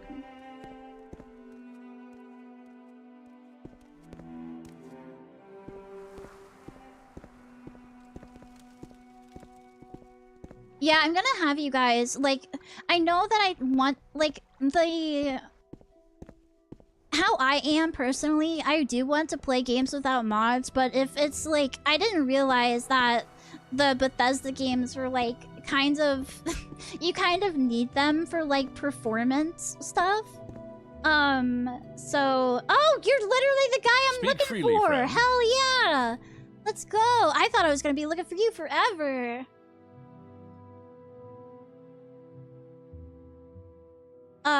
But yeah, so I might need your help with Oblivion when the time comes to, like, if I need something to make it, like, not crash on me and everything. Thank you, Mini Sardine. Hi. Hello, Gurwitch as well. The dozen polygons do be looking pretty fine, yeah. If you talk to enough people about Ebonheart, eventually they'll tell you this is basically the Empire's first colony. Oh, okay. Hello, Tanokumi. Hi. Skyrim unmodded is bland as fuck. Skyrim with 200 mods can be the most clown show or actually good experience you can have. I've literally only, and this is because I haven't played Skyrim, keep in mind, but I have only ever seen, like, the sex mods for Skyrim, like, where they make their characters have, like, gigantic boobies, or, like, the NPC characters have, like, gigantic boobies and butts and stuff. I know that there's other stuff, but that's like that's my only exposure. It's just seeing seeing the player character run around with like a fat clapping ass. The assassins will stop spawning when you sleep after speaking to this guy. Oh, sick! Yes! What's this about the Dark Brotherhood? You say you've been attacked by them. The fact that you're standing here seems to suggest otherwise. Perhaps you've been attacked. That's bad business. I don't know who it is that wants you dead, and I don't want to know. Dark Brotherhood activity here on Vardenfell has been almost unheard of, but I know they have a large contingent back on the mainland.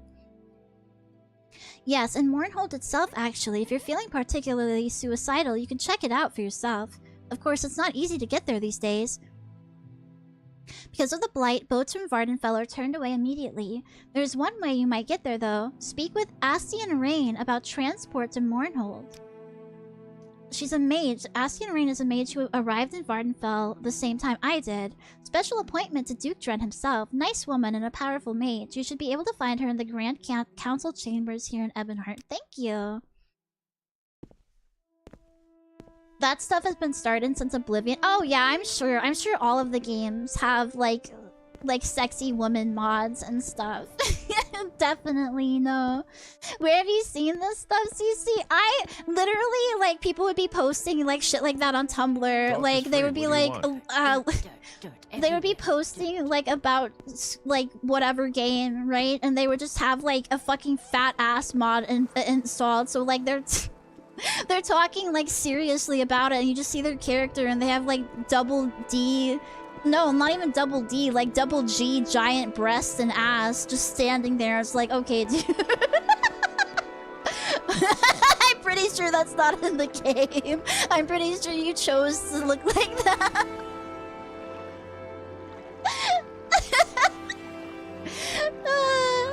This guy is the start of the Quit Sending Assassins quest. Awesome! I hate those guys. I remember downloading a mod pack back in the day that just straight up had sex in it. I mean, like, that's the first thing that anyone puts in anything. The Sims has, like, a whole, like, mod pack, like, designed around, like, sex and, like, being able to do, like, a whole bunch of degenerate things and, like, awful things. Daggerfall had nudity out of the box. You can make your character naked in Daggerfall?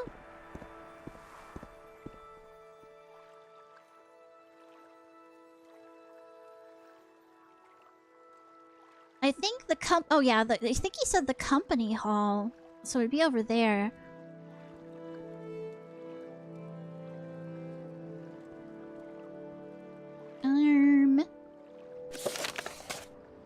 Grand Council Chambers. No, that is not what I fucking need to go to. Grand Council Chambers, huh?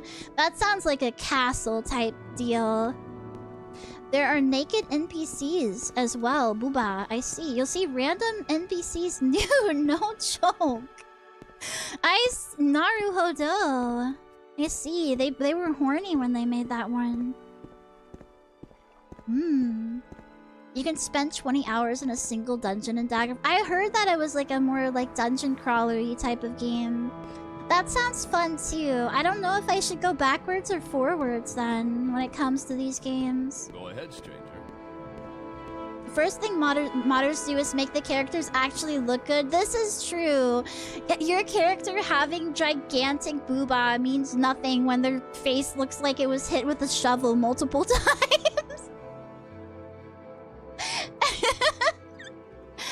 Grand Council Chambers. That's exactly what I'm looking for. Awesome. I'm so good at navigating. Relin Halalu. Gallus Drenum. No. Did you see that? Did you see bro do a little jump there? Like a little yippee? A little... a little wahoo.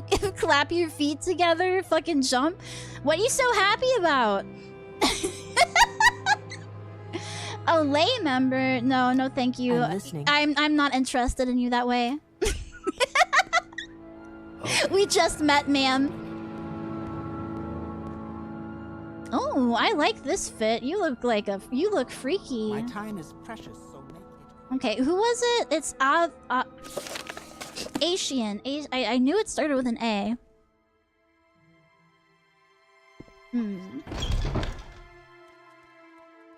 Oh, more books to read too. Let's go. My time is precious, so make it quick. There's someone watching me. I can tell.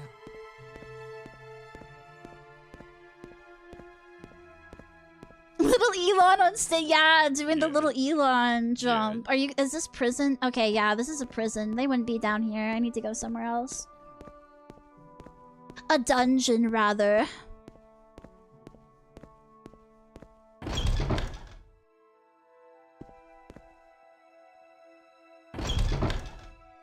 Okay, that just leads out. Ebonheart. Here we go. A staircase. Yeah, this will do it. Normal model face fixes, additional hairstyles and makeup. Yeah, man, I would really like some of that kind of stuff in Dark Souls. Because when I made my character in Dark Souls, even in Elden Ring, when I played that for like 15 minutes, you could. Well, Elden Ring, you can make them look better. You can make them look a lot better, to be fair. But like the first Dark Souls, I was trying to make a hot lady, and it did not work out. Like,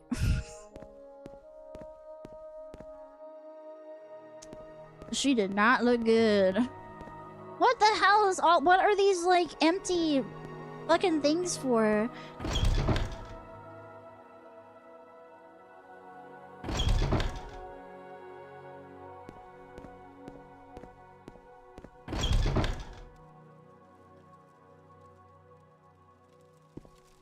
Guard.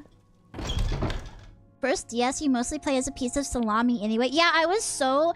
the first time I opened that up, and... like, I didn't even get past the tutorial boss, right? Or whatever. Because I was so bad and stinky. But I opened that shit up, and... oh, there you are! I opened that shit up, and, like, I made my character. I was like, okay, I'm ready to go. And then I look at, like, the second you're in-game, you just turn into, like, a fucking, the skeleton. You look so bad and ugly. I'm like, why did I do that for?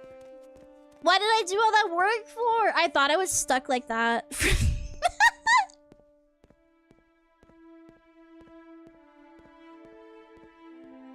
Alright, say... oh, dang it, don't walk away from me. You're not getting away. Greetings, friend. What might I do for you? You're the person I'm supposed to talk to, right? About trans... oh, I have to talk to her about Mournhold. Transport. Here we go. You wish to go to the mainland? That's highly irregular. I'm sure you've heard that they've restricted travel to Mournhold. They've been worried about the Blight. What's your reason for wanting to go to the city? I've been marked by the Dark Brotherhood and I wish to investigate. Oh my! I can see why you'd want to get that cleared up. That's dangerous business, though. I can't say I'd be happy to send you off on that sort of fool's errand. If you're sure, though, I suppose I can oblige you. If you need to return to Vardenfell, speak with Ft in the Royal Palace. These people, I'll send you there when— Wait, no! I want to go back to— wait, hold on! Well, I guess we're off to Mournhold now. Okay, goodbye! Whoa! Shit, okay. Damn. Your turn to talk. Okay, hold on. Let me look here. I should speak to Ft to return. When I arrive, I should speak with one of the Royal Guard for more information. Got you. Are you a Royal Guard? Okay, you are. I need to talk to you about the Dark Brotherhood. That's a touchy sub— What do you mean that's a touchy sub— What, I have to be your friend? I have to fucking give you gifts and praise for you to talk to me about, like, oh, I don't want to be killed? Stupid! City of light. City of magic. The Morrowind environment was created all handmade, like every house inside. Oh! That's nice. Justice never sleeps. He does look pretty cool. He look— I don't know about the nipples. I'm not sure about the big stabby nipples, but the rest of it, he looking pretty good. He looking pretty good. All right, let's see if we can find another Royal Guard that doesn't hate my ass and want me dead, so I can fucking get out of here.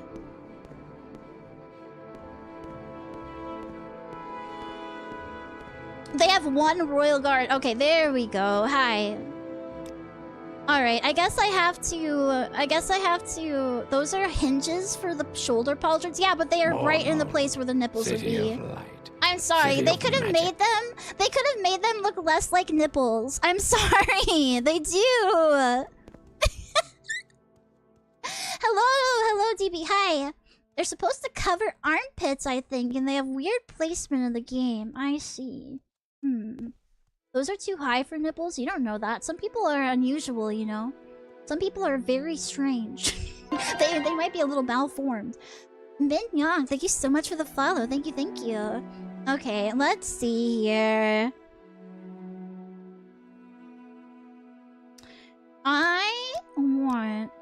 What do I want to do? I need to persuade him. Or, like, make him my friend, I guess. So... we're gonna make another quick save here.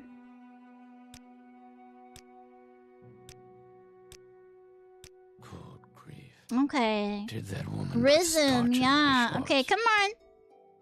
Admire. Same to you, thanks. Yeah, no problem, dude. This guy's easy. Holy shit, this guy's easy. Yes, okay. Can I talk about the Dark Brotherhood? Yay! Wow, okay. Wow, that is the quickest I've made a friend in this game. That's the quickest I've been able to do this. Holy shit, let's go. I don't know why you don't want to go looking for those demons, but some say they live in the sewers beneath the Great Bazaar. You'll find the Great Bazaar in the eastern section of town. We don't want any trouble there, so mind your manners. Yep, no problem. Look, I only cheated because the game crashed when I already had leveled it up like fucking 20 times. I was not doing— can you— Justice never sleeps. Rude. Like, I wasn't gonna do all that again. I'm sorry. I had to, like, sit and, like, persuade one lady. I just sat there, like, for a significant portion of the stream just pressing admire to this one fucking lizard woman.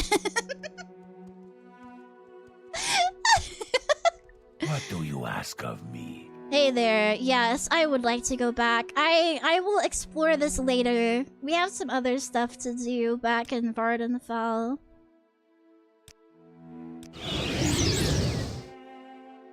Okay, I will remember you, though. I guess I talk to her every time that I want to transport. Outlander. Yeah, okay. I see. I got you. Okay. That makes sense. We got books to read in this place. I forget where I saw them, but I did be seeing books.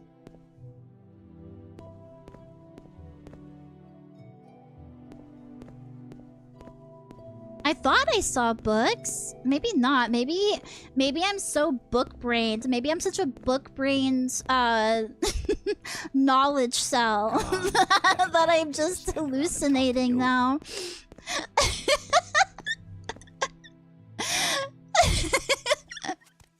Imperial Commission? Is that in here? Ebonheart. Well, we have to go out and find another place to enter. Here. Imperial Chapels. So, okay. where are you from? Hey! Oh, yeah. I remember. We went through... Yeah, here we go. We got some in here, and there was also a room kind of like this with some, like, scholarly types. Shame that Argonians don't get to wear shoes and helmets. They're my favorite race to play. I do like the funny way that they walk. Annotated Anowad, Monomyth, Varieties of Faith, For My Gods and Emperor. We haven't read these two, and I'm unsure about Varieties of Faith. So we have a little bit here to read. Awesome. They can wear open-face helmets fine. Oh, well, the shoes is not cool, though. I mean, well, hold on. I mean, if they wanted shoes, they would have made them, like, as a culture, right? They would have made them by now. I think they're probably just fine walking barefoot. It's probably... You know what? They are, like, a beastman, right? And it's not like lizards have shoes in the wild, so... That monomyth. In Mundus, conflict and disparity are what bring change, and change is the most sacred of the elven forces. Change is the force without focus or origin. Wegnthur to Herite, Order of oh my... PSJJ. They changed it in other games, unfortunately. Aww. Well, probably because, you know, that does add to your defense. So I guess it's kind of... It kind of sucks to play as an Argonian and you just can't, like, have that little added bit, right?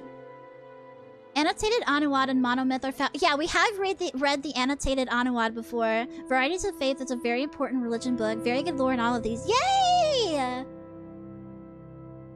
They couldn't wear the... Well, okay, here's the thing. The only reason why I want those blinding boots back, we gotta find that lady again. We gotta find her. I know they didn't get stolen. It was because my fucking game crashed. Again! We need to find that lady again so I can kill her and get her blinding boots because I can still... Because I'm an orc, I can still see. Like, it's not very well, but I can still see. Like, it's kind of dark and everything, but yeah. And they make you go so fast. It's goated. It's goated.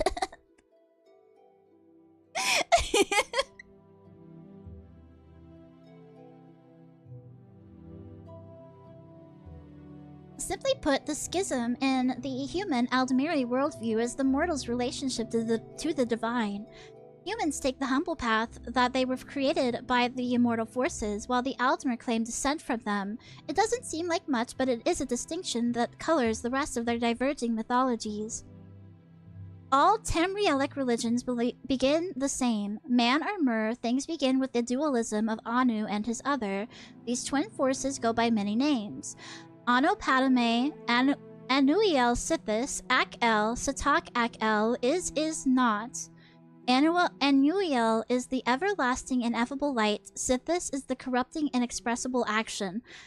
In the middle is the gray maybe, Nirn in the Elnafex. In most cultures, Anuiel is honored for his part of the interplay that creates the world, but Sithis is held in highest esteem because he's the one that causes the reaction. Sithis is thus the original creator and entity who intrinsically causes change without design. Even the Hist acknowledge this. Acknowledge this being. Anuiel is also perceived of as order, opposed to the Sithis chaos. Perhaps it is easier for mortals to envision change than perfect stasis, for often Anuiel is relegated to the mythic background of Sithis' fancies. Oh my god, my... This game hates my fucking, like, speech impediment. They keep on making names that I just, like, cannot pronounce. I have to, like, sit there and like, phonics sound it out like a child. Hist are the sentient trees the Argonians are born from. Oh, okay. I see. Hist are the trees Argonians worship. Don't worry, nobody can pronounce most of these names. Yeah, they're hard. In Yokudan folktales, which are among the most vivid in the world, Satak is only referenced to a handful of times as the hum. He is a force so prevalent as to not really be there at all. In any case, from these two beings spring the Et'ata, our original spirits. To humans, these Et'ata are the gods and demons, and to the Aldmer, the Aedra Daedra, or the ancestors. All of the Tamrielic pantheons fill their rosters from these Et'ata, though divine membership often differs from culture to culture. Like Anu and Padme, though, every one of these pantheons contains the archetypes of the dragon god and the missing god.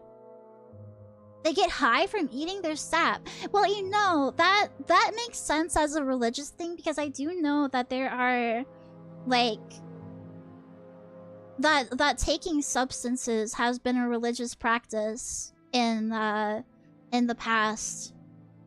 You know, getting, like, speaking to ancestors through, hallucinogenic means and stuff. Not even ancestors, like, listening to divine spirits and stuff. I remember watching a whole documentary on YouTube about why Argonians have boobs. I would love to see that, because it doesn't make sense to me either, because they are lizards. I'm not doing a DMT stream. I'm pretty sure that'll get you banned. Well, maybe it won't. I mean, you can get high from, like, weed on stream. Why not DMT?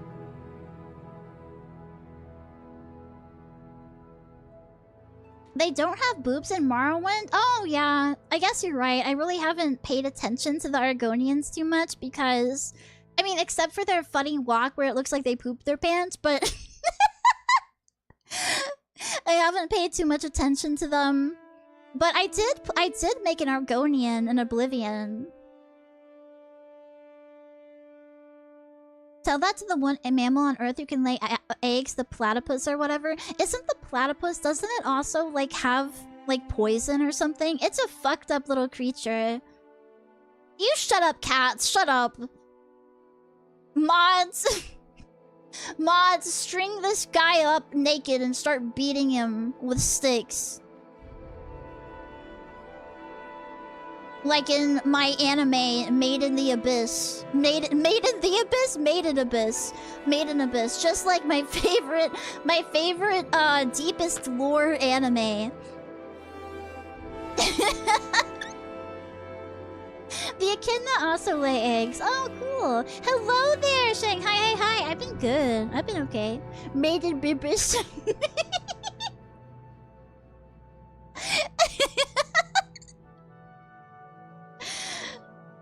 Where was I at?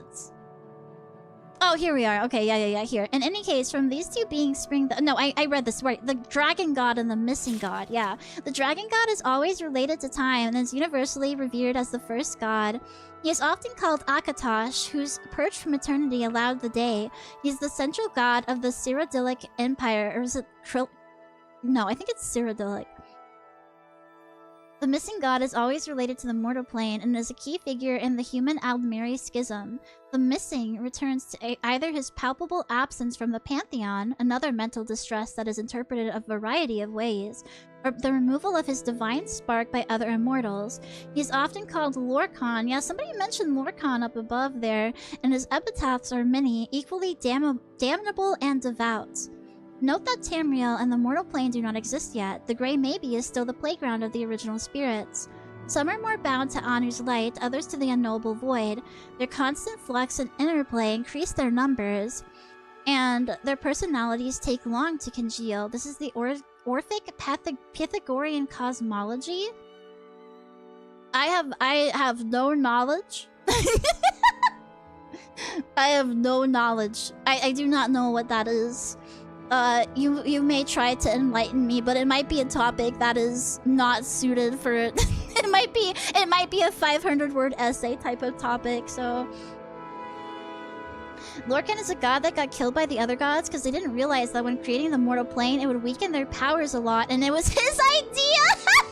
It's just like those ants that we were talking about earlier. Like, you bring them to, like the wrong food source, like, too many times, they start beating your ass. He kind of deserves it, honestly. Like, that is a big fuck up. I have seen, yeah, we've seen some occultist stuff. We've seen some Gnosticism inspired stuff in these lore books.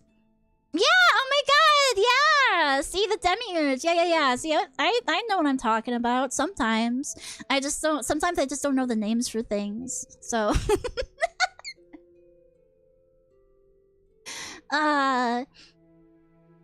Their constant flux and interplay increase their number and their personalities take long to congeal. When Akatosh forms, time begins, and it becomes easier for some spirits to realize themselves as beings with a past and a future. The strongest of the recognizable spirits crystallize. Mephala, Arche, Ifir, Magnus, Ruptga, etc., etc. I don't know if we've seen... I think I might have seen Magnus. And we have seen Mephala, but I don't know if I've read about these three. Others remain as concepts, ideas, or emotions. One of the strongest of these, a barely formed urge that the others call Lorcan, details a plan to create Mundus, the mortal plane. Oh yeah, but here we go. That's what you were talking about. Humans, with the exception of the Red Guards, see this act as a divine mercy and enlightenment whereby lesser creatures can reach immortality. Aldmer, with the exception of the Dark Elves, see this act as a cruel deception, a trick that sundered their connection to the spirit plane. The Myth of Aurbis. Subtitles, The Psychic Compensation. All the High Elves are eternally seething at Lorcan for imprisoning them in bodies on a shitty Earth planet. Cope and seethe. Plasma Soldier 232, thank you for the follow. Thank you. Mythic Arbus was an attempt by the Articum apologists to explain the basics of Almeri religion to Uriel V in the early glorious part of his reign. It quietly avoided any blame or bias against the Lorcan concept, which was still held in esteem by the Cyrodiils as Shazar, the missing sibling of the Divines. Despite this, the Saijiki still give a nice summary of the Elder View, and it will serve our purposes here. This version comes from the archives of the Imperial Seminary from the handwritten notes of an unknown scribe. Oh, they changed the text color. That's cute. Mythic Aurbis exist. Aurbis? Aurbis? Oh, I don't know how to say. I don't know how to say AU. I'm dumb. Aurbis. And has existed from time without measure as a fanciful, unnatural realm. Orbis. Orbis. Okay, thank you. Okay. Oh, like aura! Yes! Oh, you're so right. Oh my god, you're so right. I should have used my context clues. Used my previous knowledge to figure that one out. Orbis is used to connote the imperceptible penumbra, the gray center between the is/is not of Anu and Padme. It contains the multitude realms of Aetherius and Oblivion, as well as other less structured forms. The magical beings of mythic Orbis live for a long time and have complex narrative lives, creating the patterns of myth. These are spirits made from bits of the immortal polarity. The first of these was Akatosh, the Time Dragon, whose formation made it easier for other spirits to structure themselves. Gods and demons form and reform and procreate. Finally, the magical beings of mythic Orbis told the ultimate story, that of their own death. There's a video that's been in my watch list on YouTube, like in my recommended on YouTube for a while now. At least a couple months, and I have it like in my watch later too, I think, but it got recommended to me a few times before I put that in there, where it's like, what was it? It's titled like something like the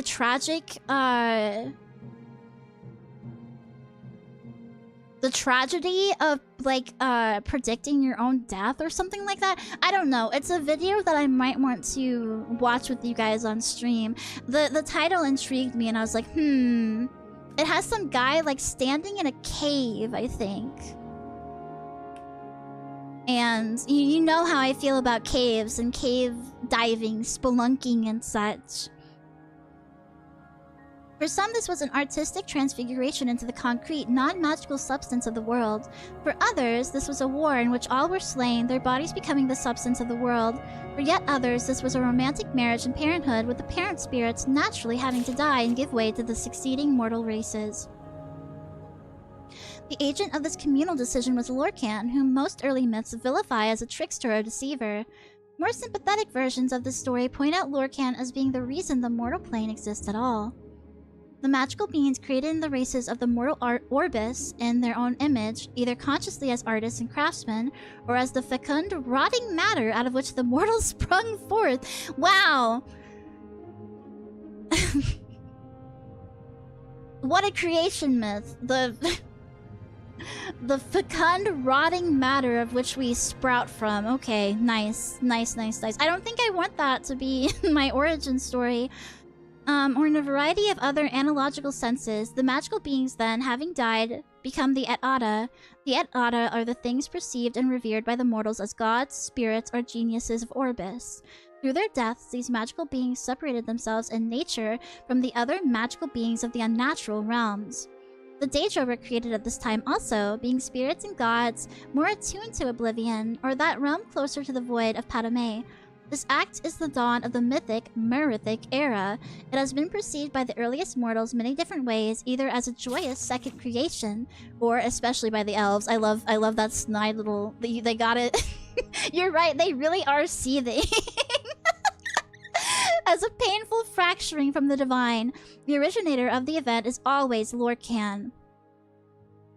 This creator, trickster, tester deity is in every Tamrielic mythic tradition. His most popular name is the Aldmeri Lorcan, or Doom Drum.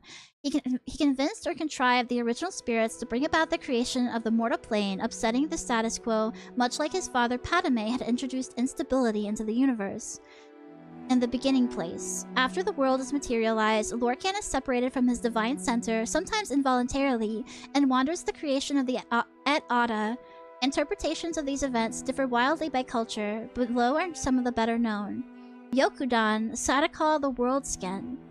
Sadak was the first serpent, the snake who came in before, and all the worlds to come rested in the glimmer of its scales. But it was so big there was nothing but, and thus it was coiled around and around itself, and the worlds to come slid across each other, but none had room to breathe or even be. And so the worlds called to something to save them, to let them out. But of course there was nothing outside the first serpent, so aid had to come from inside it. This was Akil, the hungry stomach. Akil made itself known, and Sata could only think about what it was, and it was the best hunger, so it ate and ate. Soon there was enough room to live in the worlds, and things began. These things were new, and they often made mistakes, for there was hardly time to practice being things before. So most things ended quickly, or were not good, or gave up on themselves. Some things were about to start, but they were eaten up as Satak got to that part of its body. This was a violent time. Pretty soon Akil caused Satak to bite its own heart, and that was the end. The hunger, though, refused to stop even in death, and so the first serpent shed its skin to begin anew. As the old world died, Sadakal began, and when things realized this pattern, so did they realize what their part in it was. They began to take names, like Ruptka or Tuwaka, and they strode about looking for their kin. As Sadakal ate itself over and over, the strongest spirits learned to bypass the cycle by moving at strange angles. They called this process the walkabout, a way of striding between world skins. Ruptka was so big that he was able to place stars in the sky so that weaker spirits might find their way easier. This practice became so easy for the spirits that it became a place called the Far Shores, a time of waiting until the next skin. Isn't Far Shores a thing in The Lord of the Rings too? Isn't that where the elves went? No, I can't remember. It was something like that. Kinda, yeah. Amon? I don't know. I thought I remembered them talking about something, like describing it as that. But it's been a while since I read The Lord of the Rings, so I think I've reread The Hobbit more times than I've read Lord of the Rings. This might be a hot take, but I genuinely think The Hobbit is the better book. Maybe it's because it's more concise. But I feel like it's tighter in its writing. In Lord of the Rings, they use literal boats. This is a more metaphoric. Oh yeah, that's right. They did use boats. I forgot. Yeah. They. This is more metaphorical. Okay. I'll remember that. I had no idea Cece was such a nerd. Look, I've had my share of like nerdy interests. I think it really did start with me watching the films, right? And then I was like, damn, this shit kind of good. Get that off of me! Get that off of me! You're so mean! You're so awful! But yeah, I saw at least one of the films, right? And then I was like, dang, okay. I guess I'm reading, but I did pick up The Hobbit first. I think it was because when you go to the library, right, you have like they have like by the author, they have them all in the same section and stuff. So I was like reading the backs and I was like, oh, I see this is a prequel. Well, I will have to read that first, and then I picked it up or whatever.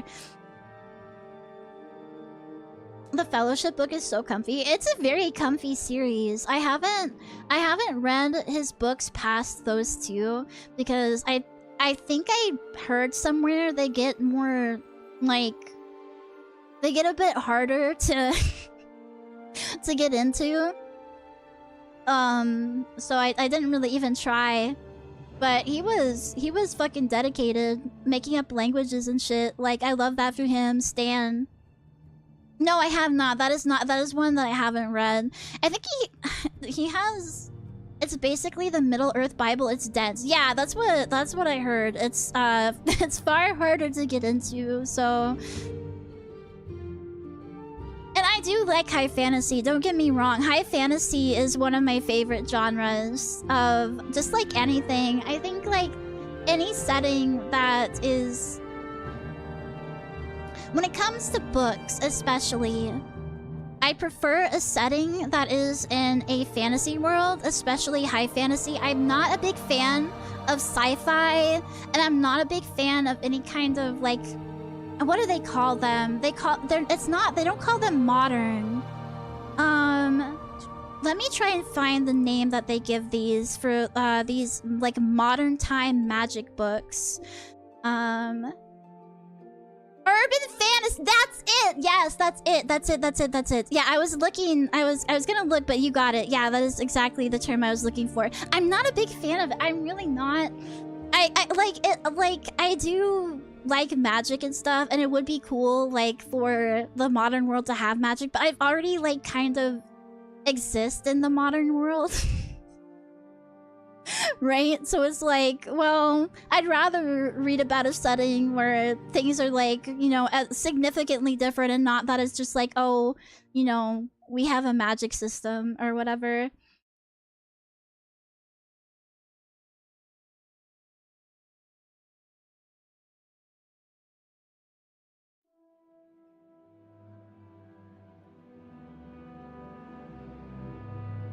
Neither am I. They often don't make sense and don't properly integrate magic into the modern world. Yeah, I think, like, as far as, like, technology, magic, integration, Arcanum really did, like, the best job that I've seen. And it's not exactly, like, a modern, like, setting, but I'm saying, like, they really thought about the two working together or not working together, So...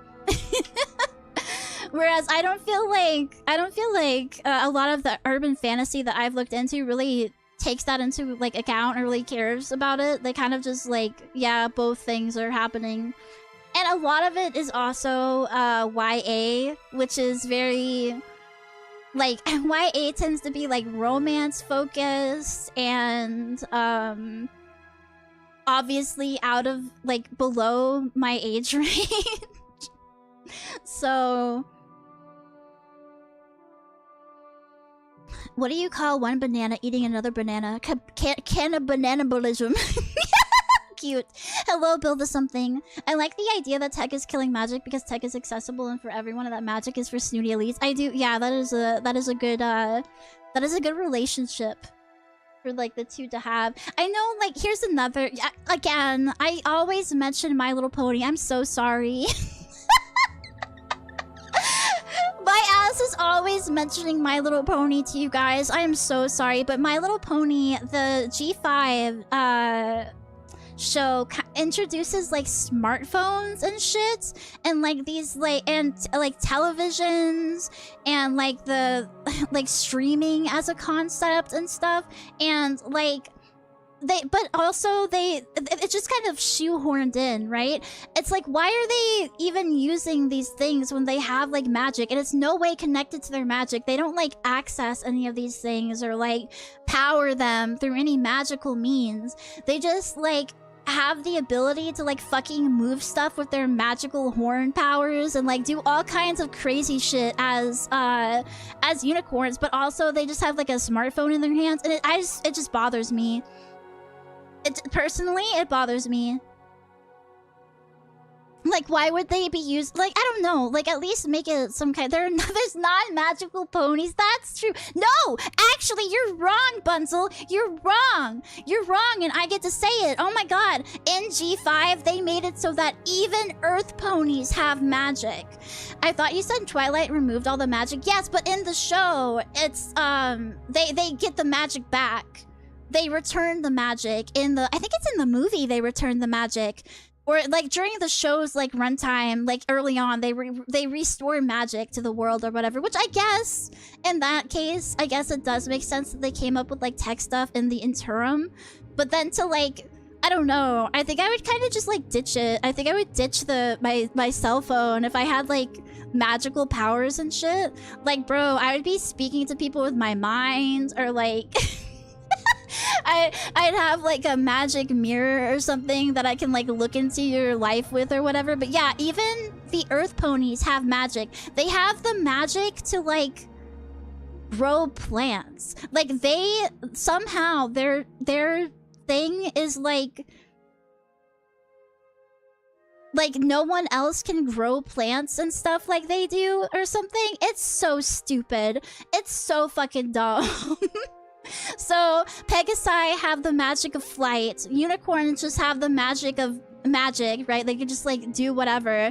And then Earth ponies have the magic of making food for everyone. They can, like, make plants grow, and they're, like, the ones that, like, do it. Nobody else can. Earth ponies aren't supposed to have magic. That was the entire conflict of Winter Wrap-Up. Yeah, but that's coming from a good show. That's coming from a show that's good. I'm talking about G5, which is bad.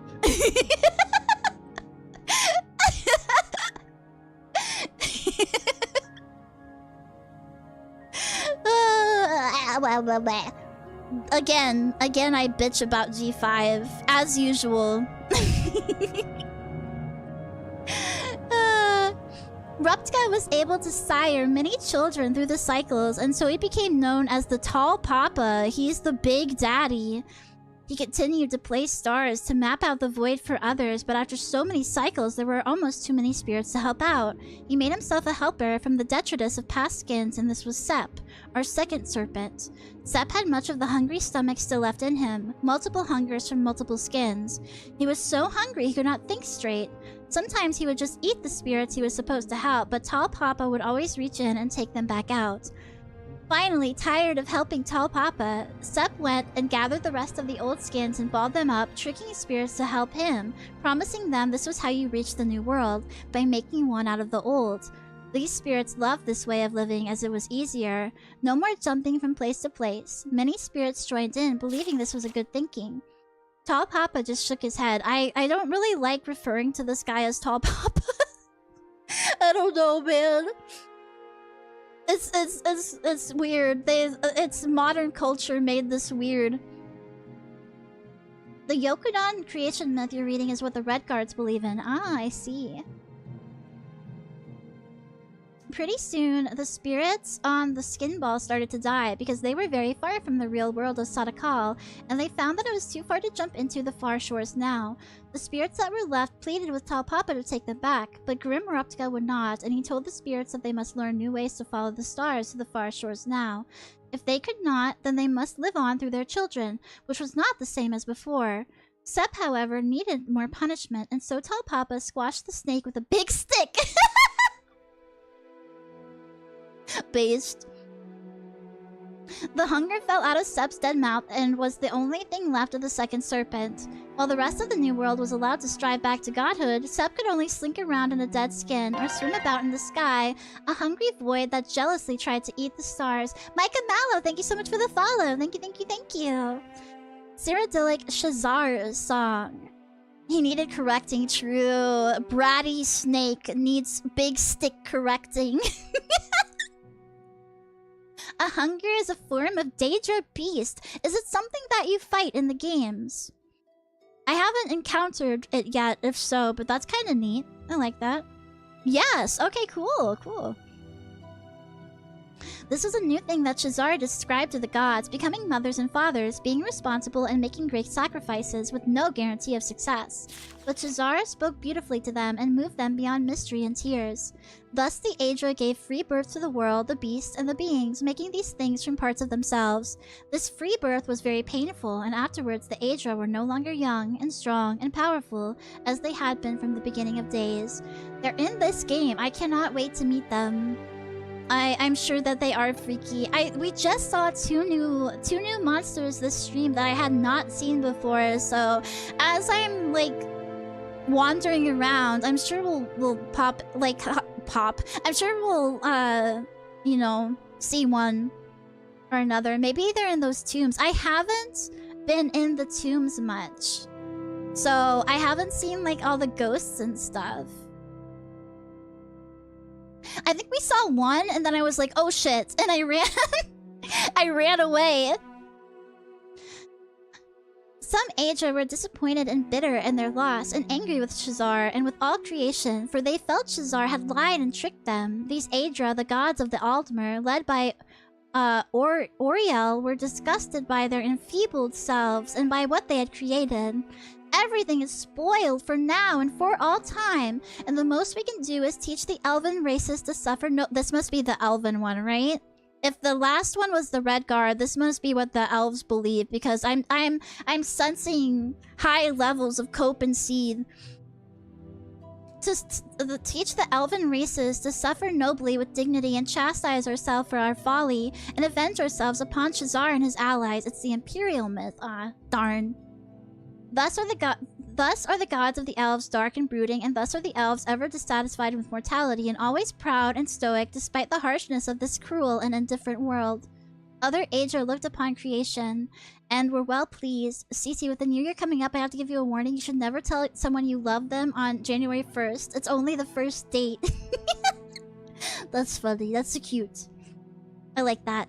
I'm excited to make new goals for the new year because I reached quite a few of them on my last one. I'm pretty sure I put the getting merch and becoming partner on my New Year's resolutions for this year. The Elven one is the heart of the world. This is how the Imperials talk about the elves. Okay, I just saw like suffering nobly and like all that, and I was like, oh, this sounds like somebody describing themselves, right?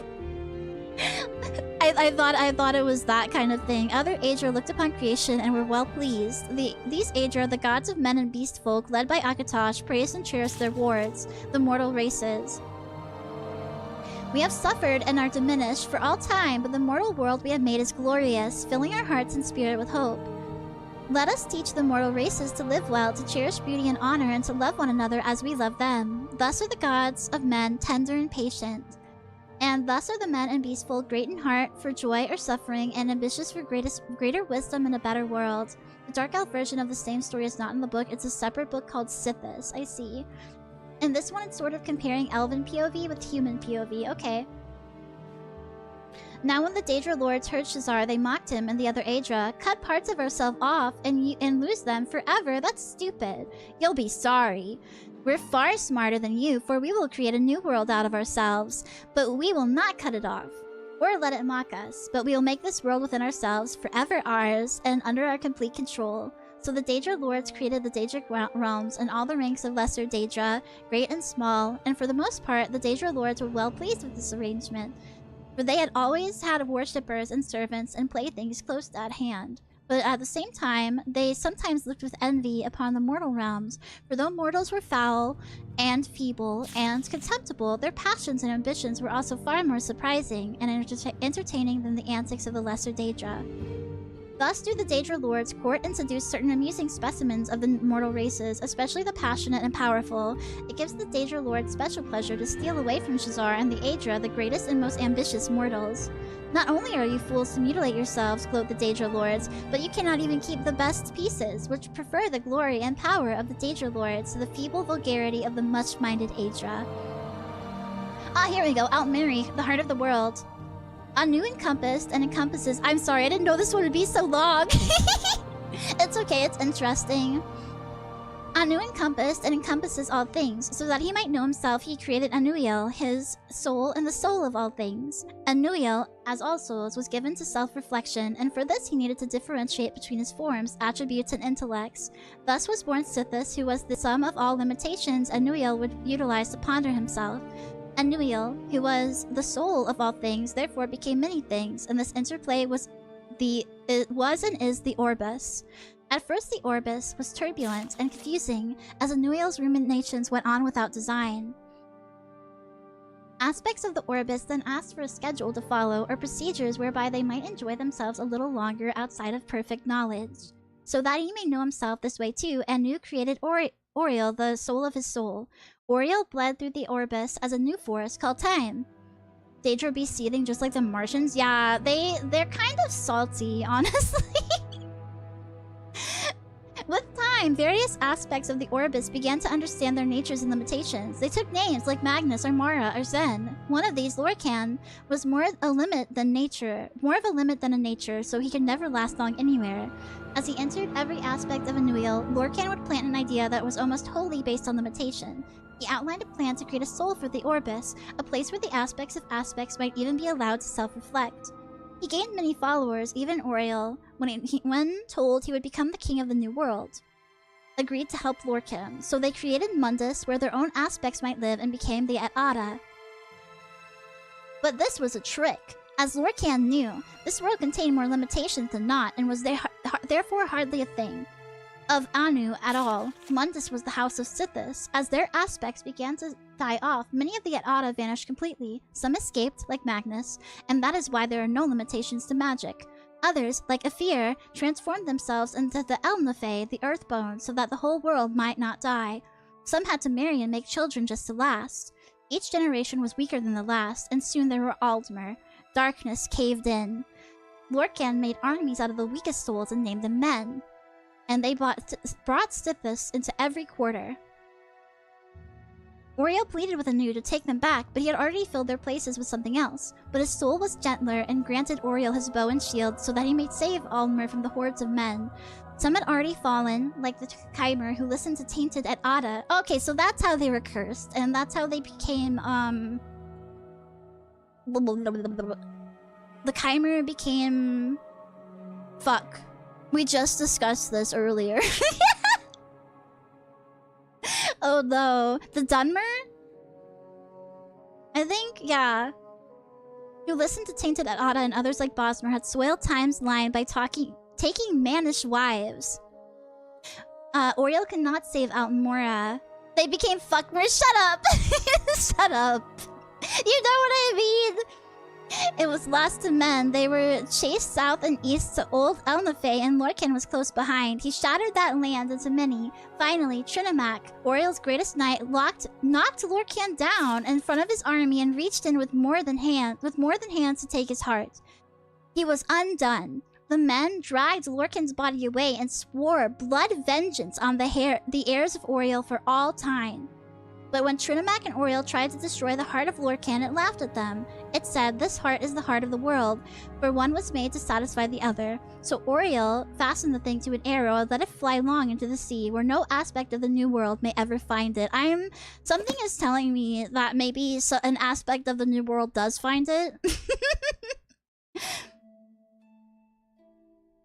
I don't know. That's the vibe I'm getting. Nice tattoo. I don't know if I like this. Stretch. Don't wolf whistle at me, you pervert. Yeah, that's yeah, trying to mask it as something else. Yeah, okay. Trying to play it off, whatever.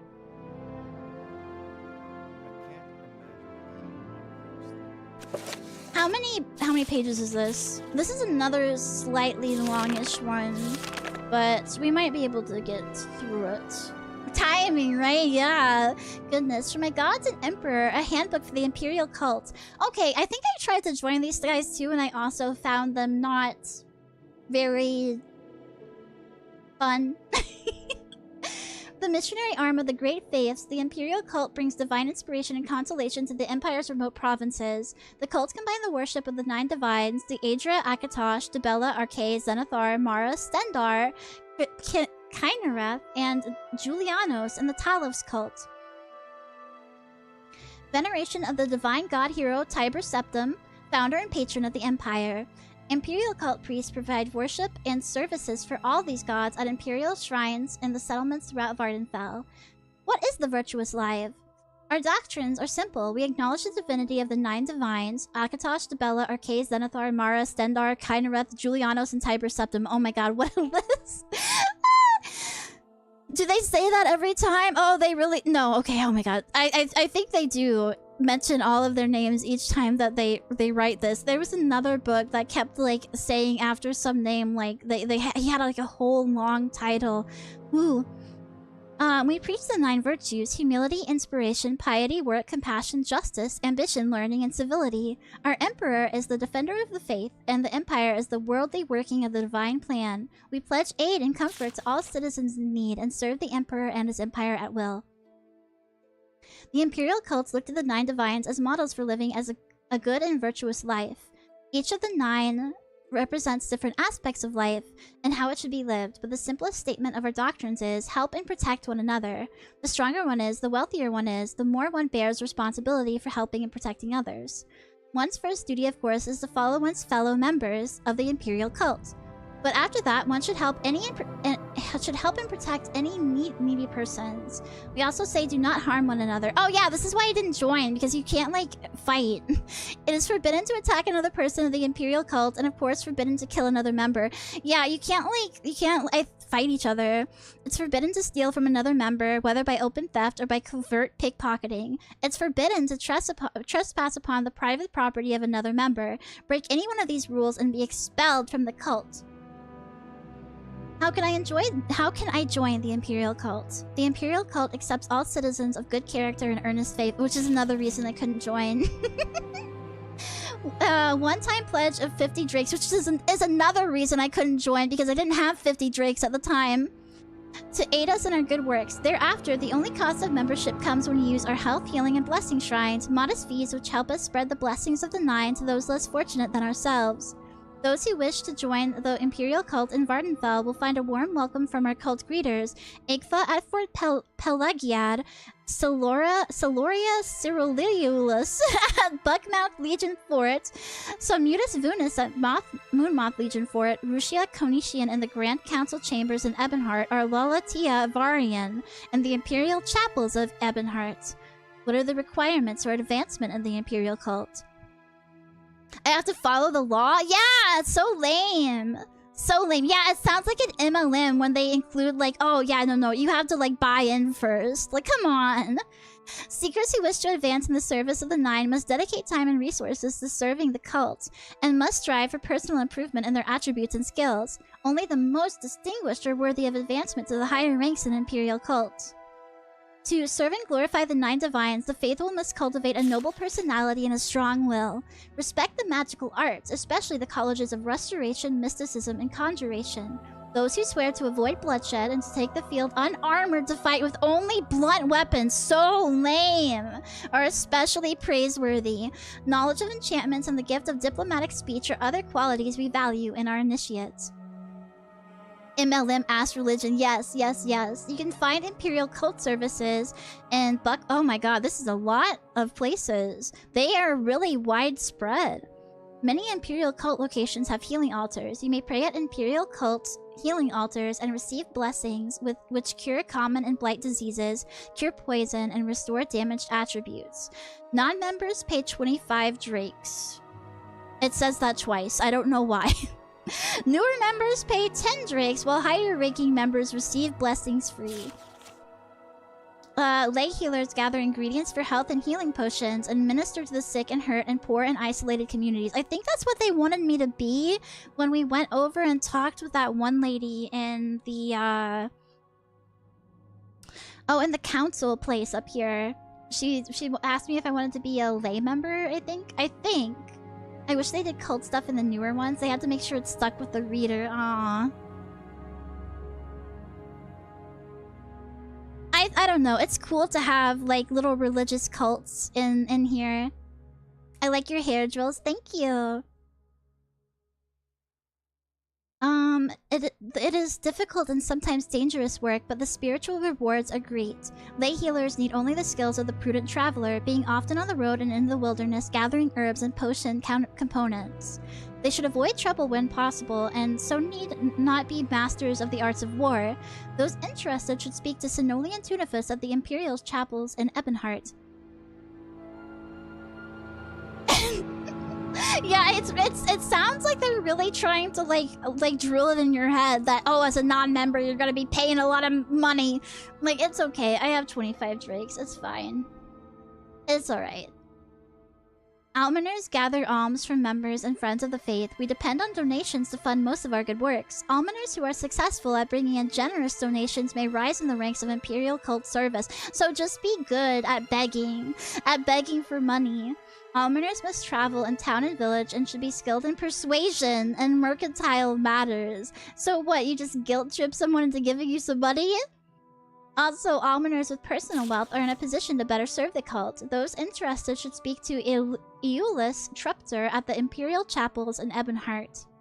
A shrine sergeant helps keep order at the shrines, carries messages and packages, and sometimes escorts priests and lay servants on dangerous missions. This occasional service is ideal for bold, free-spirited adventures. We're reading about the Imperial cult. The rules about the weapons that they prefer mean what skills are considered if you want to advance. Each rank in a faction depends on a minimum skill level in certain areas. Oh, maybe that's why I can't advance in the Thieves Guild, because my sneak is so low. New shrine sergeants are given easiest tasks, but later missions may demand higher levels of combat proficiency. Those interested should speak to Kay. Work requests are the most demanding of all Imperial cult missions. Only members of higher ranks are invited to assist the Oracle, and the challenges require the skill and courage found only in Heroes of Legend. Ooh, I see. How do the Imperial cults view the other factions of Vardenfell? The Imperial cults have a very close relationship with the Imperial Legions, and a friendly and supportive relationship with the Imperial Guilds, especially the Fighters and Mages Guilds. We also have a friendly and supportive relationship with House Holalu, which strongly supports the Emperor and Imperial principles. Though we cannot condone the actions of the Thieves Guild, we praise their faithful dedication to the Empire and to Imperial culture. The Imperial cults have the greatest respect for the high moral principles of House Redoran and the Morak Tong. Isn't the Morag Tong like they're kind of thief adjacent, aren't they? And honors their different but noble conceptions of divine inspiration. We disapprove of the primitive heathen beliefs of the Ashlanders and of the impious and inhumane practices of the Telvanni. The Imperial cult especially disapproves of the practice of slavery and looks forward to the day when slavery is illegal in all Imperial provinces. Yo, progressive! They're bounty hunters. Okay. Assassins. Got you. Yeah. Well, I don't know why they would be so highly respected. I guess because they're used by the Imperial cult to maybe take out enemies or something. Historically, the Imperial cult also disapproves of the lawless and greedy Kimono Tong and their ruthless exploitation of the poor and weak. Historically, our relationship with the Tribunal Temple is difficult and unfriendly, though the Imperial cults acknowledge the lords and saints of the Temple Pantheon as worthy inspirations. The Temple falsely insists that theirs is the one true faith, and that the Imperial cults worship false gods. Okay. What's the guild you have to join to be a normal shield and sword knight? I'm pretty sure you just join the Fighters Guild. Okay. This dude's name is Frick. Don't confuse the Morak Tong with the Kamana Tong. They are very different and they want you to know it. Something tells me that maybe they aren't so different. That maybe they're more like, oh my god. Yes. Oh, well, sorry, you just look unfortunate. Something tells me that that they might be more similar than they are letting on.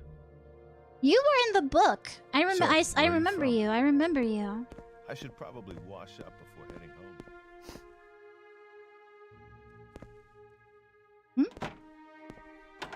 Oh, okay.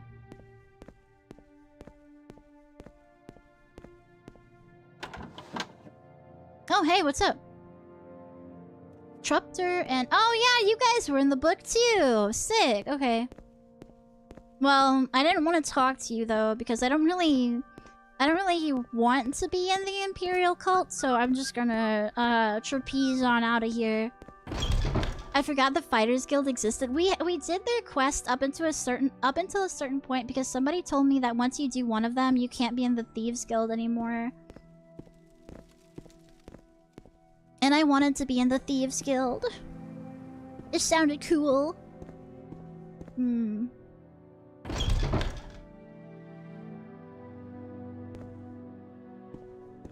This place is kind of confusing to get out of, I'm not gonna lie.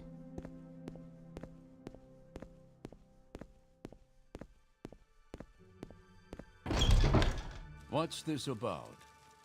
Am I free? Am I out or what? No, I'm not. Let me go. Let me go. Okay, head back in there. Maybe I have to be up one more, like, or something. Or maybe it's over here. It's about 0.2 Vivex on the confusion scale. Oh, this is the room I was talking about earlier with the books and stuff. Well, dang it. I think we go down here or something. Yeah, no, this is the prison. No. I'm confused. Grr. This is a lot of books, though. I'm not gonna lie. Any time now. I like this room. What was this? This was the commission, the Imperial Commission. Okay.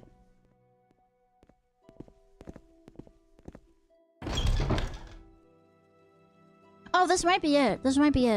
Okay, yeah, it's just on the opposite side. Okay, got you. I see. There's a front door and a back door. I understand.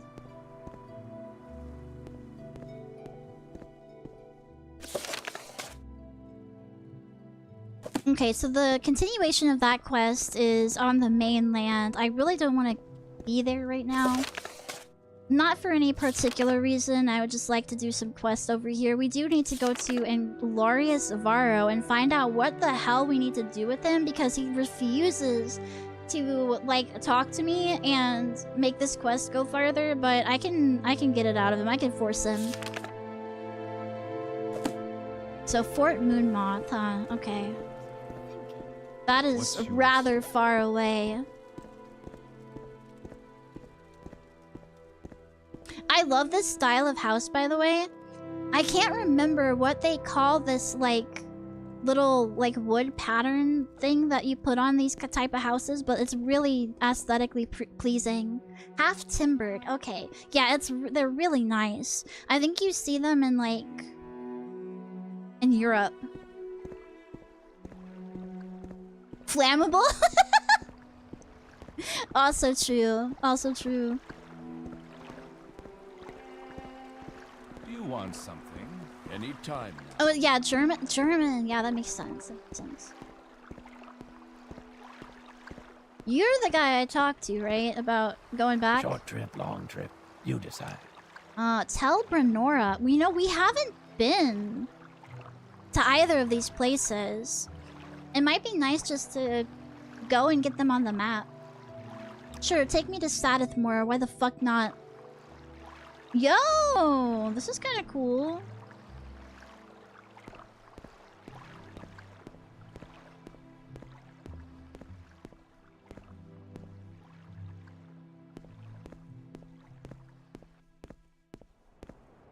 This is very magical looking. I like this. Their little hobbit hole thing right here. Oh my god, how cute! Aww! Oh, I love this. This is adorable. They have these little, like, hobbit hole buildings. It's so cute. It's my favorite style of medieval housing too. Yeah, it's good shit. Not the hobbit holes. The other, the other houses we were looking at. This is quite pretty though. It's so fantastical. It's very whimsical. These like mushroom houses. Wait, aren't the Talvani supposed to live in mushrooms? These aren't the Talvani, are they? No, the Talvani can like fly and shit, right? They're in like tall mushrooms. These are like squat. This is a Talvani. Oh, okay. All right, huh? What are you here? Anytime what are you you're doing? ready.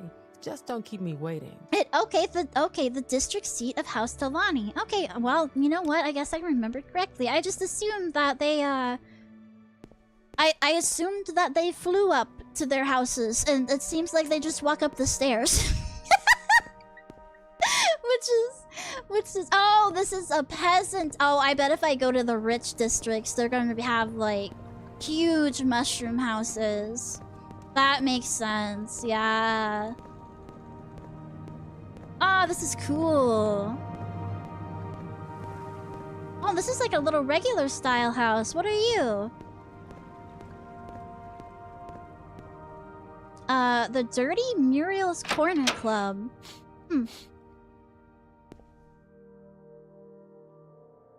Well, this is hardly... Oh, okay, never mind. I was gonna say this is hardly a club. This is a hallway, but no, there's an entire other floor. Okay. Here we go. And you're Dirty Muriel herself. Holy crap, let's go. Do you want something from me? Particular? Little banjo. Oh, no, a lute. A lute. Interesting. Cool. I'm gonna have fun exploring this place. I think what I'm gonna do is I'm gonna get back on the boat and go to the other area. Because I do want to see... Oh gosh, now I forgot which... No, I came from this way. I wanted to see... I don't remember the name of it. I want to see what it is, though.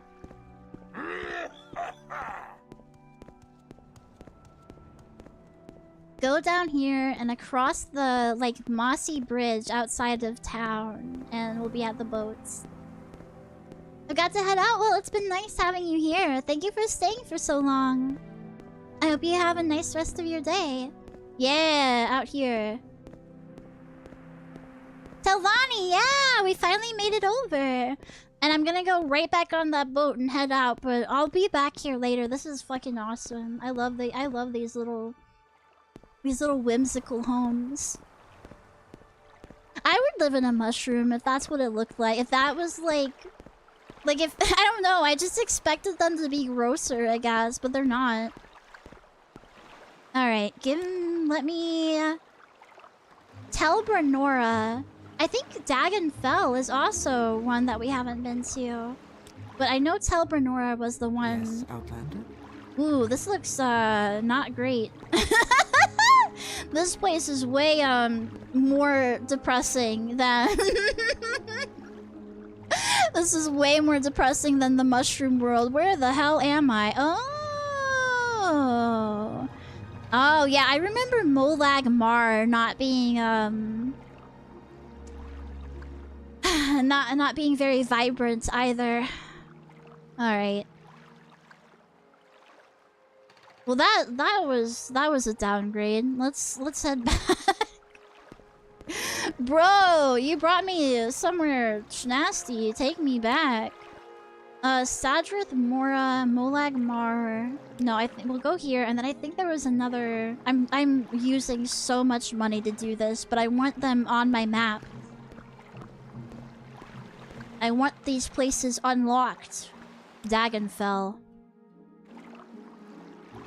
Okay, this ain't too bad. I mean, it's no Sadrith Mora, but at least it's not as dark and and nasty as the other place. All right, and where are we? Oh boy, we are way far up. So I'm guessing the boat is the only way to reach these.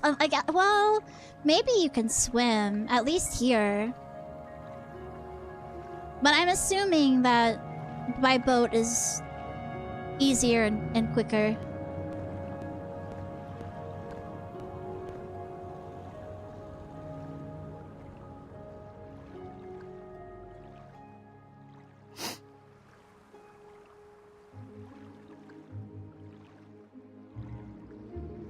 Whoa. What time is it? 2:30? When did I say I was gonna do when did I say I was gonna do Pokemon Day? I think I said I was gonna do it at 7. Should probably head out around 3. That'll give me like 3-4 hours to get ready to do a few things. Yeah, I would say that's not to even to get ready, just to like do some work that I have to get started on. We can explore more of this place and the Telvanni area next time. I might just replace my random whatever stream with more Morrowind. I have not auto-run. I have not... I have been building my athletics simply by walking over most of the map instead of taking the bug transportation system.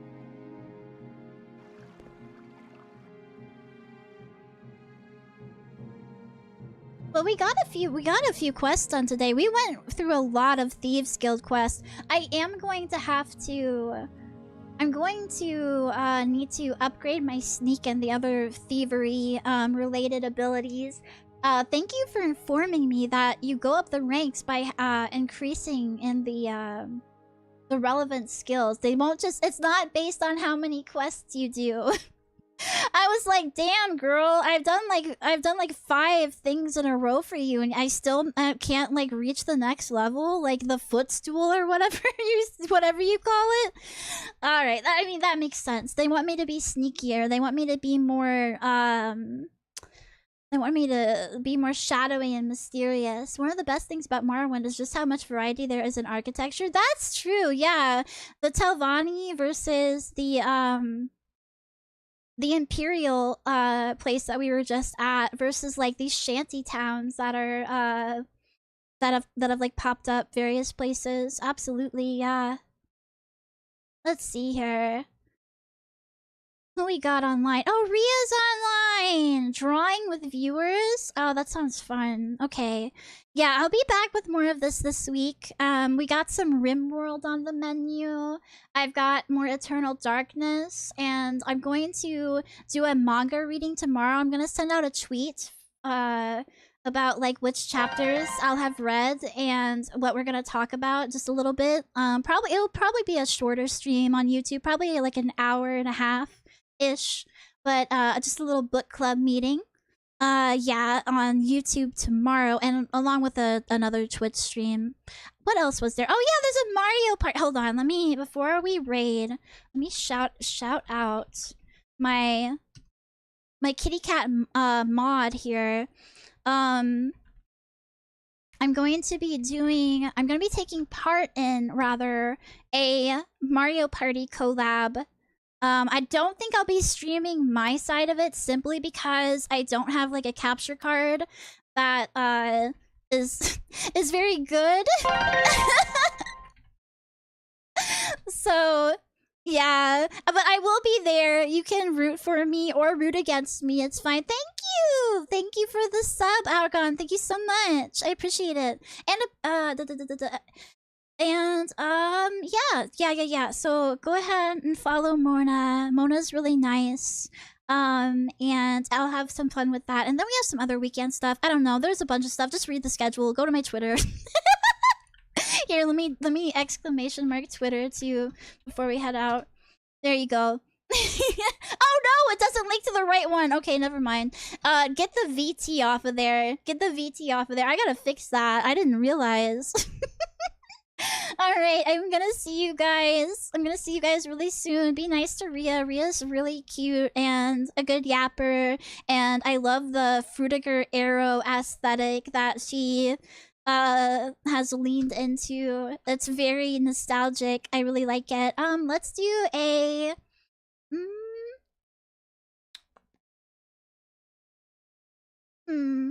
raid message? I don't know. What did we do today? That was, you know what? Let's just do a murder raid. I like that. We did quite a bit of murdering today, so I think we can celebrate that fact.